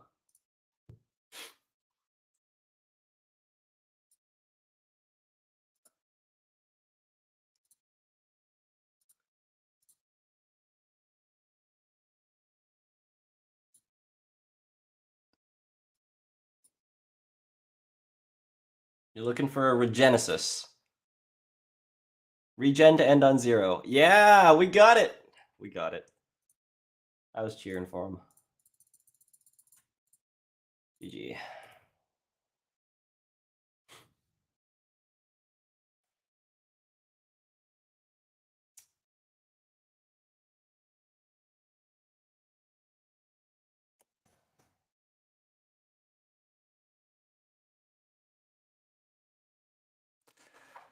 Good luck the rest of the way. We got 1 round to go where we get to 2 for 1 and hope.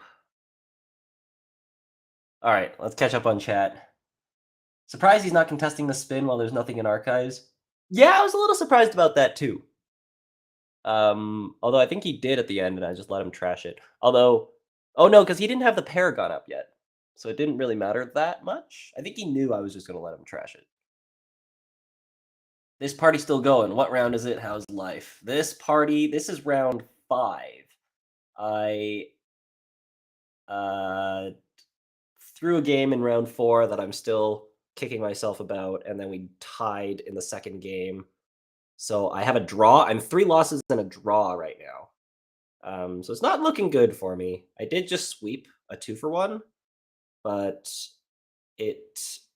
yeah, I don't know what the math is. I'm not going to think about it too much. But it's like, the best I can do is 8 wins, a draw, and 3 losses. And there's probably a world where that sneaks in, but without any tiebreakers, it's very highly doubted. Because I think there's going to be enough 9 and 3s. There should be enough 9 and 3s. I don't know. Things can get weird. Very cool that Divert Power is good use. Divert Power is great. I heard if you click the take credits button fast enough, sometimes you get an extra one because Janet can't keep up.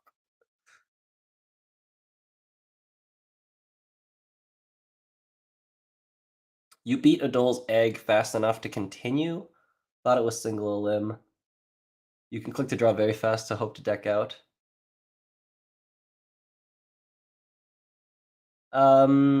I did not beat Odol's egg. I missed a 1 in 4, and we went to time, and then we drew.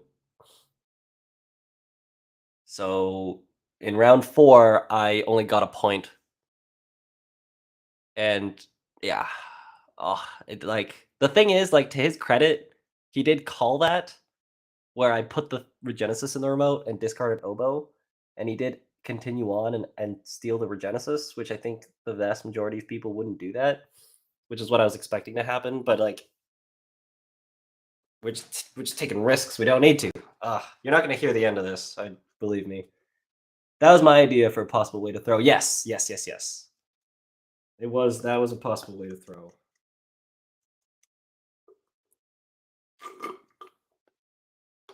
I've already threw 1 game against Analyzechris this year, okay? We're not throwing another one. Every player I play against gets 1 throw. And it's happened for Odol, and it's happened for Analyzechris. We're no more. And it's happened against Limes in 2020 Worlds. It happened in TF34 in 2020 Worlds. Do you still have yours? I think you do. I have not thrown. I think those are the 4 players that I've thrown in tournaments that I remember.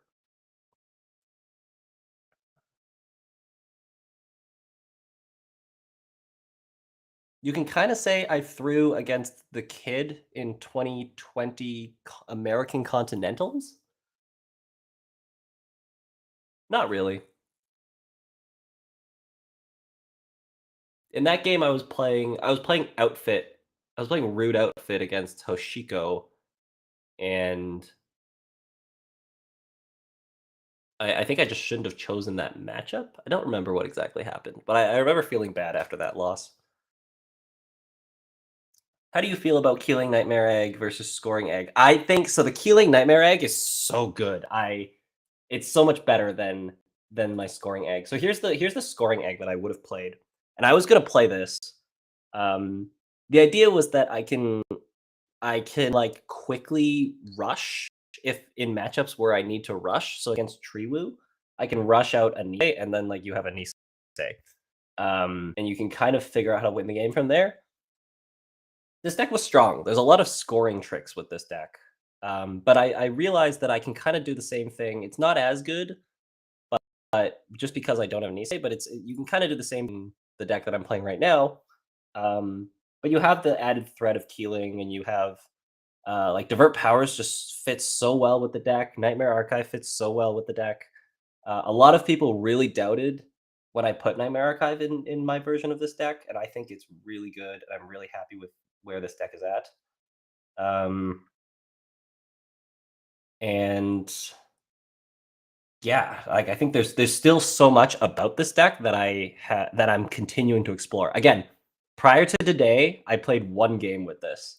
So I'm 2 wins and 2 losses with this deck today, and I played one game which I won before this with this deck. So there's still a lot of things that I'm exploring and learning about this deck. But yeah, this is really, really impressed me, and I'm really happy I made the decision to play this instead of the reg Scoring Egg. Can you throw against me if we meet in a circuit opener top cut? Bridgman. I've thrown against Bridgman because I submitted the wrong deck list in Intercontinentals. Does that count? Does that count as a throw against Bridgman? Just because I submitted the wrong deck? It wasn't a gameplay error. It was just a pre-game deck submission error. I'll print out mine as an IOU. Beautiful. That's a 3-pointer to me. Very good. I'm gonna sit across from you, Rustrider, at some point in person, and you're gonna pull out this piece of paper. And you're gonna be like, "Here you go. I have this promise from a year ago that says you're gonna throw a game, and I would like to cash it in right now." Throw means you were winning. So yeah. So then I think the decklist submission error counts. I think throwing implies you did it on purpose, so I don't think any of those count. Throwing implies I did it on purpose.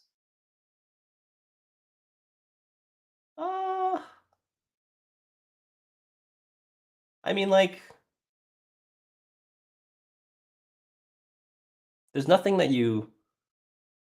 Then I guess like everything's kind of an accident. Like, I mean, I never lose a game on purpose. It's just that I just didn't think about it enough, and then I made a wrong play.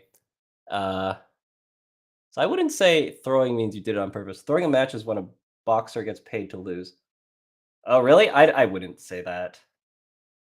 I would call it a throw when you're clearly going to win the game, or you're clearly winning the game, and then you take a really bad line and now you've lost.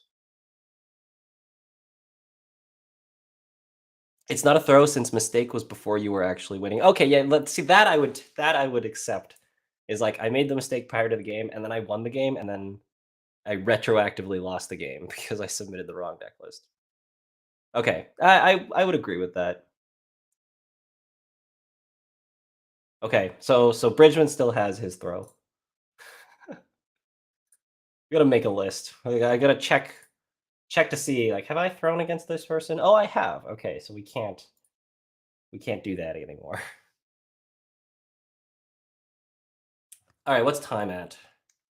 It's really unfortunate that I can't do a replay review of my match against Aaron. The first match, that is. I did do a little bit of it during the break, my second match. So if you missed that, you can scroll back on YouTube. It's a little bit in during the break. If you're watching this in the VOD, I will have timestamps for it, so you can skip the timestamp. But yeah, I reviewed the game against Aaron, the R+, or sorry, the AgInfusion against Wu. Unfortunately, I can't show the R+ against my Wu because that was on the null signal server, which got wiped like immediately. So I can't show that on replay, unfortunately.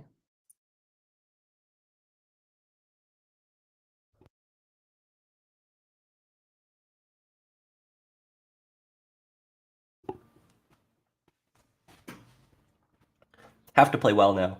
To lose some competitive game intentionally, especially in order to take advantage of the bets placed on one's odds of winning the free dictionary. Oh, really?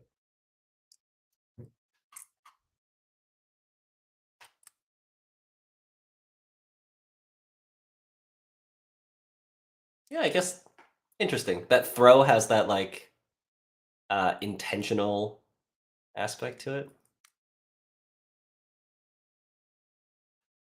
Losing to an overconfidence play counts as a throw, I think, so accidents aren't required. To deliberately lose a fight or sports game that you could have won. I was looking on Urban Dictionary, but there was mostly sensual stuff. For a throw?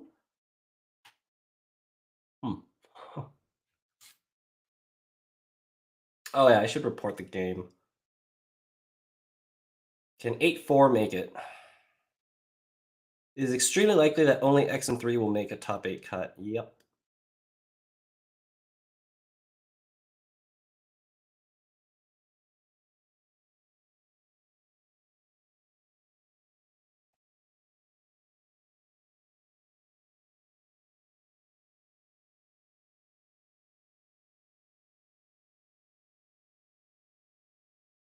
Oh, I guess we're playing for top half. I should look at prizes. We should see, it's not about making the cut. Let's figure out what the prize breakdown is. You know? Let's find out.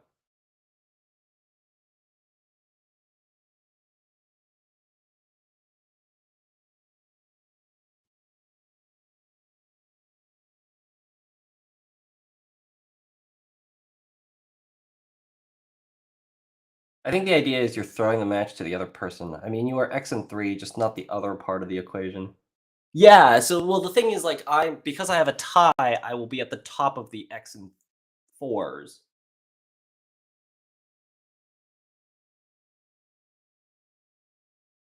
Flub. So the correct term is flub. Blunder is like what people say and is what you hear in chess, which is definitely what happened. But like blunder in chess means like it's just a really, really bad move. Like blunder usually means that you like made such a bad move that if both players are really good, then it will cost you the game. But you can make a blunder in chess when you're not winning. Intentional sounds right from a technical definition. Yeah, it feels like that too. Throw is just used informally here. Yeah.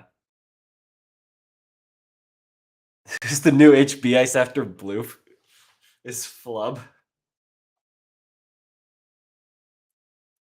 Let's see. Announcing the Circuit Breaker Invitational. We gotta look at the prize breakdown. Is there a top 8 prize? Each qualified player who signs up will get a playset of foil Dirty Laundry. Players who place in the top half standings will get foil Spin Doctors, and the top 4 will receive a playmat marked with their placement. Okay, so you kind of want top 4, although I have enough playmats.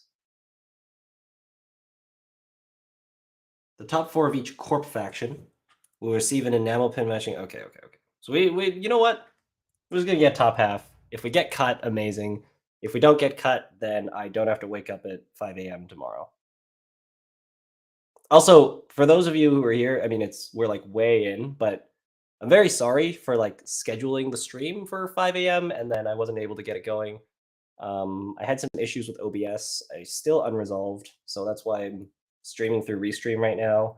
You can see the logo on the top right, I think. The screen is like weirdly shaped, and also my camera's in the bottom right, which I don't know how to move, but it's fine. Better than nothing, right? But yeah, I couldn't figure it out. Did a bunch of updates. Flub would be a hilarious ice name. What's that other ice? It's a trap. It's a trap is like it's a cool ice name. Rhyme. Rhyme is the other one I was thinking about. I think throw has been used way more in the last years, and its meaning is kind of widening. Although I totally thought this was a rebroadcast or delayed until you started interacting with chat. Oh, yeah, and it's not delayed. It's unfair for me to read chat if I'm playing in a tournament game, so I don't read chat when I'm playing in the games. So that's why if anybody sends a message in chat, because I've been sending messages in the games, haha, yeah. But yeah, if people send a message into chat during my games, I won't read it until the very end. But it is live. There's no delay or rebroadcast.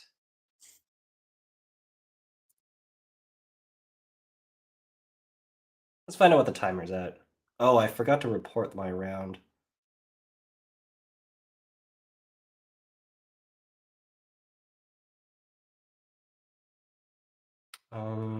Announcements, forms. Round 5. Table number 15.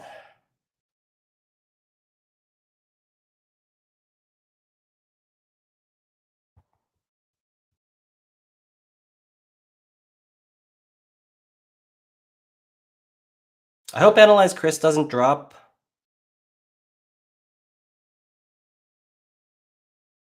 Because I need SOS. I mean, actually, because I have a draw, like who else has a draw, right? Like the chances that I'm going to tiebreak against somebody who has a draw is unlikely, I think. Wow, Janktivist swept back up.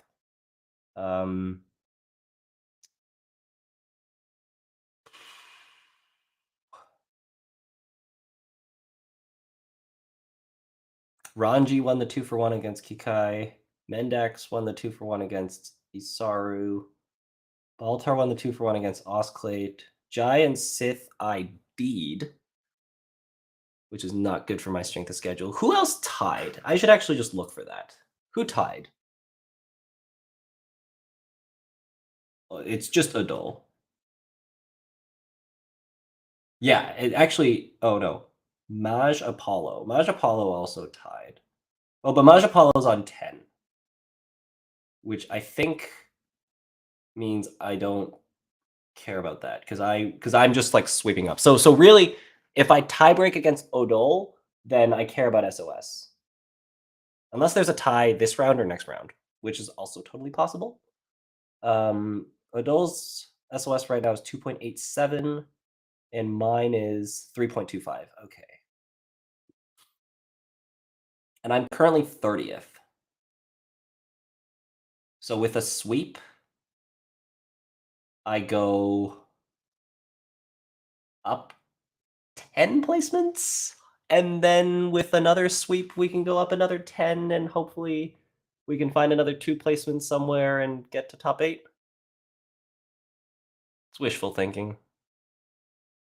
It's unlikely. It's unlikely. Who's Odol playing against?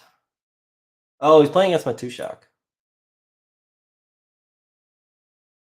Huh. Huh.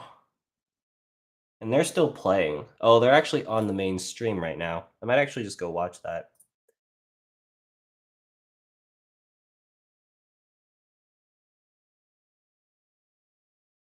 I meant restream referring to YouTube and what it sounds like.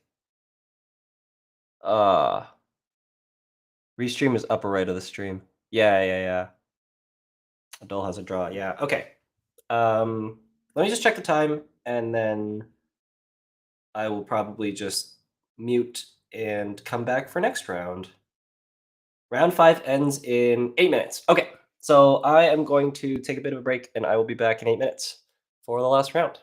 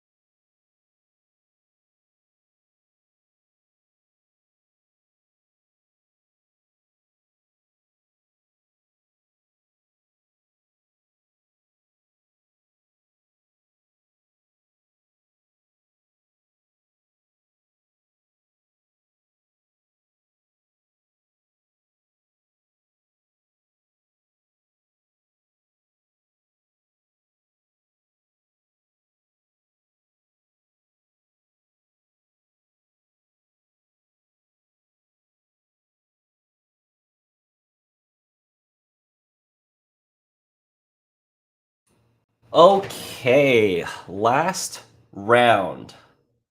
I think I have a chance.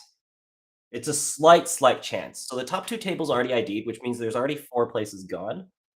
So it's like, it's probably not gonna happen, but some people don't ID.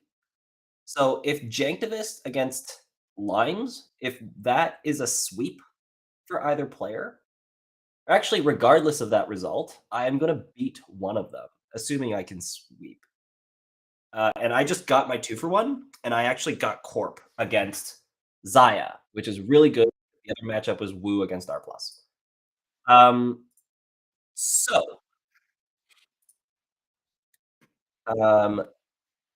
the other matchups, there's basically how many other tables are there? 16 minus 6 is 10. So there's 5 other tables, which means that technically 5 players can make it into top 8, into X and 3, and I don't beat the people on X and 3, on 9 and 3 specifically. But if one of those tables doesn't ID and they split, then I go above both of them, and that's good enough for me already. So if one of the 5 tables does not ID for some reason, and they split, then I can get in. So I actually have a chance here, and especially we rolled the right side, so I really have a chance. Oh no, I'm gonna watch myself on stream. It's like hear your own voice. You're not used to. You okay if I stream?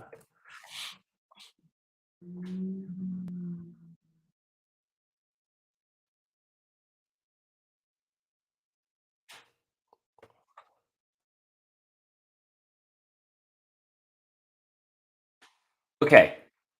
We mulligan this hand. Oh shoot. Okay. Okay. Everything's fine. Everything's fine. Everything's fine.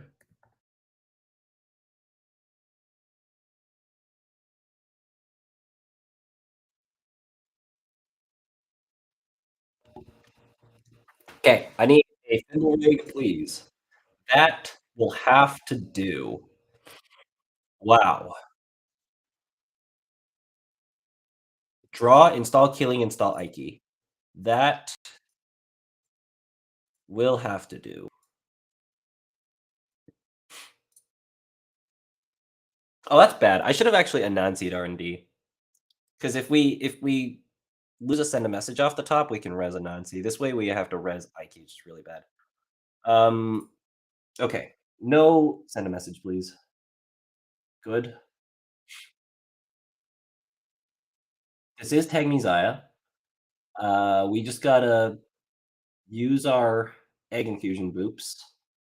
We have to get our Keeling rolling. We're not gonna res it here because...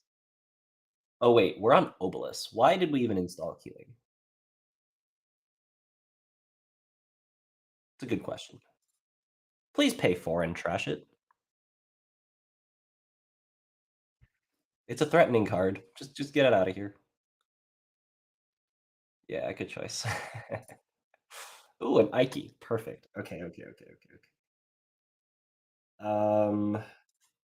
Draw. Regolith is good. Let's go Ice on D.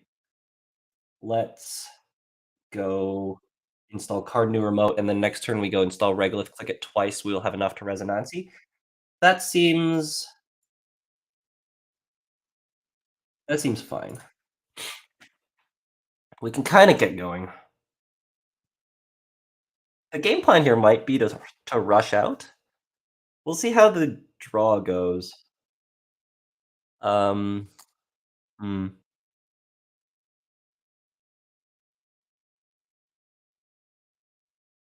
Yeah, it's gonna be interesting. We need to block up HQ because we can't let them hot pursuit. We can't let them diversion. So the next, we need to make sure HQ gets iced up. And then we're probably... We'll see where we're at that point. Because if they've, like, spent a bunch of their cards, then we might really slow down and just grind them out. If they haven't and we're ahead on tempo, we might try to score out with upgrades. We do have to make that decision, though, because that determines where our upgrades go. Because if we try to grind them out, then we're gonna be putting our 90 civics on centrals. That is really bad. Although if we find an ice, we get, oh, that's so good. Oh, yes. Okay. We got this. We draw a piece of ice, like a Bathinimus. I top decked Bathinimus earlier this tournament. We can do it again. 3 of them in the deck. Okay. We get top deck an ice, put it on archives. A Bathinimus, preferably. Throw that on archives. And then we're good to go.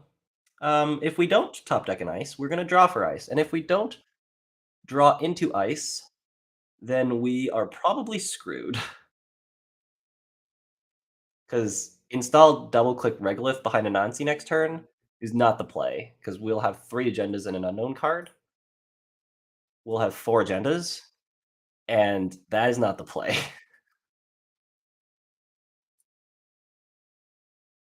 I'm gonna close my eyes and click to draw. Did I get it? I did not. Okay. I could install Regenesis here and be super cheeky. Fuck, we just install Regenesis and be super cheeky. Yep. Because they have Sneak Door. Why would you run Archives when you have Sneak Door? Access 90 Civic. Can't trash it. Feels bad. Access Regenesis. Steal it. Fine. Draws 2. Now they know we have Regenesis. If they run Archives, we might just lose.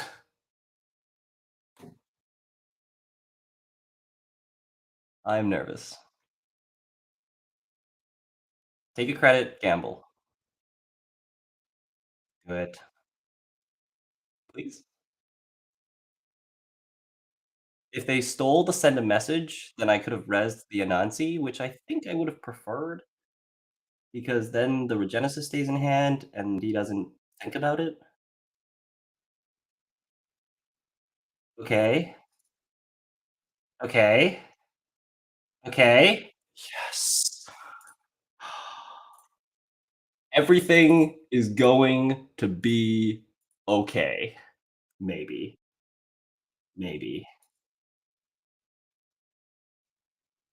Oh, I was praying pretty hard over here.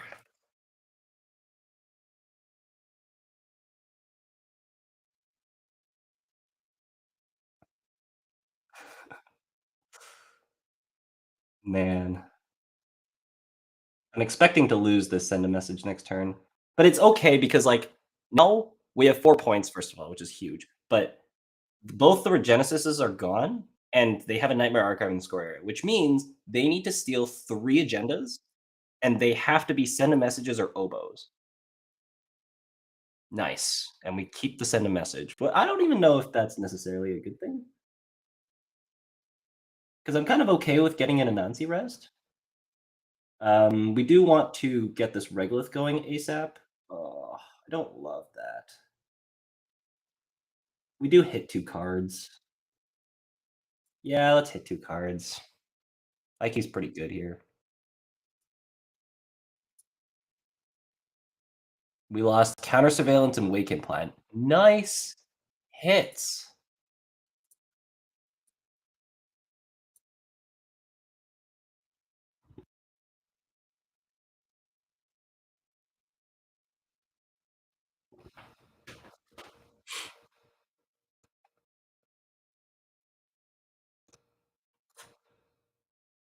Nice hits. That's 1 Counter Surveillance down.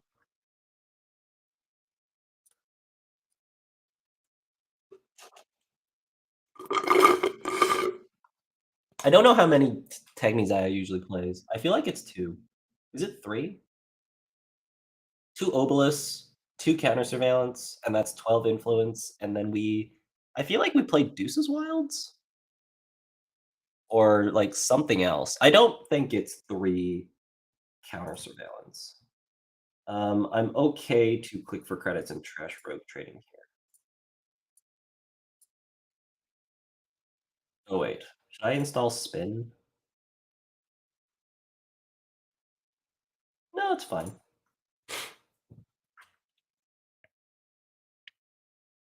We should put the Anansi in archives. Next turn, we're gonna go credit Anansi archives. That's really bad. But they're gonna trash something, so they're not gonna get a turtle counter. Spin as well, trashing it? Okay. We still have a Regolith. That's bad.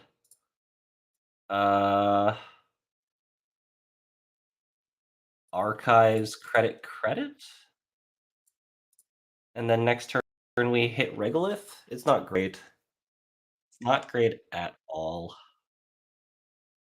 Oh, this Keeling can just get turtle farmed. Wow, I made a misplay.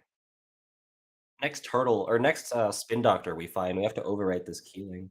I didn't even think about that at the start of the game. I mean, I thought I would be using Keeling, but we're playing against Tagmizai with Odolus. Which I should have known. Like, I just didn't think about that at the start of the game. Hopefully they don't recognize that they can just farm turtle counters.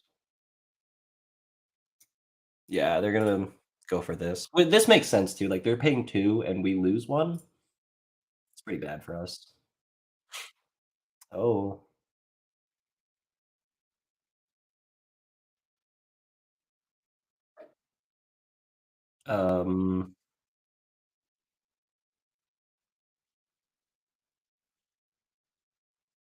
That's bad. It's really bad.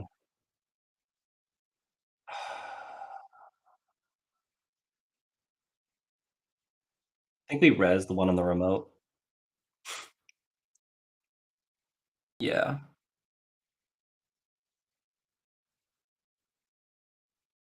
And then we get money off Regolith. This is a very scrappy game. Just because of our draw. Class Act is bad. Okay.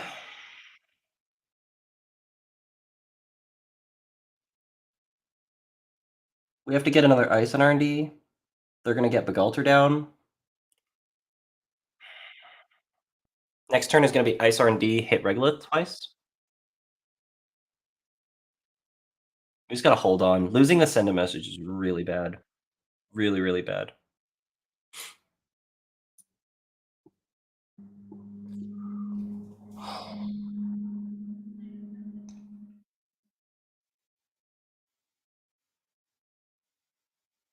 Mm.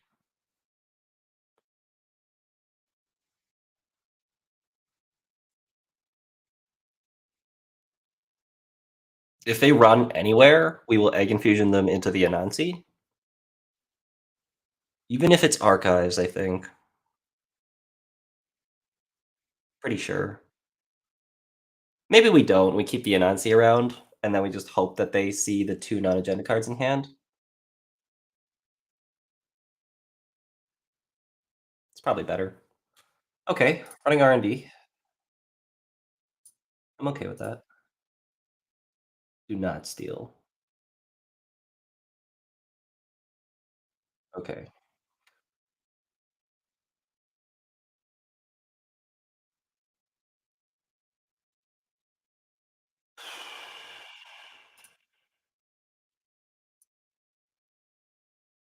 We need Anemone to hit the other counter surveillance.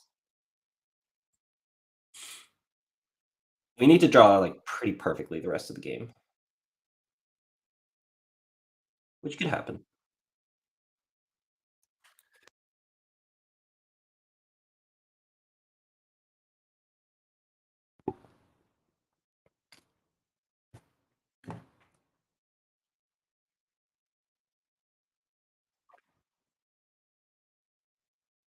Okay, that's bad. Oh! I'm kind of okay with that.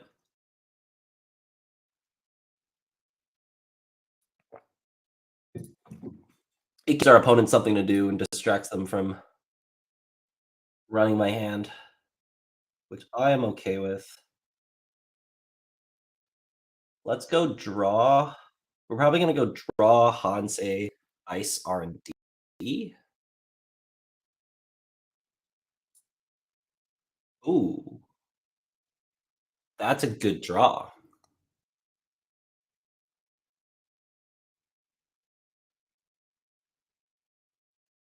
But not right now. I feel like that goes on Centrals later. It goes on HQ later. We might put it on R&D, honestly. We'll just use it to boop because we're going to put the Chiashi on HQ.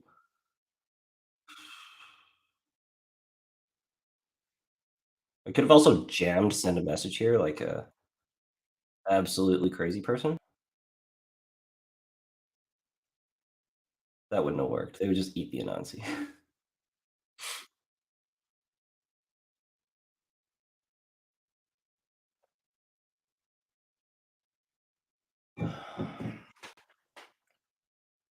We have to ice R&D, which means this is happening.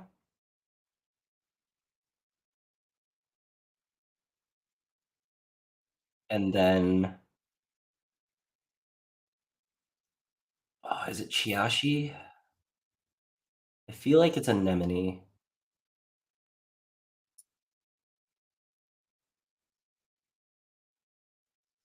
I don't know. Okay, we're gonna go Chiashi. If I get enough money to res it later, great. If I don't, we're gonna trash it. Because I already have an Anansi on the remote and Anansi in archives.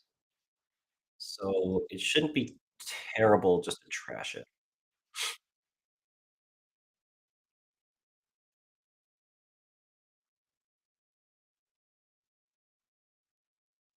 We need to draw a Spin Doctor ASAP.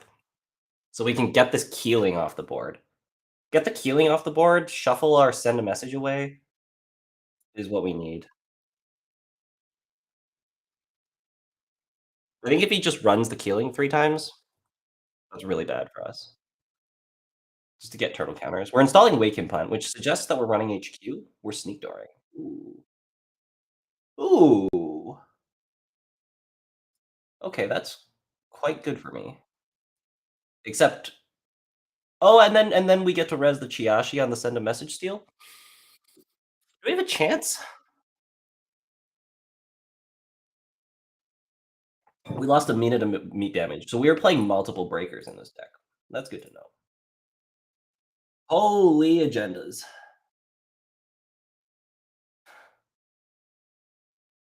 Why?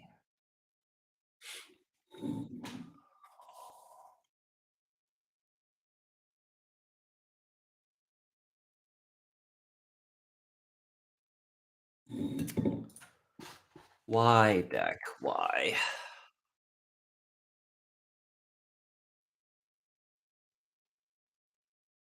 That's 7 agendas that are coming up.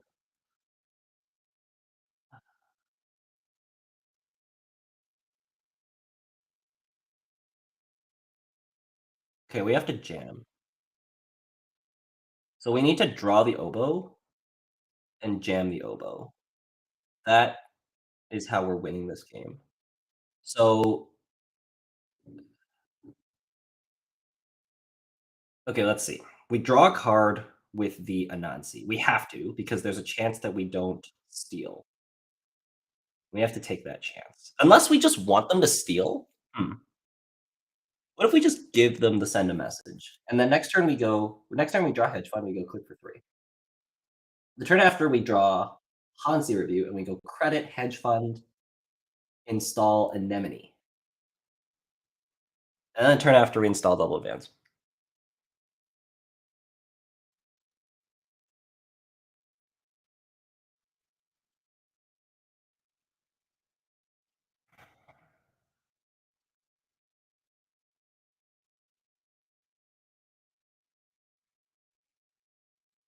feeding them the send a message is crazy.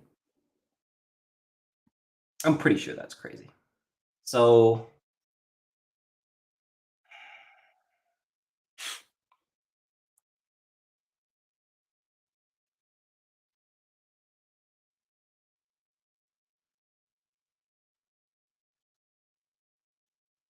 okay.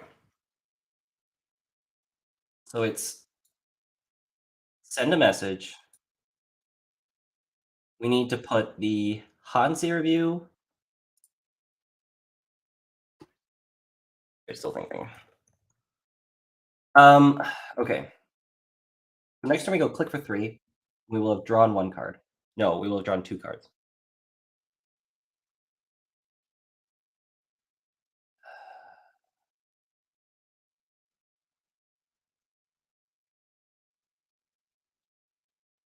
So yeah, we have to put the oboe next.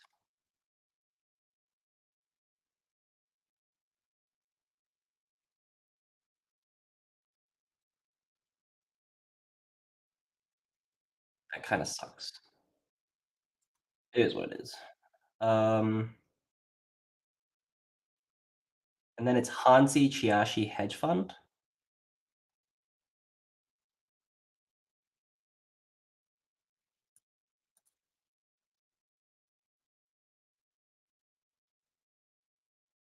Other way around, because we don't actually need the Chiashi. It doesn't matter, I think. Chiashi, Hansi Hedge Fund. Okay. Draw a card, yes.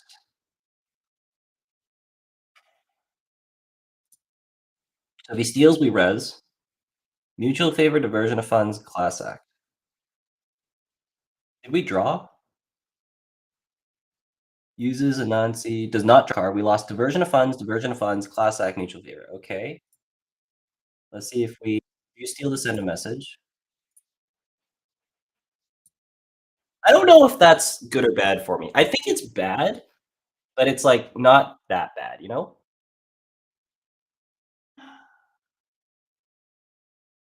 It's just bad that there's agendas coming up.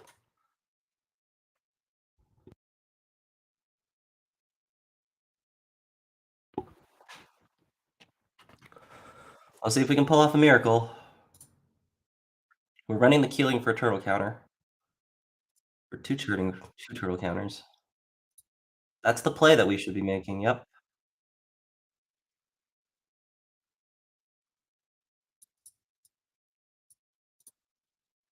Actually, it kind of gives them something to do, which I might be okay with.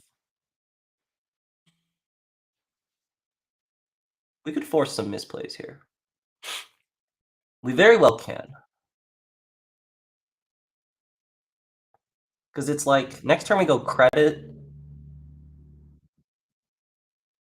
We go credit, Hansei, and Nemini on the remote. We're just going to run HQ twice. We're going to run this twice, get turtle counters, and we're going to turtle through the Anansi archives. If that's the play, I love it. Although it does draw them too, so that's kind of bad. But it does cost them all their money. They go back to 2. It's actually for them.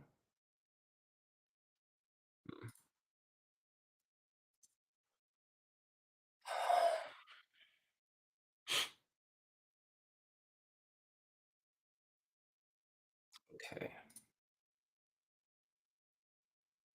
Credit. Anansi.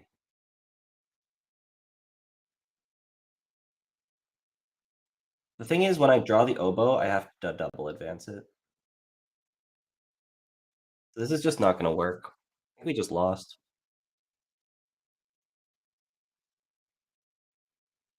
This is just not going to work.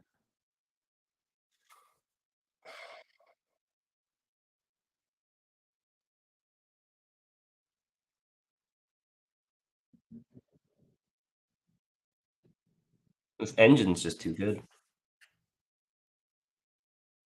I could purge here.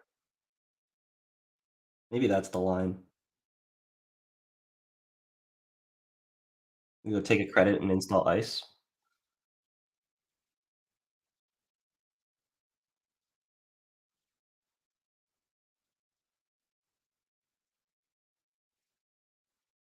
Credit, play an econ op, ice. Next turn, they're gonna have turtle counters. They're gonna have 2 credits at least. And they're gonna have a bunch of cards. So Anemone's not gonna do it. We have to AgInfusion into Chiashi, and that has to be the game winner. So no, it's not gonna work. So we need to purge. Wow, installing Keeling turn 1.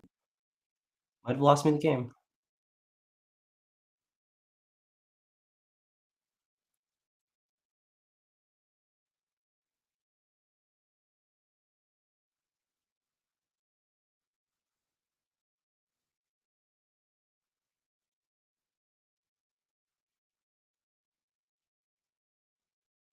The thing that's in my favor right now is he can't deal with the Chiashi.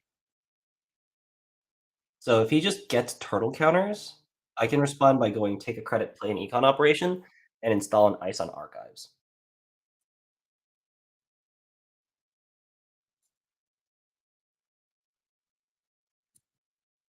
Run it again. Yes, okay. We have a chance.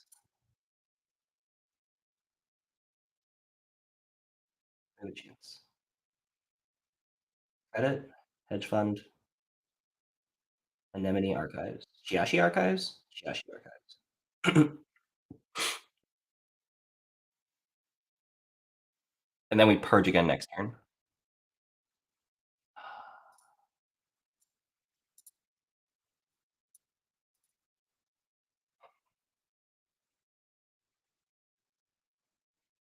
This is okay.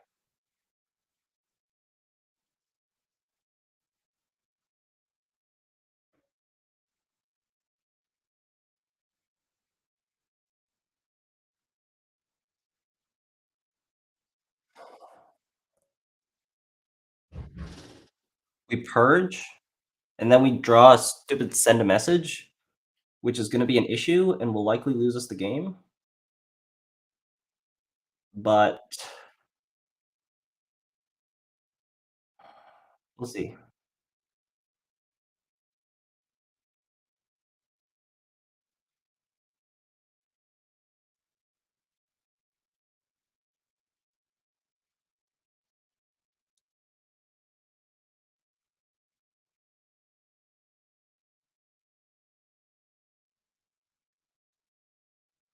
Okay. That's really good. Why are we doing that? Oh, we're just well, it's a good play to just get 1 counter. Because now you threaten getting 3 counters and breaking Chiashi. That doesn't make sense either, because we just mill you. Running R&D isn't exactly a good thing. Sure.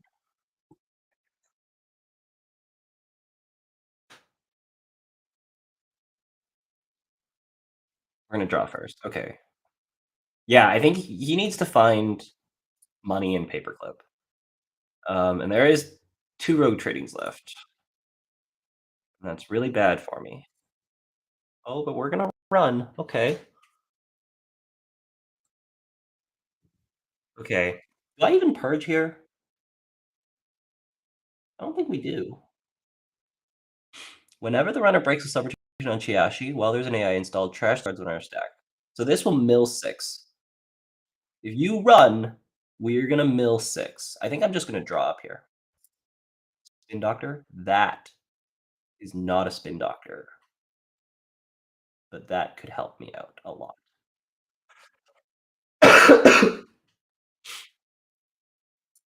I could play that right now.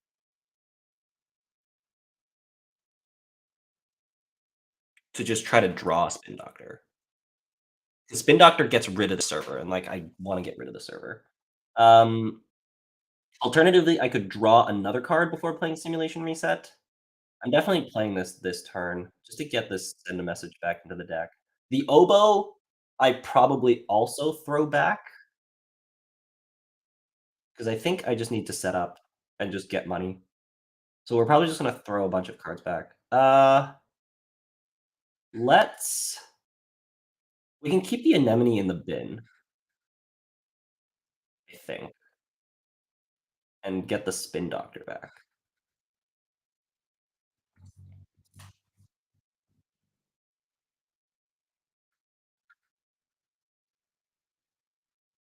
I think I'm going to draw again.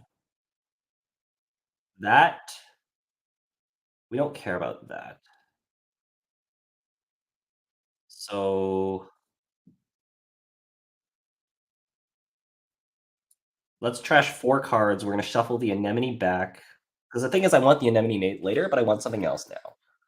So we're going to shuffle our whole hand back, keep the Hansi Review, and shuffle the Spin Doctor back instead of the Bithynimus. I think is the line. How many Nanny Grids are in the bin? There's 1. Okay.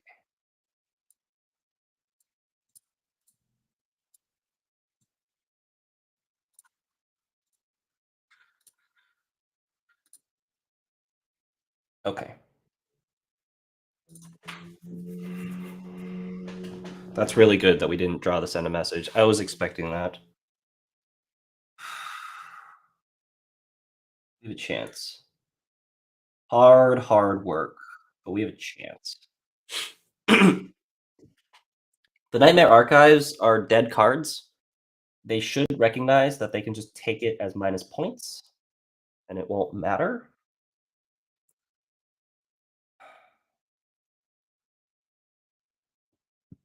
We have to trash rogue tradings on site, and we have to Nani Civic R&D.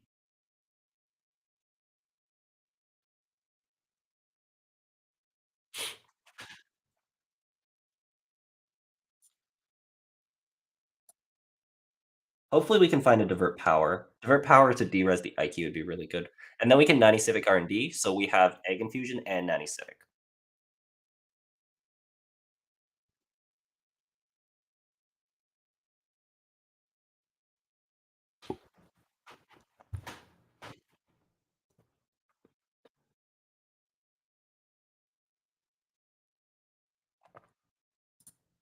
Okay. We found Spin Doctor. That's cool. I think we just install Spin, Hansi the Nightmare Archive, install 90 Grid on R&D? Is that the line?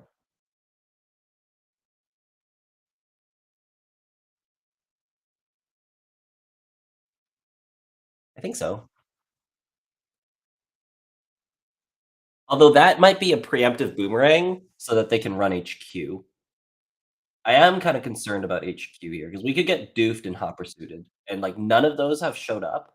Oh, 2 doofs have been discarded. So, but we lost them to the Anansi. But hot pursuit is like a concern. It is a concern.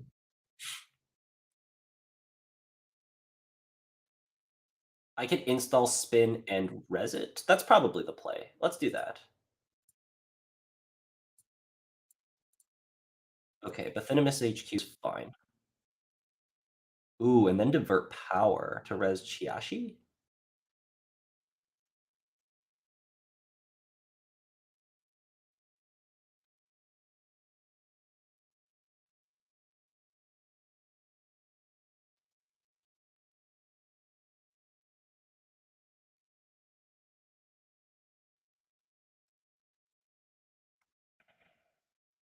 Let's see. Bithynimus HQ, Divert Power. This costs me $1, I'll be on 6. This costs me $2, I'll be on 4. And that's not enough to res Chiashi. Shoot. Oh, I could install Nightmare Archive and then Divert Power, and I'll be on 5 credits. And then it'll be 3, 6, 9, 10, 11, 12, and I'll be on 2. I think we do that.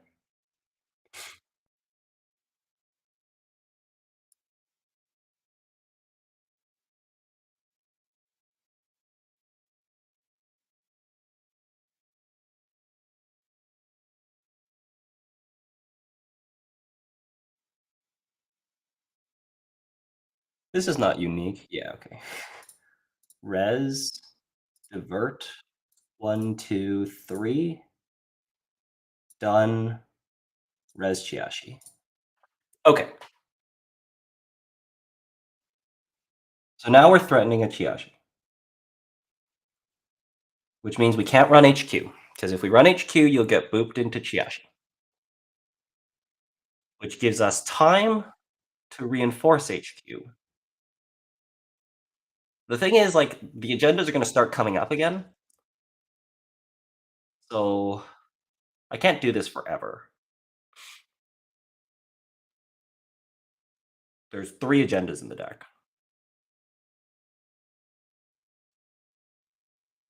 3 agendas. I need 1, he needs 1.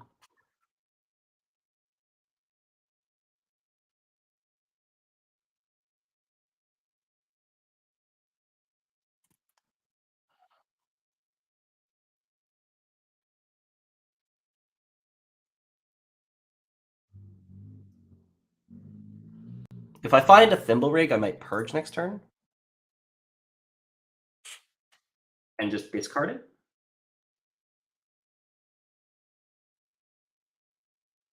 And also, we kind of need to click for credits so I can play my Hansi review. If I can click for credits, play my Hansi review, get a Thimble Rig in the bin, get a 90 Civic on R&D, and then a 90 Civic on the remote, I think that's how we win the game.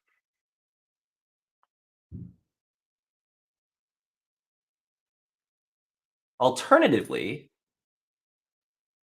like, we still haven't seen Influence, so we might be on 3 counter surveillance. Because if we're only on 2, that means there's only 1 left. So we just need to block 1. So if I don't concern myself about that, we might just straight up 90 Civic the remote. And then just try to push. But we need money first. Because they're clearly having issues getting through our Chiashis. But they're going to get a rogue trading out soon. Because there's still 2 rogue tradings left in the deck. And I have to trash those on site. But even then, like, install rogue trading, hit rogue trading, gains them 6. That puts them to 13. That's a lot of money. Just can't let them hot pursuit. A play that they would love to make is hot pursuit HQ, make me use AgInfusion, and then counter surveillance. I don't want to do this, but this is fine. Let's get, I think we just get hedge fund and 90 Civic back. We don't need divert power. I think it's hedge fund and 90 Civic.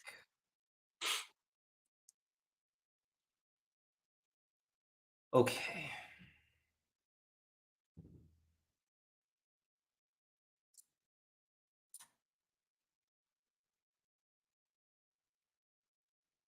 Click for 2 credits, install 90 Civic on R&D, pitch Nightmare Archive, and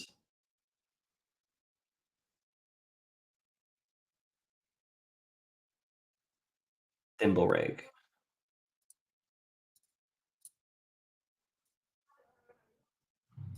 We want to commit the 90 Civic to R&D right now.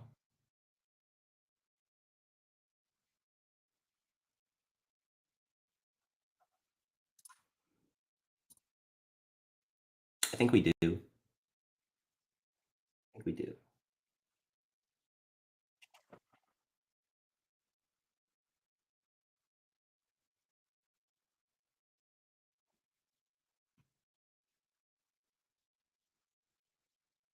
Thing is, how are we winning this game? Like, we need to score. We just need to find another copy of 90 Civic. Are we going to get into R&D? Break this, break this. Yeah, I got to upgrade R&D and hope we don't draw agendas. But we have Spin Doctors, so I think this is possible. Thimble Rig and Nightmare Archive. It's getting in the run in there.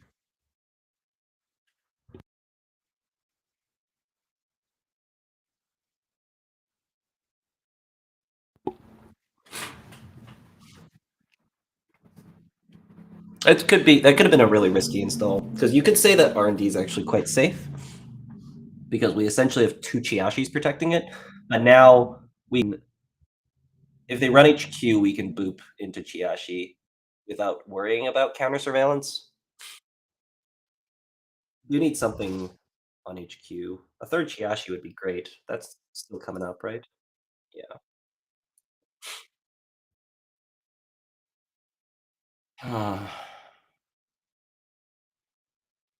There's rogue trading. Credit, hunt, trash rogue trading. Seems absolutely fine.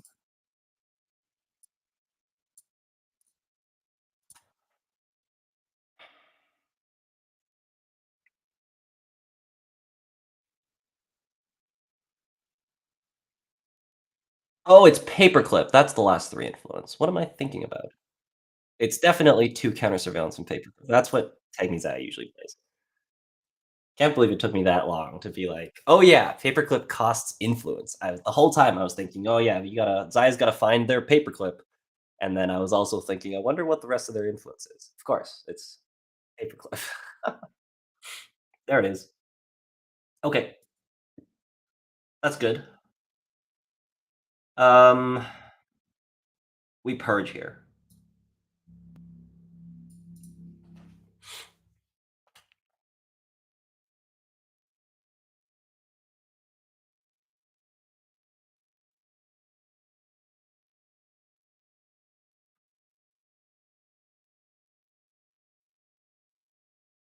We have a chance.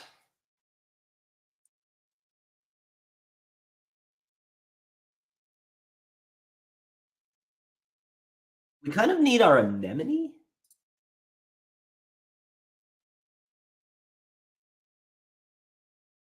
Which, oh, there's still 2 in the deck because I shuffled 1 back. Right. Okay, we kind of need anemone. So we need to draw anemone and 90 Civic Grid. And then we go anemone on the remote, another ice on the remote, 90 Civic Grid in the remote. So we need 3 ice on the remote.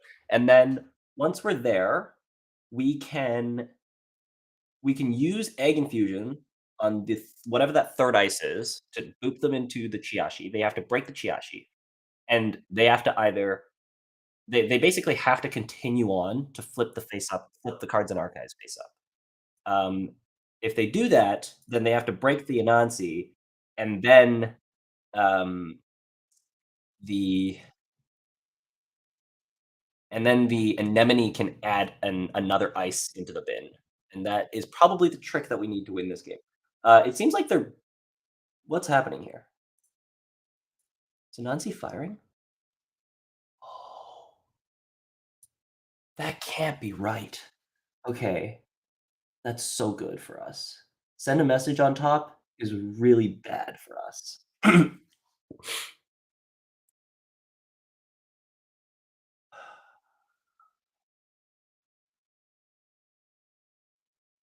So I think we need to spin doctor and shuffle the send a message away before we draw it. So if we draw 1 and then we mandatory draw and we install spin doctor, draw 2, shuffle, that works. And we can gain a bunch of money here. Okay. Holy crap. Okay, we have a chance. This and then the rest of these cards literally don't matter. Unless we don't draw our spin doctor. We should think about that. If we lose the spin doctor in HQ this turn, what happens?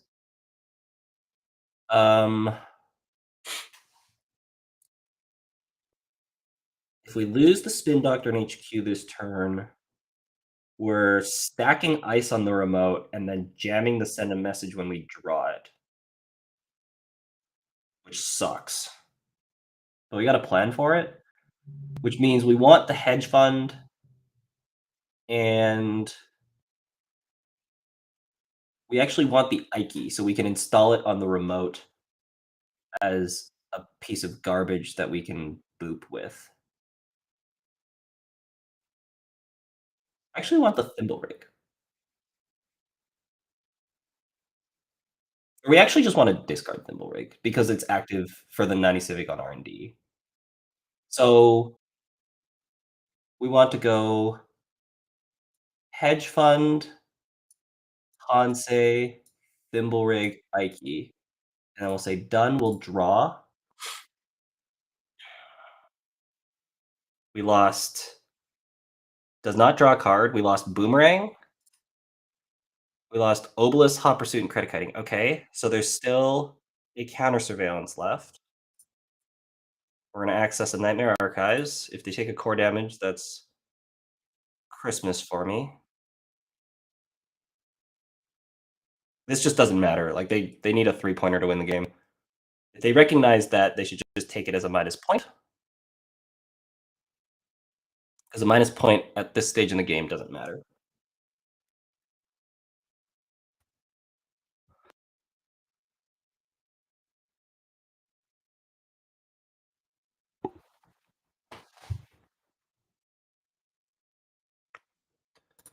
Oh boy, this is interesting. Slightly sweating. They're thinking about it. Please take a core damage.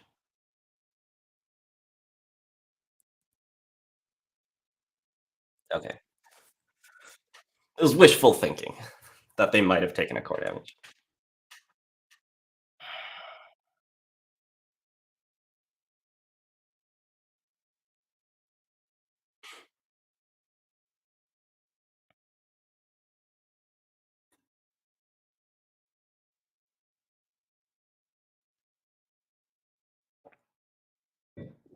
Also, the fact that that run happened is really good for me. Because that cost them a lot of money. And, like, it made sense from the runner's perspective because you've got to flip the cards face up. But I feel like you need to flip the cards face up and then act on it right away. Because otherwise, I'm just going to get more cards in there. And then you're going to have to run it again. And they have 3 clicks, so what am I talking about? They might act on it right away, but I don't see how.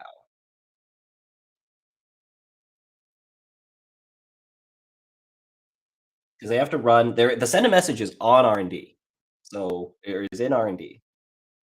So if they run R&D and then I kick them out, like I'm gonna boop them to archives, and then they install counter surveillance and run, and they can pay enough money to get in there and not die, and they do win. Oh.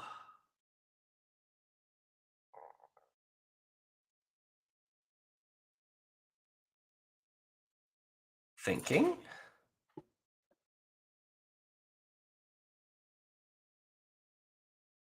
AgInfusion you to archives. And then we lose because you install counter surveillance and you run and you spend. No, actually, then you die to Nanny Civic Grid and an Ike sub.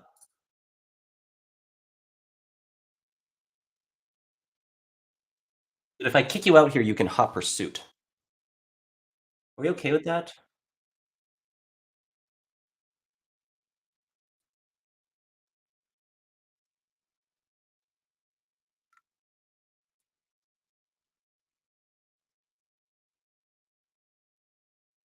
Whatever, we'll just let you in. You might lose the Spin Doctor. Oh.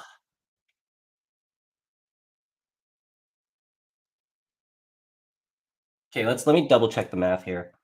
Install, counter serve, hit it. They have 4 credits left to break this Chiashi, which is not enough. So they have to boomerang, take 2 net, and then they get to the Nani Civic, and I kill them with Ike. Did I miss anything?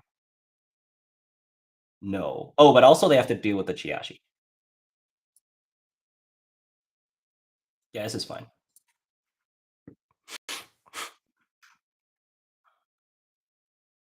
I have to pay 7 here.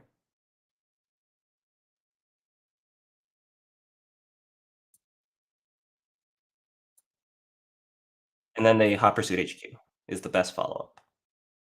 Or they jailbreak HQ again.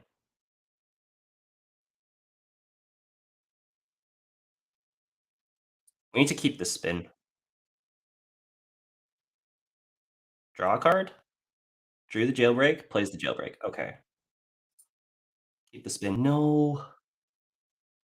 Don't trash it. Don't trash it. Please don't trash it.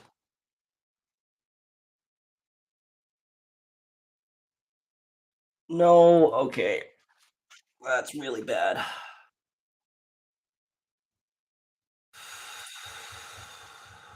Wow. Okay.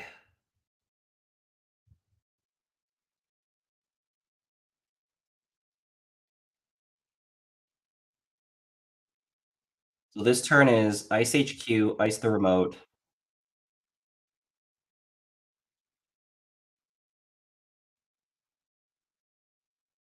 It's draw Ice HQ, Ice the remote, and then next turn we play 2 operations and Anansi on the remote, and then the turn after we score, send a message.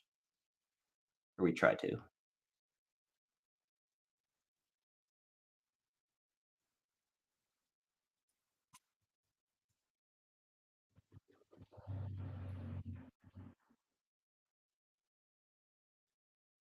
Can I afford to accelerate in that way? We might have to double Ice HQ. No, I don't think so. Actually, we might actually. Let's double Ice HQ. Ice HQ.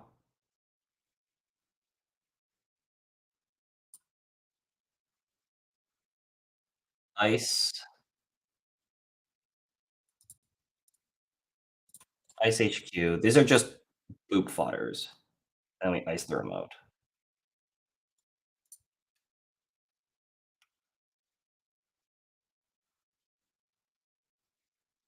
Next turn we go draw.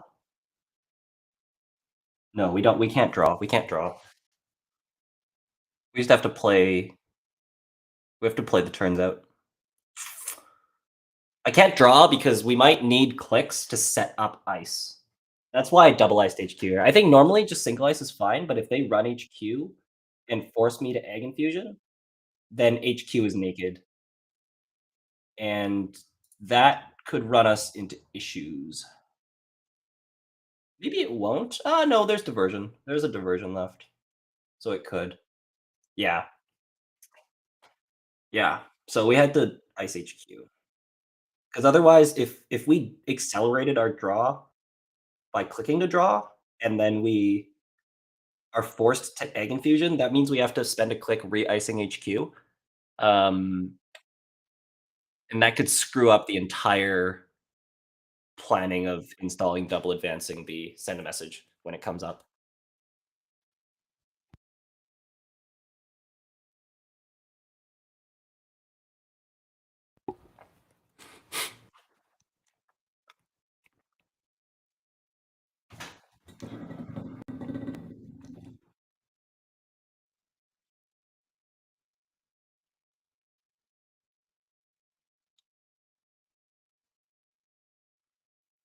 Oh, there was a split on another table. Matushak split his game. I win this, I might make it.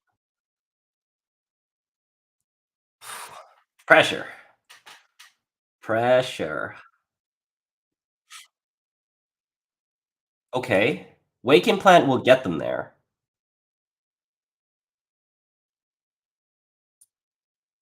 We lost Docklands Pass and Hot Pursuit. Okay, there's still a diversion that we care about, and there's still a counter surveillance that we care about. Oh, but we just get booped here, do we not?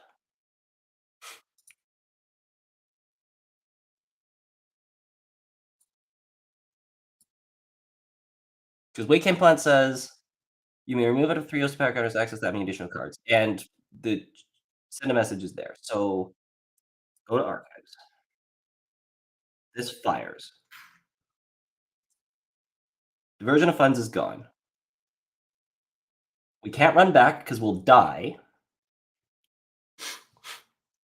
And next turn, we're going to be Hansing a Thimble Rig into the bin.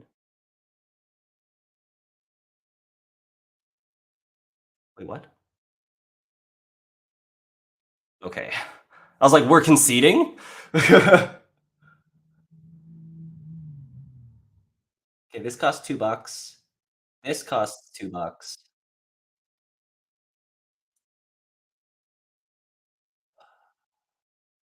We can't res this, because then we can't hedge fund. This seems like a desperate run, so that's good. There's still a counter surveillance. We have to keep this 90 civic grid up. Normally we'd be in such a good position, but Send a message is going to be on top of the deck. Okay. Is there boomerangs left? Potentially. There's potentially a boomerang left.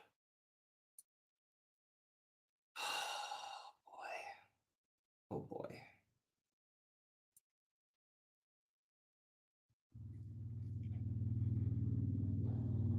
I think I have to put an end the run into archives because Bathinimus dealing 3 net damage will just kill their hand. But unless they play a card, that's not lethal.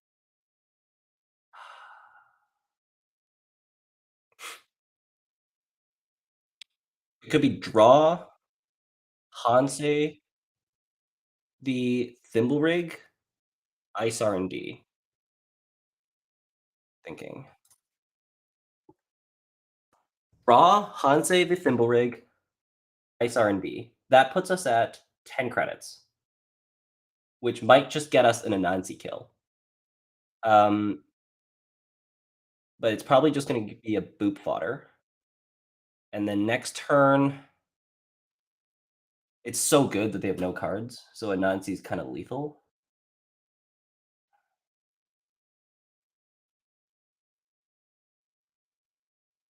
Next turn, we install double advance. They run here. We kick them onto the Chiashi. They have to break it, and they can't eat the Anansi subs, so they don't have enough money. So then they run R&D, and they get a single access on R&D. That's what the game's going to come down to. Except the third send a message will already be in the remote, so I will be safe. Okay. And accelerating the game is good for me. Here. Draw, Hansi, the Thimble Rig. Because it's an end the run. Ice R&D.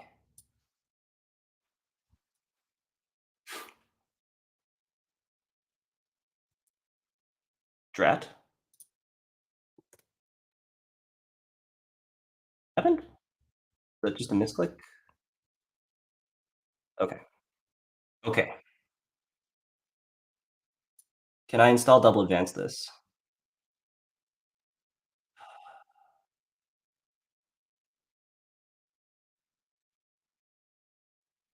Drat the bunny and the ice. Draw? Not sure what drat means.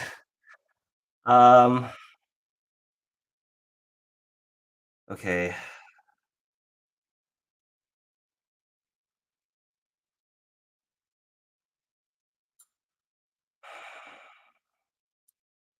I just have to go for it. If they have boomerang... Oh, I still win if they have boomerang. They can't boomerang Anansi. They can boomerang... Okay, if they go boomerang Chiashi, run the remote. And then we go boop them to the Chiashi, they use the boomerang, they redraw the boomerang, and then run the remote. And that... Oh, they don't even need to redraw the boomerang. They would just win the game. They need to have a boomerang. And they have to boomerang the Chiashi. I jam, that's what I lose to. Other lines. They run the remote. We boop them into the Chiashi. They got to pay 7. And then they don't have enough to break the Anansi, and the Anansi kills them. And there's nothing they can do about that. Okay, so they have to have boomerang. But I feel like if they had boomerang, they would have used it last turn.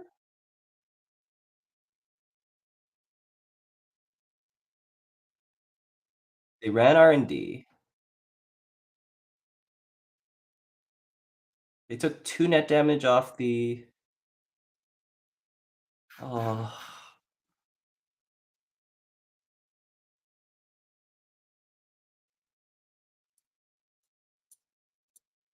Okay. Hope they don't have boomerang. I don't know how much time is left. don't know why, if that's why the judge came into the table. I thought we have 5 minutes left.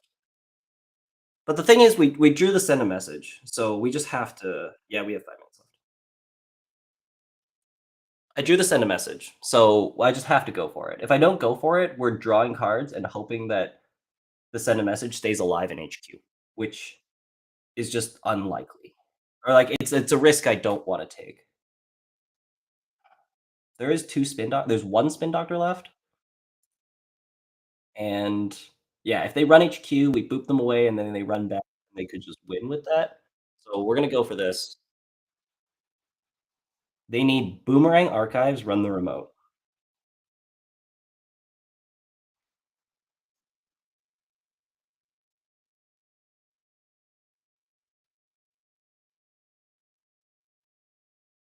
Because they have to break the Anansi. So they have to have 7 when they encounter the Anansi.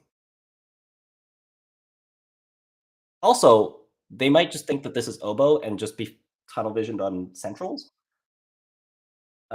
Which is totally fair. And I hope that that's what's happening.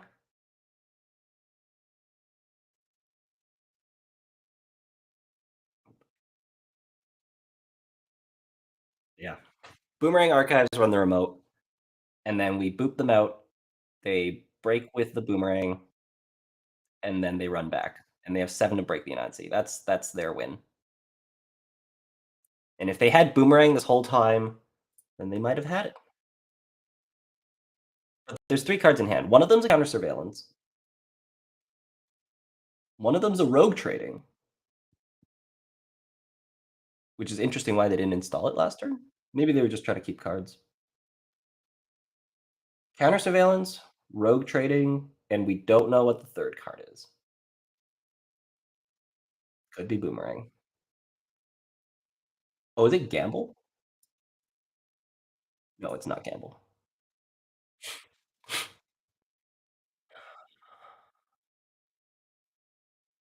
I don't know what the last card is. Hot Pursuit? Nope. Diversions are all here. Jailbreaks are all here. Okay. We've won. Thank goodness. Right? Right.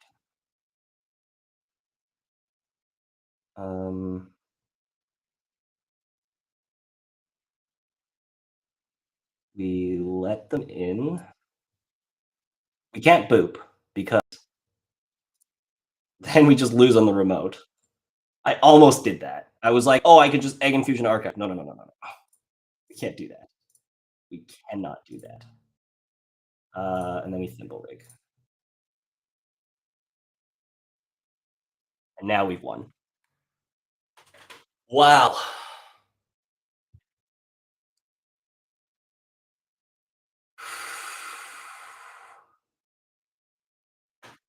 That's it. We got it. That was the hardest fought victory I think I've ever played.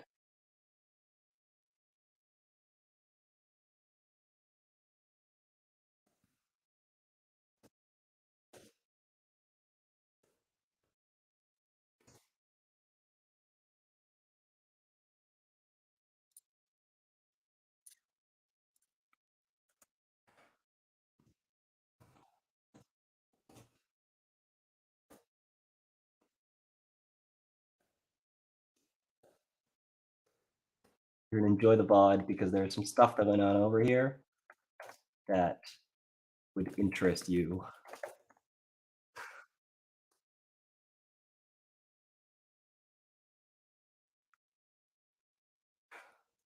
My goodness. That was a 63-minute game. Well, I mean, the thing is, like, we did take our time, and we took our time starting because we knew it was a 2-for-1. But wow.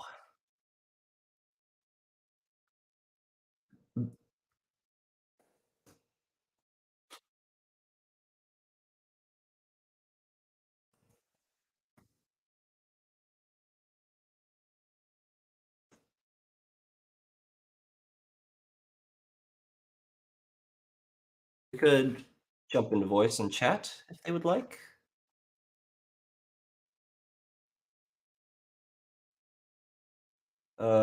We can go to table, what is this, table 10? Table 10.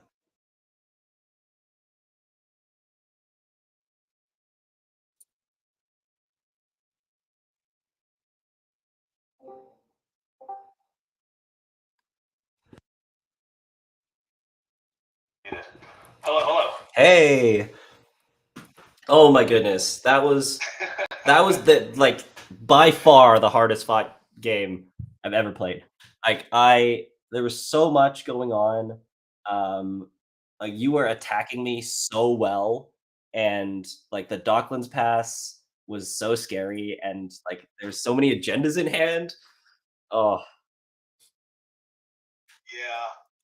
I guess I'm surprised. So like it took me an embarrassing amount of time to realize that it was just the 3-pointers and the 2 Regenesis. And like there wasn't a longevity serum. correct. And then I was like, oh no, I really need to rethink this.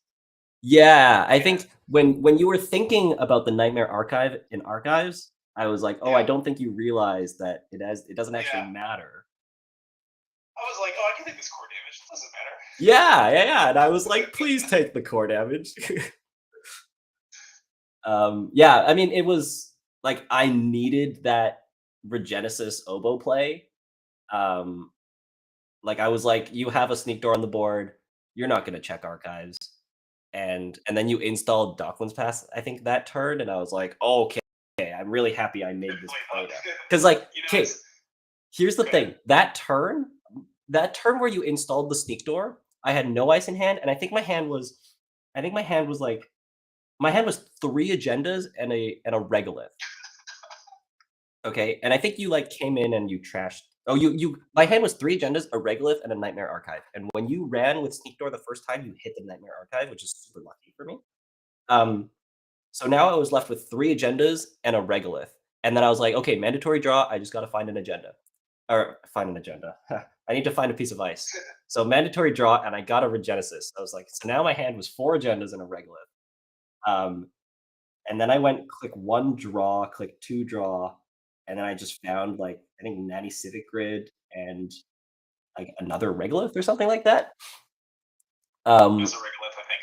Yeah, and then I was like, okay, I probably lost now.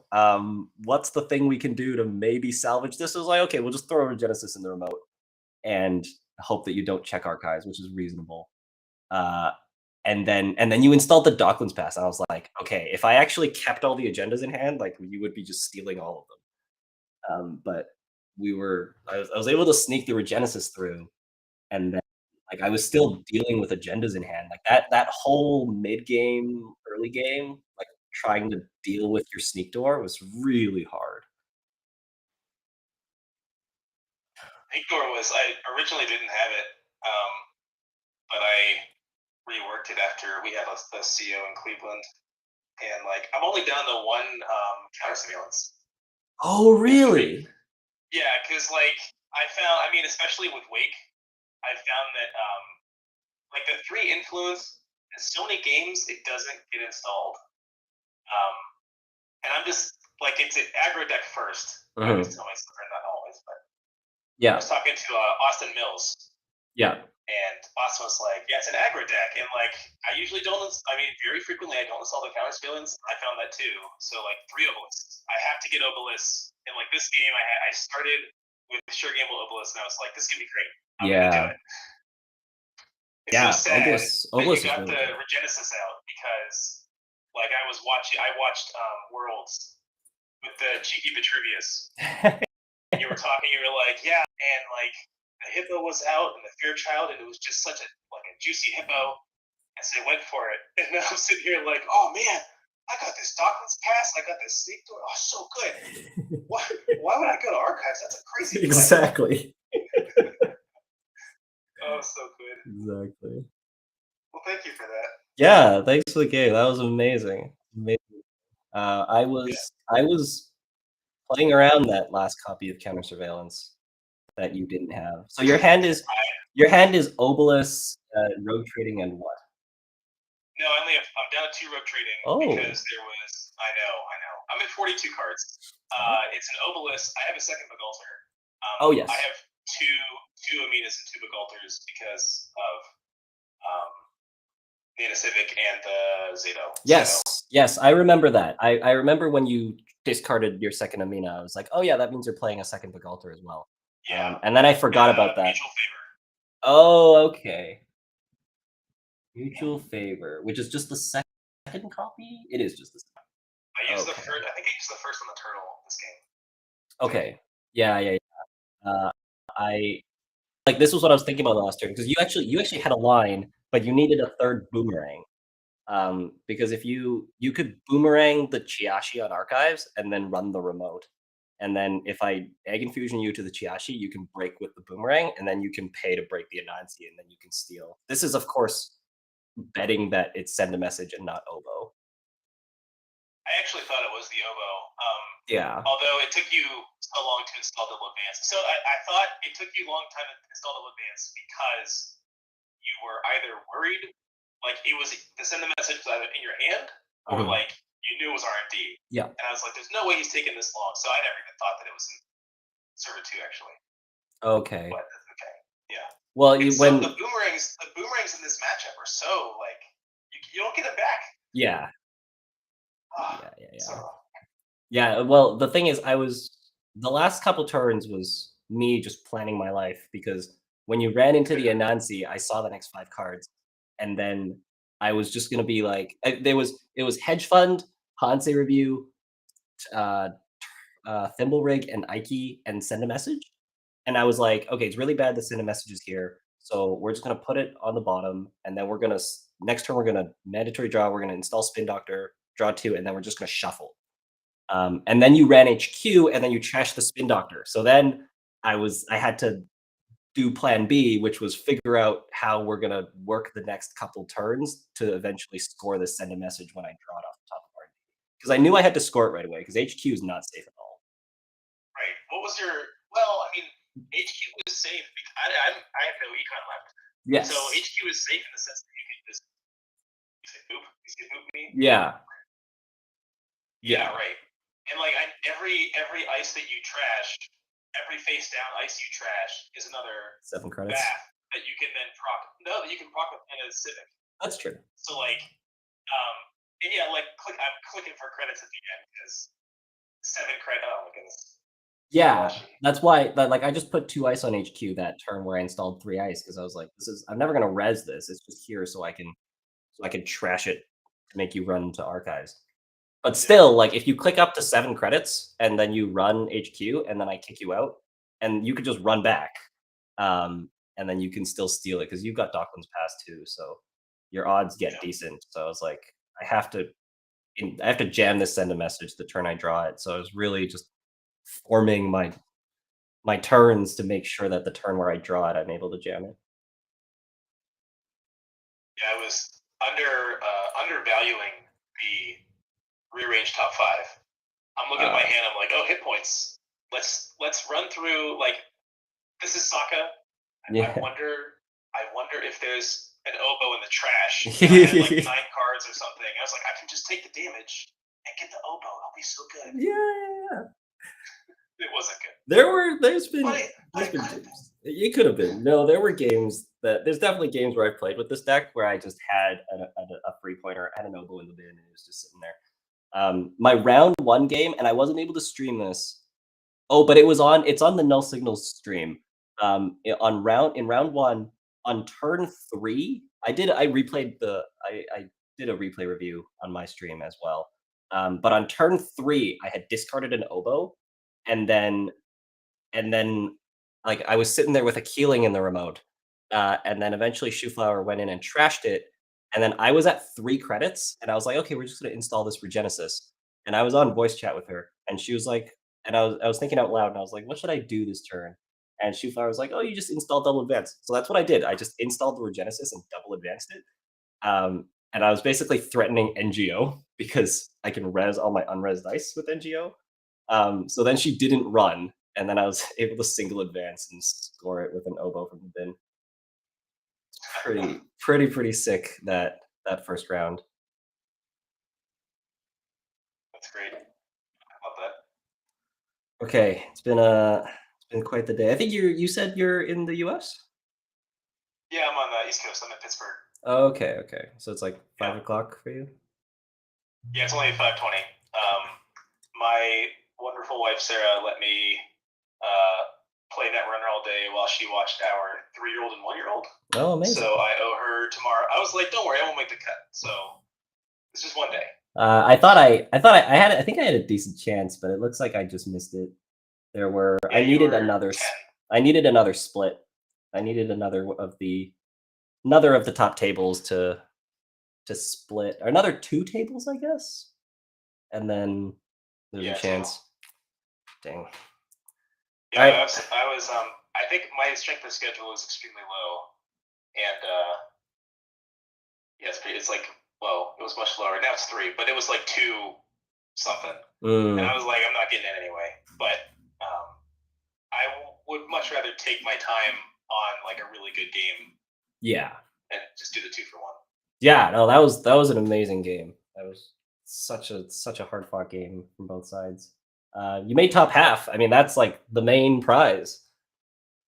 So I started out, I got swept, and then I think it was 1-3 and then 2-4, and then I won everything until now. So that was like so like whenever I was 1-3, I'm like, okay, like I'm out, but maybe I can finish 50-50. And then I was like 2-4, and I was like, it's not looking so good. And then now we're here, so that's good. Yeah. That's fine. Yeah. I mean, made the top half. Yeah. All right. Hey, thanks for the game. Thank you so much for playing. Yeah. Absolutely. Yeah. All right. I will catch you around. Sounds good. See ya. Okay. See ya. Okay. That's the game. That's the tournament. I unfortunately did not make the cut.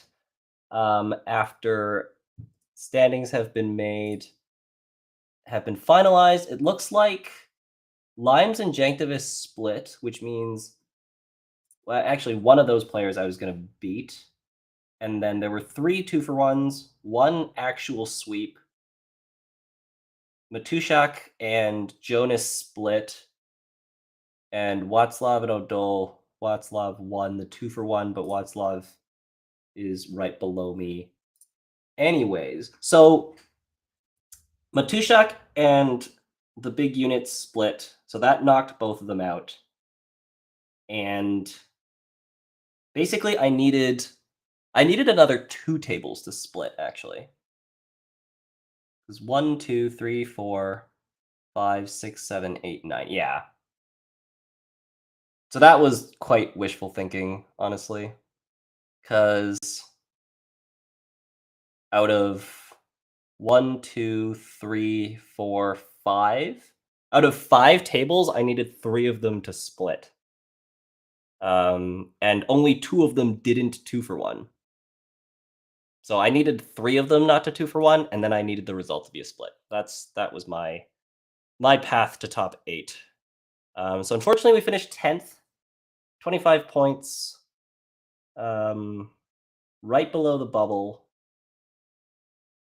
Yeah, I mean, honestly, again, kicking myself over the game against Odol, where I just thought I was going to win, and then made needless mistakes where I found a way to lose. But honestly, like that last game, I really enjoyed it. Like figuring out everything, not having to worry about time, and just like we spent so much time just like sitting there thinking about our turns, and like didn't have to think about time at all. It was really nice. Gotta catch up on chat here. It's been a lot, hey?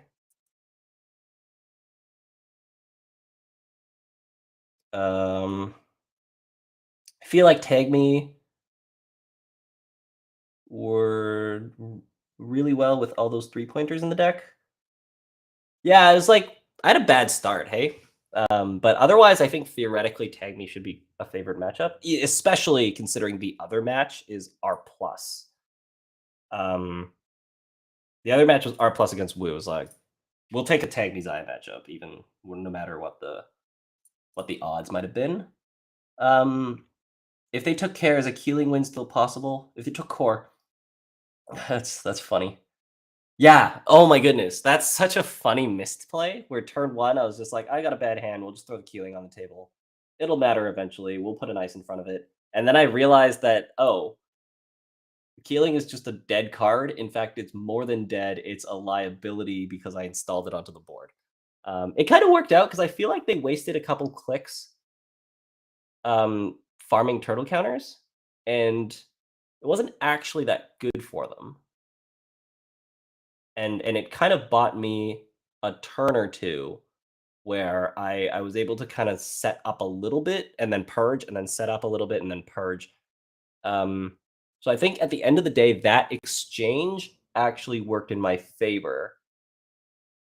But at the same time, like as they were saying, like if they were just out of money, then they're out of money. So I guess they just click for credits. But I think clicking for credits would have been better than trying to get turtle counters, because it didn't actually benefit them all that much. I think only playing 2 rogue trading is really crazy. Because rogue trading is such a good card in Tag Me Zaya. So I think you really want 3, and I was really thinking there would be 3. So the whole time I'm just like, okay, I can do all these things and I can make these plans, but if they install rogue trading, I have to spend a click and 2 to trash it.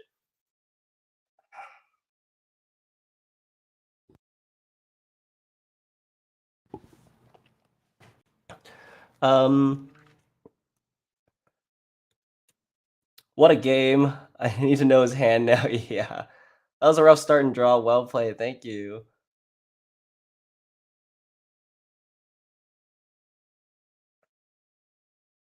Curious what the records of my decks were. Oh, I can go over that. Happy with the lists I ran. Yeah, I am very happy with the lists I ran. I feel like I learned a lot about the Nightmare AgInfusion, and I'm very, very happy with how that deck performed. Yeah, super, super happy with how that deck performed. Big Woo, Tree Woo, not too much new that I learned about it. I learned that we played 6 rounds of Netrunner, and 3 of the rounds I got paired against R+, and that's really unlikely because there are at the start of the tournament there were 74 players and 15 of them were playing R+. I still managed to beat an R+, which I think was just a combination of lucky draw. Well, really, it was just lucky draw. I'm really familiar with R+, so I think that helped me a lot. But the good draws was definitely really helpful as well. And then we kind of saw what happened in the other R+ game in round 3, where I didn't get a good draw, and then you kind of lose because there's nothing you can do if you don't get a good econ draw against R+. There is just nothing you can do. Like you kind of just squeezed. You just get squeezed out of the game. And I decided to take a Into the Depths risk, and that led to a concession, which I think was a great decision because I ended up winning the other game and I didn't have to worry about time. So I was able to take my time and think about my lines in the other game. And that was very much a losing position against the R+. So yeah, so especially game 1, if it was like the second game, I might have thought about it a bit more. But the odds of me drawing into good econ is also kind of tough because in my deck, Woo has a lot of money in it, but in the R+ matchup, in that position, daily cast is not money, environmental testing is not money. So there's only a couple cards I could have drawn. There was a Creative Commission right on top, which we looked at our deck right after. But kind of had to get the money off Into the Depths and install the casts right away. I think that was, even then, I'm super unfavored to win that game. So I'm very happy I made that decision, which was take a risk, and if it doesn't pay off, we're gonna cut the game short and go to the next one. It was really fun to watch too. That game was tight. Yeah, hey, I assume you're talking about actually, which game are you talking about? I missed that message. That was sent 5 minutes ago. So I'm not sure which match I was talking about, but yeah, no, I think I'm quite happy with the decks that I brought. I think you're definitely going to see the AgInfusion more from me, from other players. I'll probably post it. Yeah, I mean, I'll definitely post it. I'm not going to do much of a write-up because I don't really have time. And then I got to figure out the situation with my stream. The very last one. Yeah. The very last one was...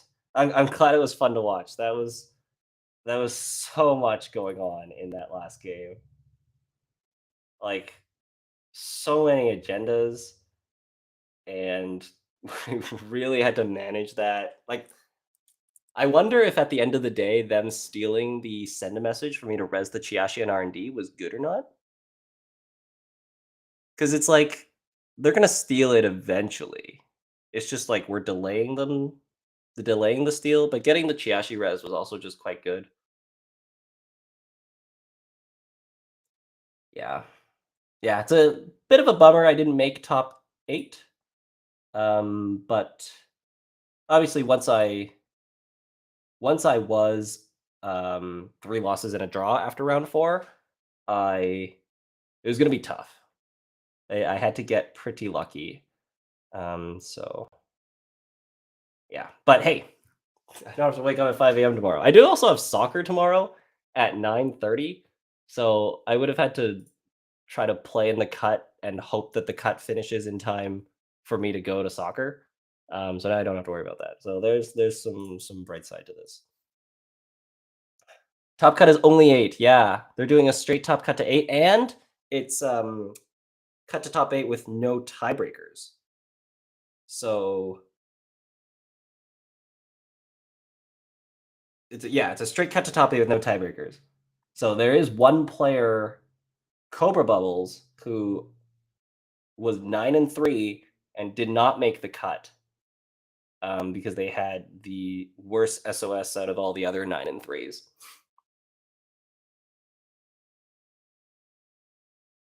Yeah, so that's the situation. I think they're trying to get rid of tiebreakers, and they're also getting rid of buys.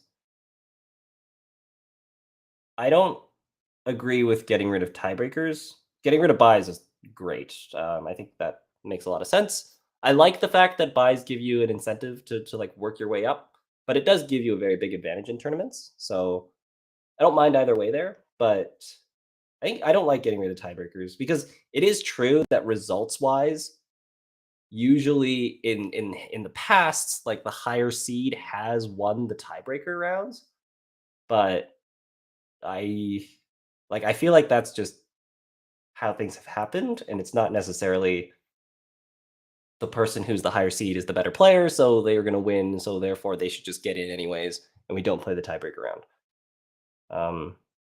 Because if somebody takes an early loss and then they have to submarine up, then their SOS is going to be bad, and if they don't get a tiebreaker, that really screws up how you go about the rounds. I feel like if you get swept early.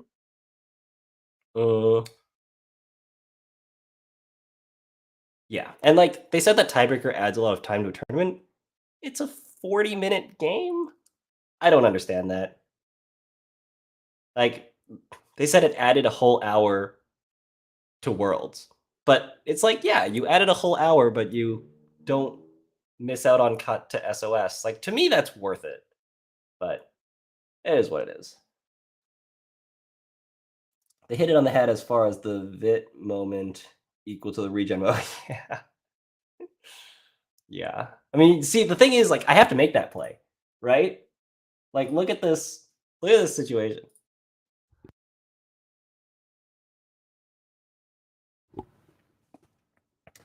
Where are we at?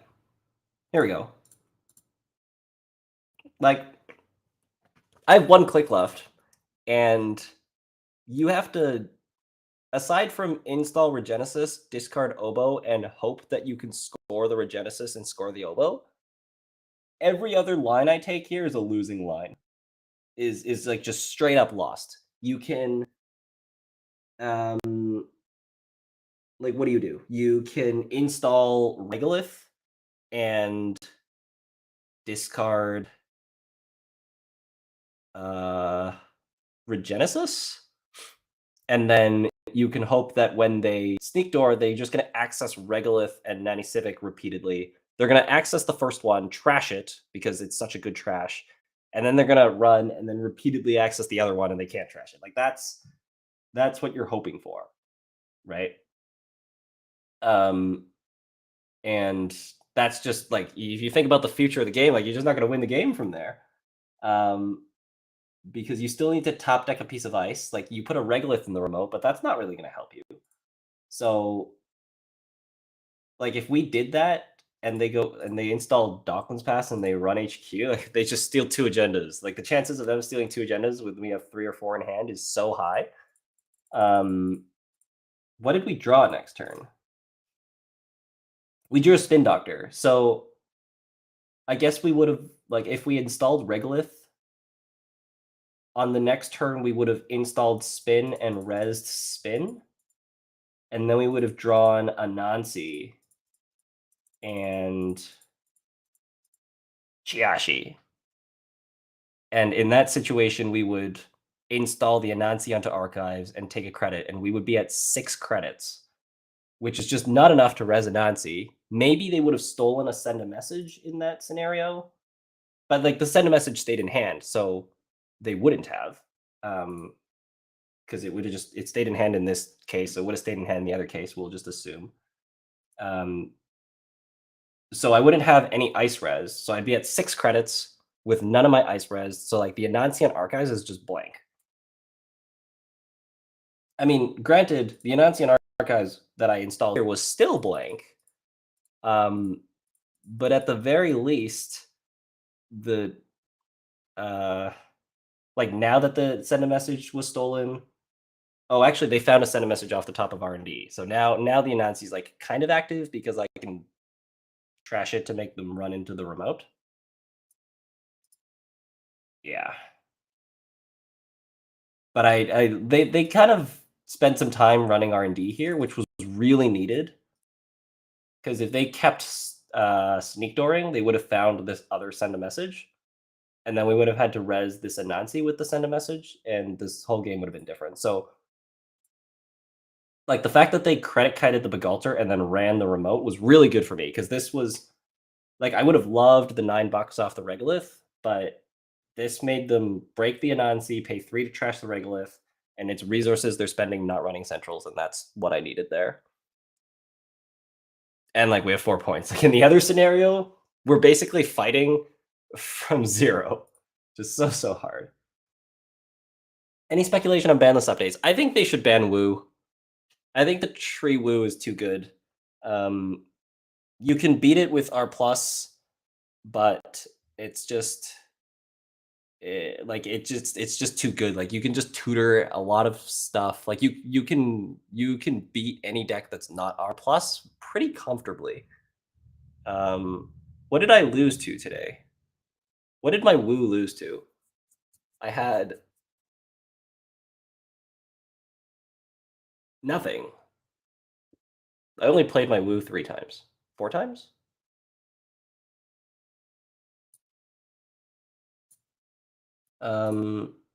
Yeah, I had the draw against Odol. And I lost to R+. Like, yeah, like I think other than R+, like the Woo beats a lot of stuff, and it's really good.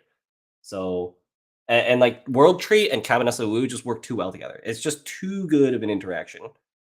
Because you can, like, you get a Flame Out, and you Woo out the Mayfly, and then you run, and then you break for free with Flame Out, and then you turn the Mayfly into the breaker of the subtype that they just rezzed. So they res like a barrier, and then you turn the Mayfly into a cleaver, and you have Boat as well.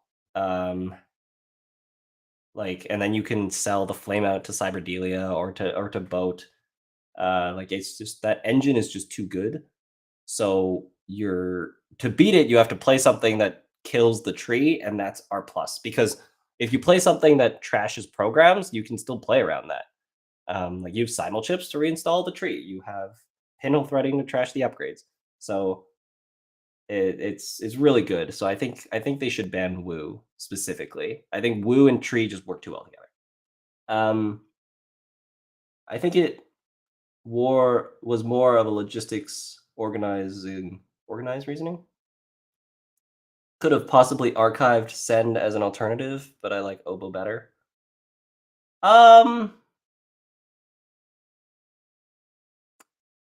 That's true. That's an interesting thought. Because if they steal the Oboe, then I lose anyways. So we're not actually thinking that much about the defensive capabilities of this agenda that we're throwing into archives.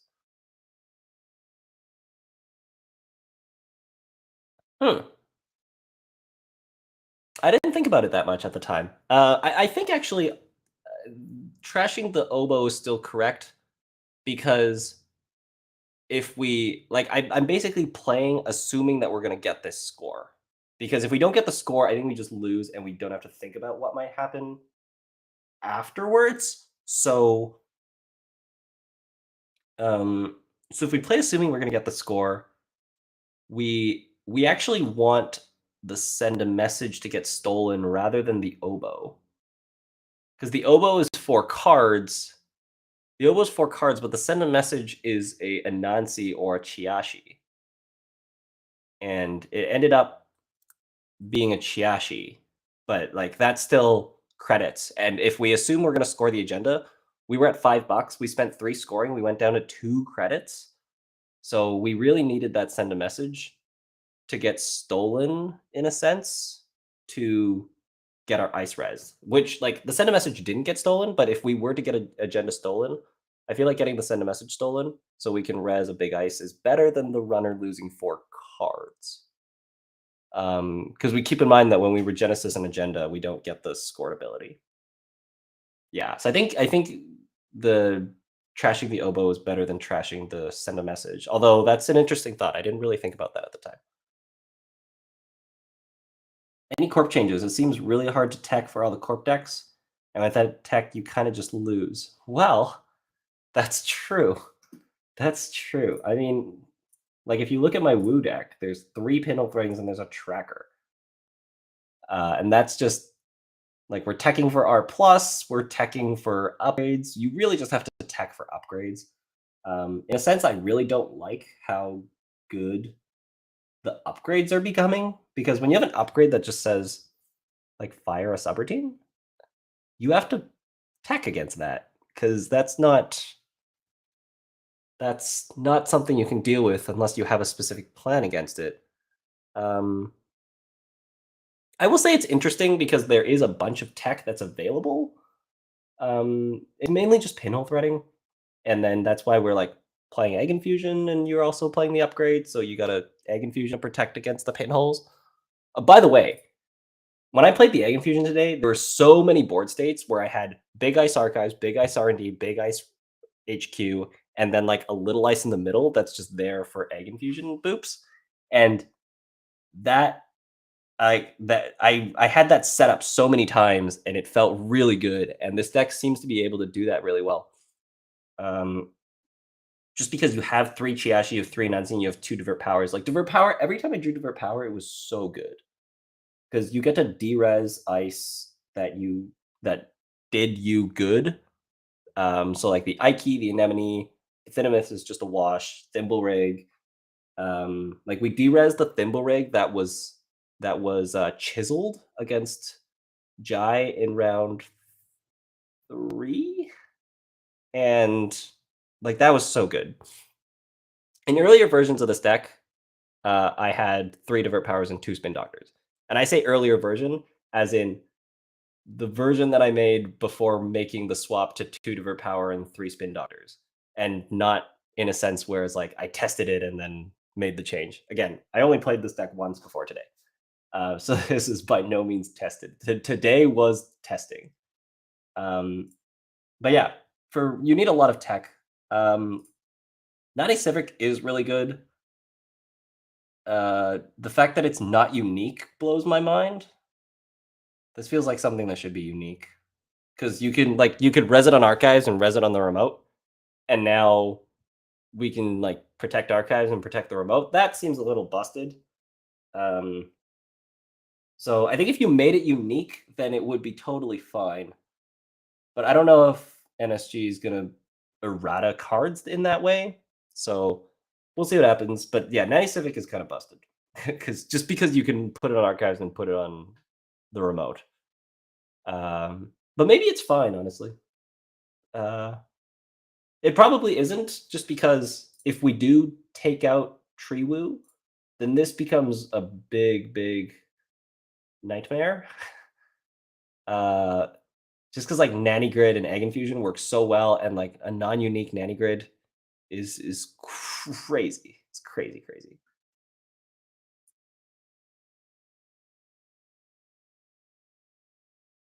Agreed. Without Pinhole or Light the Fire, how do you even interact with that in Zato? Yeah, you don't. You don't. Like, you have to have Pinhole or Light the Fire, or you just have to not run that server. Yeah. There is no way, really. I would like, especially because Nanny Grid is not unique. And is Zato unique? I don't think Zato is unique either. Zato is not unique. But Zato doesn't matter as much in terms of being unique, because Zato just trashes your ice.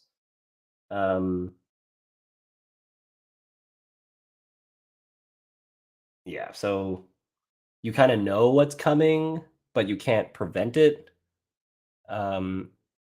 That's more okay. Zato's more okay than Nanny Grid, because you can like, people are playing tier in AgInfusion is because you can fire the subroutines on tier with Nanny Grid. But if you fire the subroutines on tier with Zato Grid, then you actually have to pay 10 to res the tier, and then you trash it.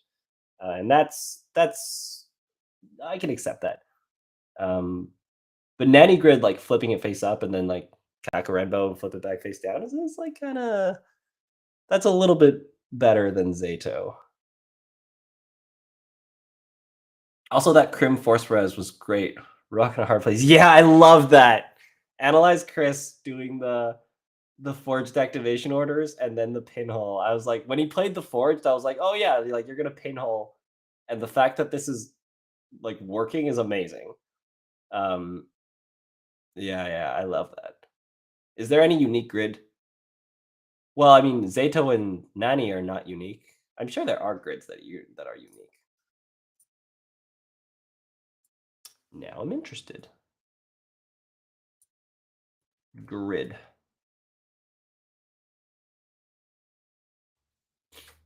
There are 32 grids, and none of them are unique. There are 32 grids, and none of them are unique. That is the answer.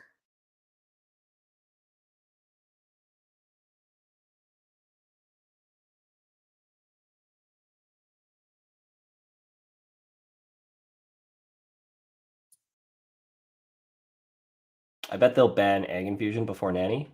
Oh, I can see that. Yeah, that's true. Like they just released the card. We're not going to ban the card we just released. That makes sense. So yeah, I bet they'll ban AgInfusion before Nanny. I would agree with you, actually. I didn't think about it too much, but I would agree with you. They'll ban AgInfusion before Nanny Grid. Yeah, this tech's super fun. This AgInfusion is really fun. It does take a while though. Zato is remote only, at least. Oh yeah, I forgot about that. Zato is remote only. I totally forgot about that. Yeah, that makes it definitely fine. Like, and I think people were saying this too. Like, why isn't Nanny Civic Grid remote only? Because that would make it totally fine. But unique would kind of do the same thing, because unique is like you can only have it in one place. If you have it on a central, I can't run that central. If you have it on archives, I can't run archives. That's kind of okay. But like putting Zato on archives kind of feels like putting hired help on HQ. It's like you can't run HQ unless you've forfeited an agenda or you've made a successful run on HQ this turn. I played a deck when in that time frame where hired help was legal, where I would play Scorpios because I have a 40 card deck, and my agenda suite was government takeover and 3 vanity projects. So that's 18 points, and there's only 4 agendas in the deck. And I would and I'd play localized product line and hired help. And localized product line searches for hired help, and then I would use like fast track to search for all my agendas, and then I would get all 4 of my agendas into hand, and then put the hired help on HQ. So now it's just not possible for you to run HQ, and all the agendas are there. And then I filled the deck with fake points. So we're playing like Echo Chamber and False Flag, and I would just like start advancing these like fake points. And then the runner would have to go deal with them. And they would like take tags with False Flag and like take net damage off Gene Splicer. And they just have to wait for all the fake points to run out because I'm just sitting there with 4 agendas in hand. That's evil, yeah. It was pretty evil. Egg into Danny feels like Woo to World Tree. Yeah, it's not as bad. But it definitely synergizes really well because you like pre-run archives and then like AgInfusion you away. You have to break the ice you're encountering now because of the AgInfusion, and now you got to run archives again. That's definitely a really good interaction. But like Woo to World Tree is like on a totally other level because Woo is like searching for a program which is worth a click, and then installing that program, which is worth another click. And it's also giving you a 1 credit discount, which is, I guess, worth a 1 credit discount if you're installing something that's worth money. So it's like 2 clicks and a credit of value in 1 click. And like the fact that you're like searching for it and installing it is just, that's like almost better than 2 clicks and a credit of value because you're searching. And like searching being worth 1 click is very, very generous. Like it's probably worth more than 1 click. And then the downside of Woo is like it gets RFG'd at the end of the turn. So that's why Woo was balanced. And now we can just turn that program into something else and get a 3 credit discount. And like that's pretty busted because we're getting a World Tree trigger. We're trashing a card that we just searched out of our deck, and now there's completely no downside to Woo. So like that synergy is on a totally other level. And to think that apparently during testing they were testing World Tree Woo with Rozekis, which like in theory sounds much better than the current version of Tree Woo. It adds an interesting MU situation to the deck though, because obviously Rozeki costs MU, and like you already want a lot of things that cost MU, so you probably play like Cyberdelia and T400, which I know the other versions of Tree Woo are. We have stats on percentage of players on Woo today.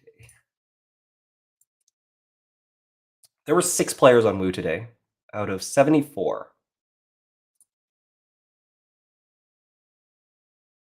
This is the Cobra link. But I'm gonna, yeah. There were 6 players on Woo today out of 74, and I played against Aaron round 1, and Aaron was one of them. So it was me, it was Aaron, it's 4 other players. Yeah. Okay, that's all for the stream. Again, like I couldn't figure things out at the very start, so unfortunately this doesn't capture what happened in the first game of round 1. The second game of round 1 and the first game of round 2, I did do a little bit of a replay review. That will be in the description. You can find that in the timestamps if you want to look at the replay review. It's pretty quick. I go over it pretty quick. My game against Aaron in round 1, the second game where I was playing AgInfusion against Cabanessa, is a majority of that game is on the Null Signal Games stream. So if you're interested in that it is on there, but also just check out their stream. They streamed the entire tournament today as well. I'm not sure what games they did, but definitely check that out if you're looking for more games. Yes, so yeah, the tournament, I guess it's intimidating to pilot. Oh yeah, the Woo is definitely very intimidating to pilot. There's a lot you have to remember. And I tried to play it in person, like 80 cards, and it's kind of fine. Like there is a lot of shuffling, and like you're shuffling a big deck, but the thing that takes the most time is actually finding the card. Is like, okay, I'm gonna install my buzzsaw, and then you gotta like flip through the cards and try to find it. So that's the thing that actually takes the most time. Because on JNet, it just gives you a list that you just click on it. Like so much time is saved that way. It was interesting though. I found it like it was just an interesting experience having like such an 80 card deck that I was slowly whittling down as I was going through the game, and it gets easier and easier to shuffle. Whereas usually it's like the deck is easy to shuffle to begin with, and then it gets smaller and smaller, and then like you don't really think about it. Like the difficulty of shuffling doesn't change, but it gets so much easier to shuffle as you go. It was really interesting. But yeah, the tournament is over. The Cobra link I just posted into the chat. I finished 10th. We needed another 2 tables to split. Didn't get it. Threw a game in round 4 that I'm still regretting, but had a sick last game. Do check out the last game if you are going to watch any of them. That was a crazy game. So much planning and had to go into that last game. So yeah, do check that out. Yeah, and thank you so much, everybody, for hanging out. And I hope everybody enjoys the Top Cut tomorrow. I will not be streaming as I will not be playing, so I will not be waking up at 5 a.m. But I'm sure Null Signal Games will be running their stream, so you can check that out. Okay, everybody, thank you so much once again, and until the next one, which don't know when, but yeah, Lost Will's been super busy, and yeah, there's a lot to do, so I wouldn't be totally surprised if I don't stream for the rest of the next couple months until I'm done the semester in April. If an event comes up, if I magically have time somehow, which I think I highly doubt, then I might stream. But yeah, until the next one, I will see y'all later. Thanks for hanging out.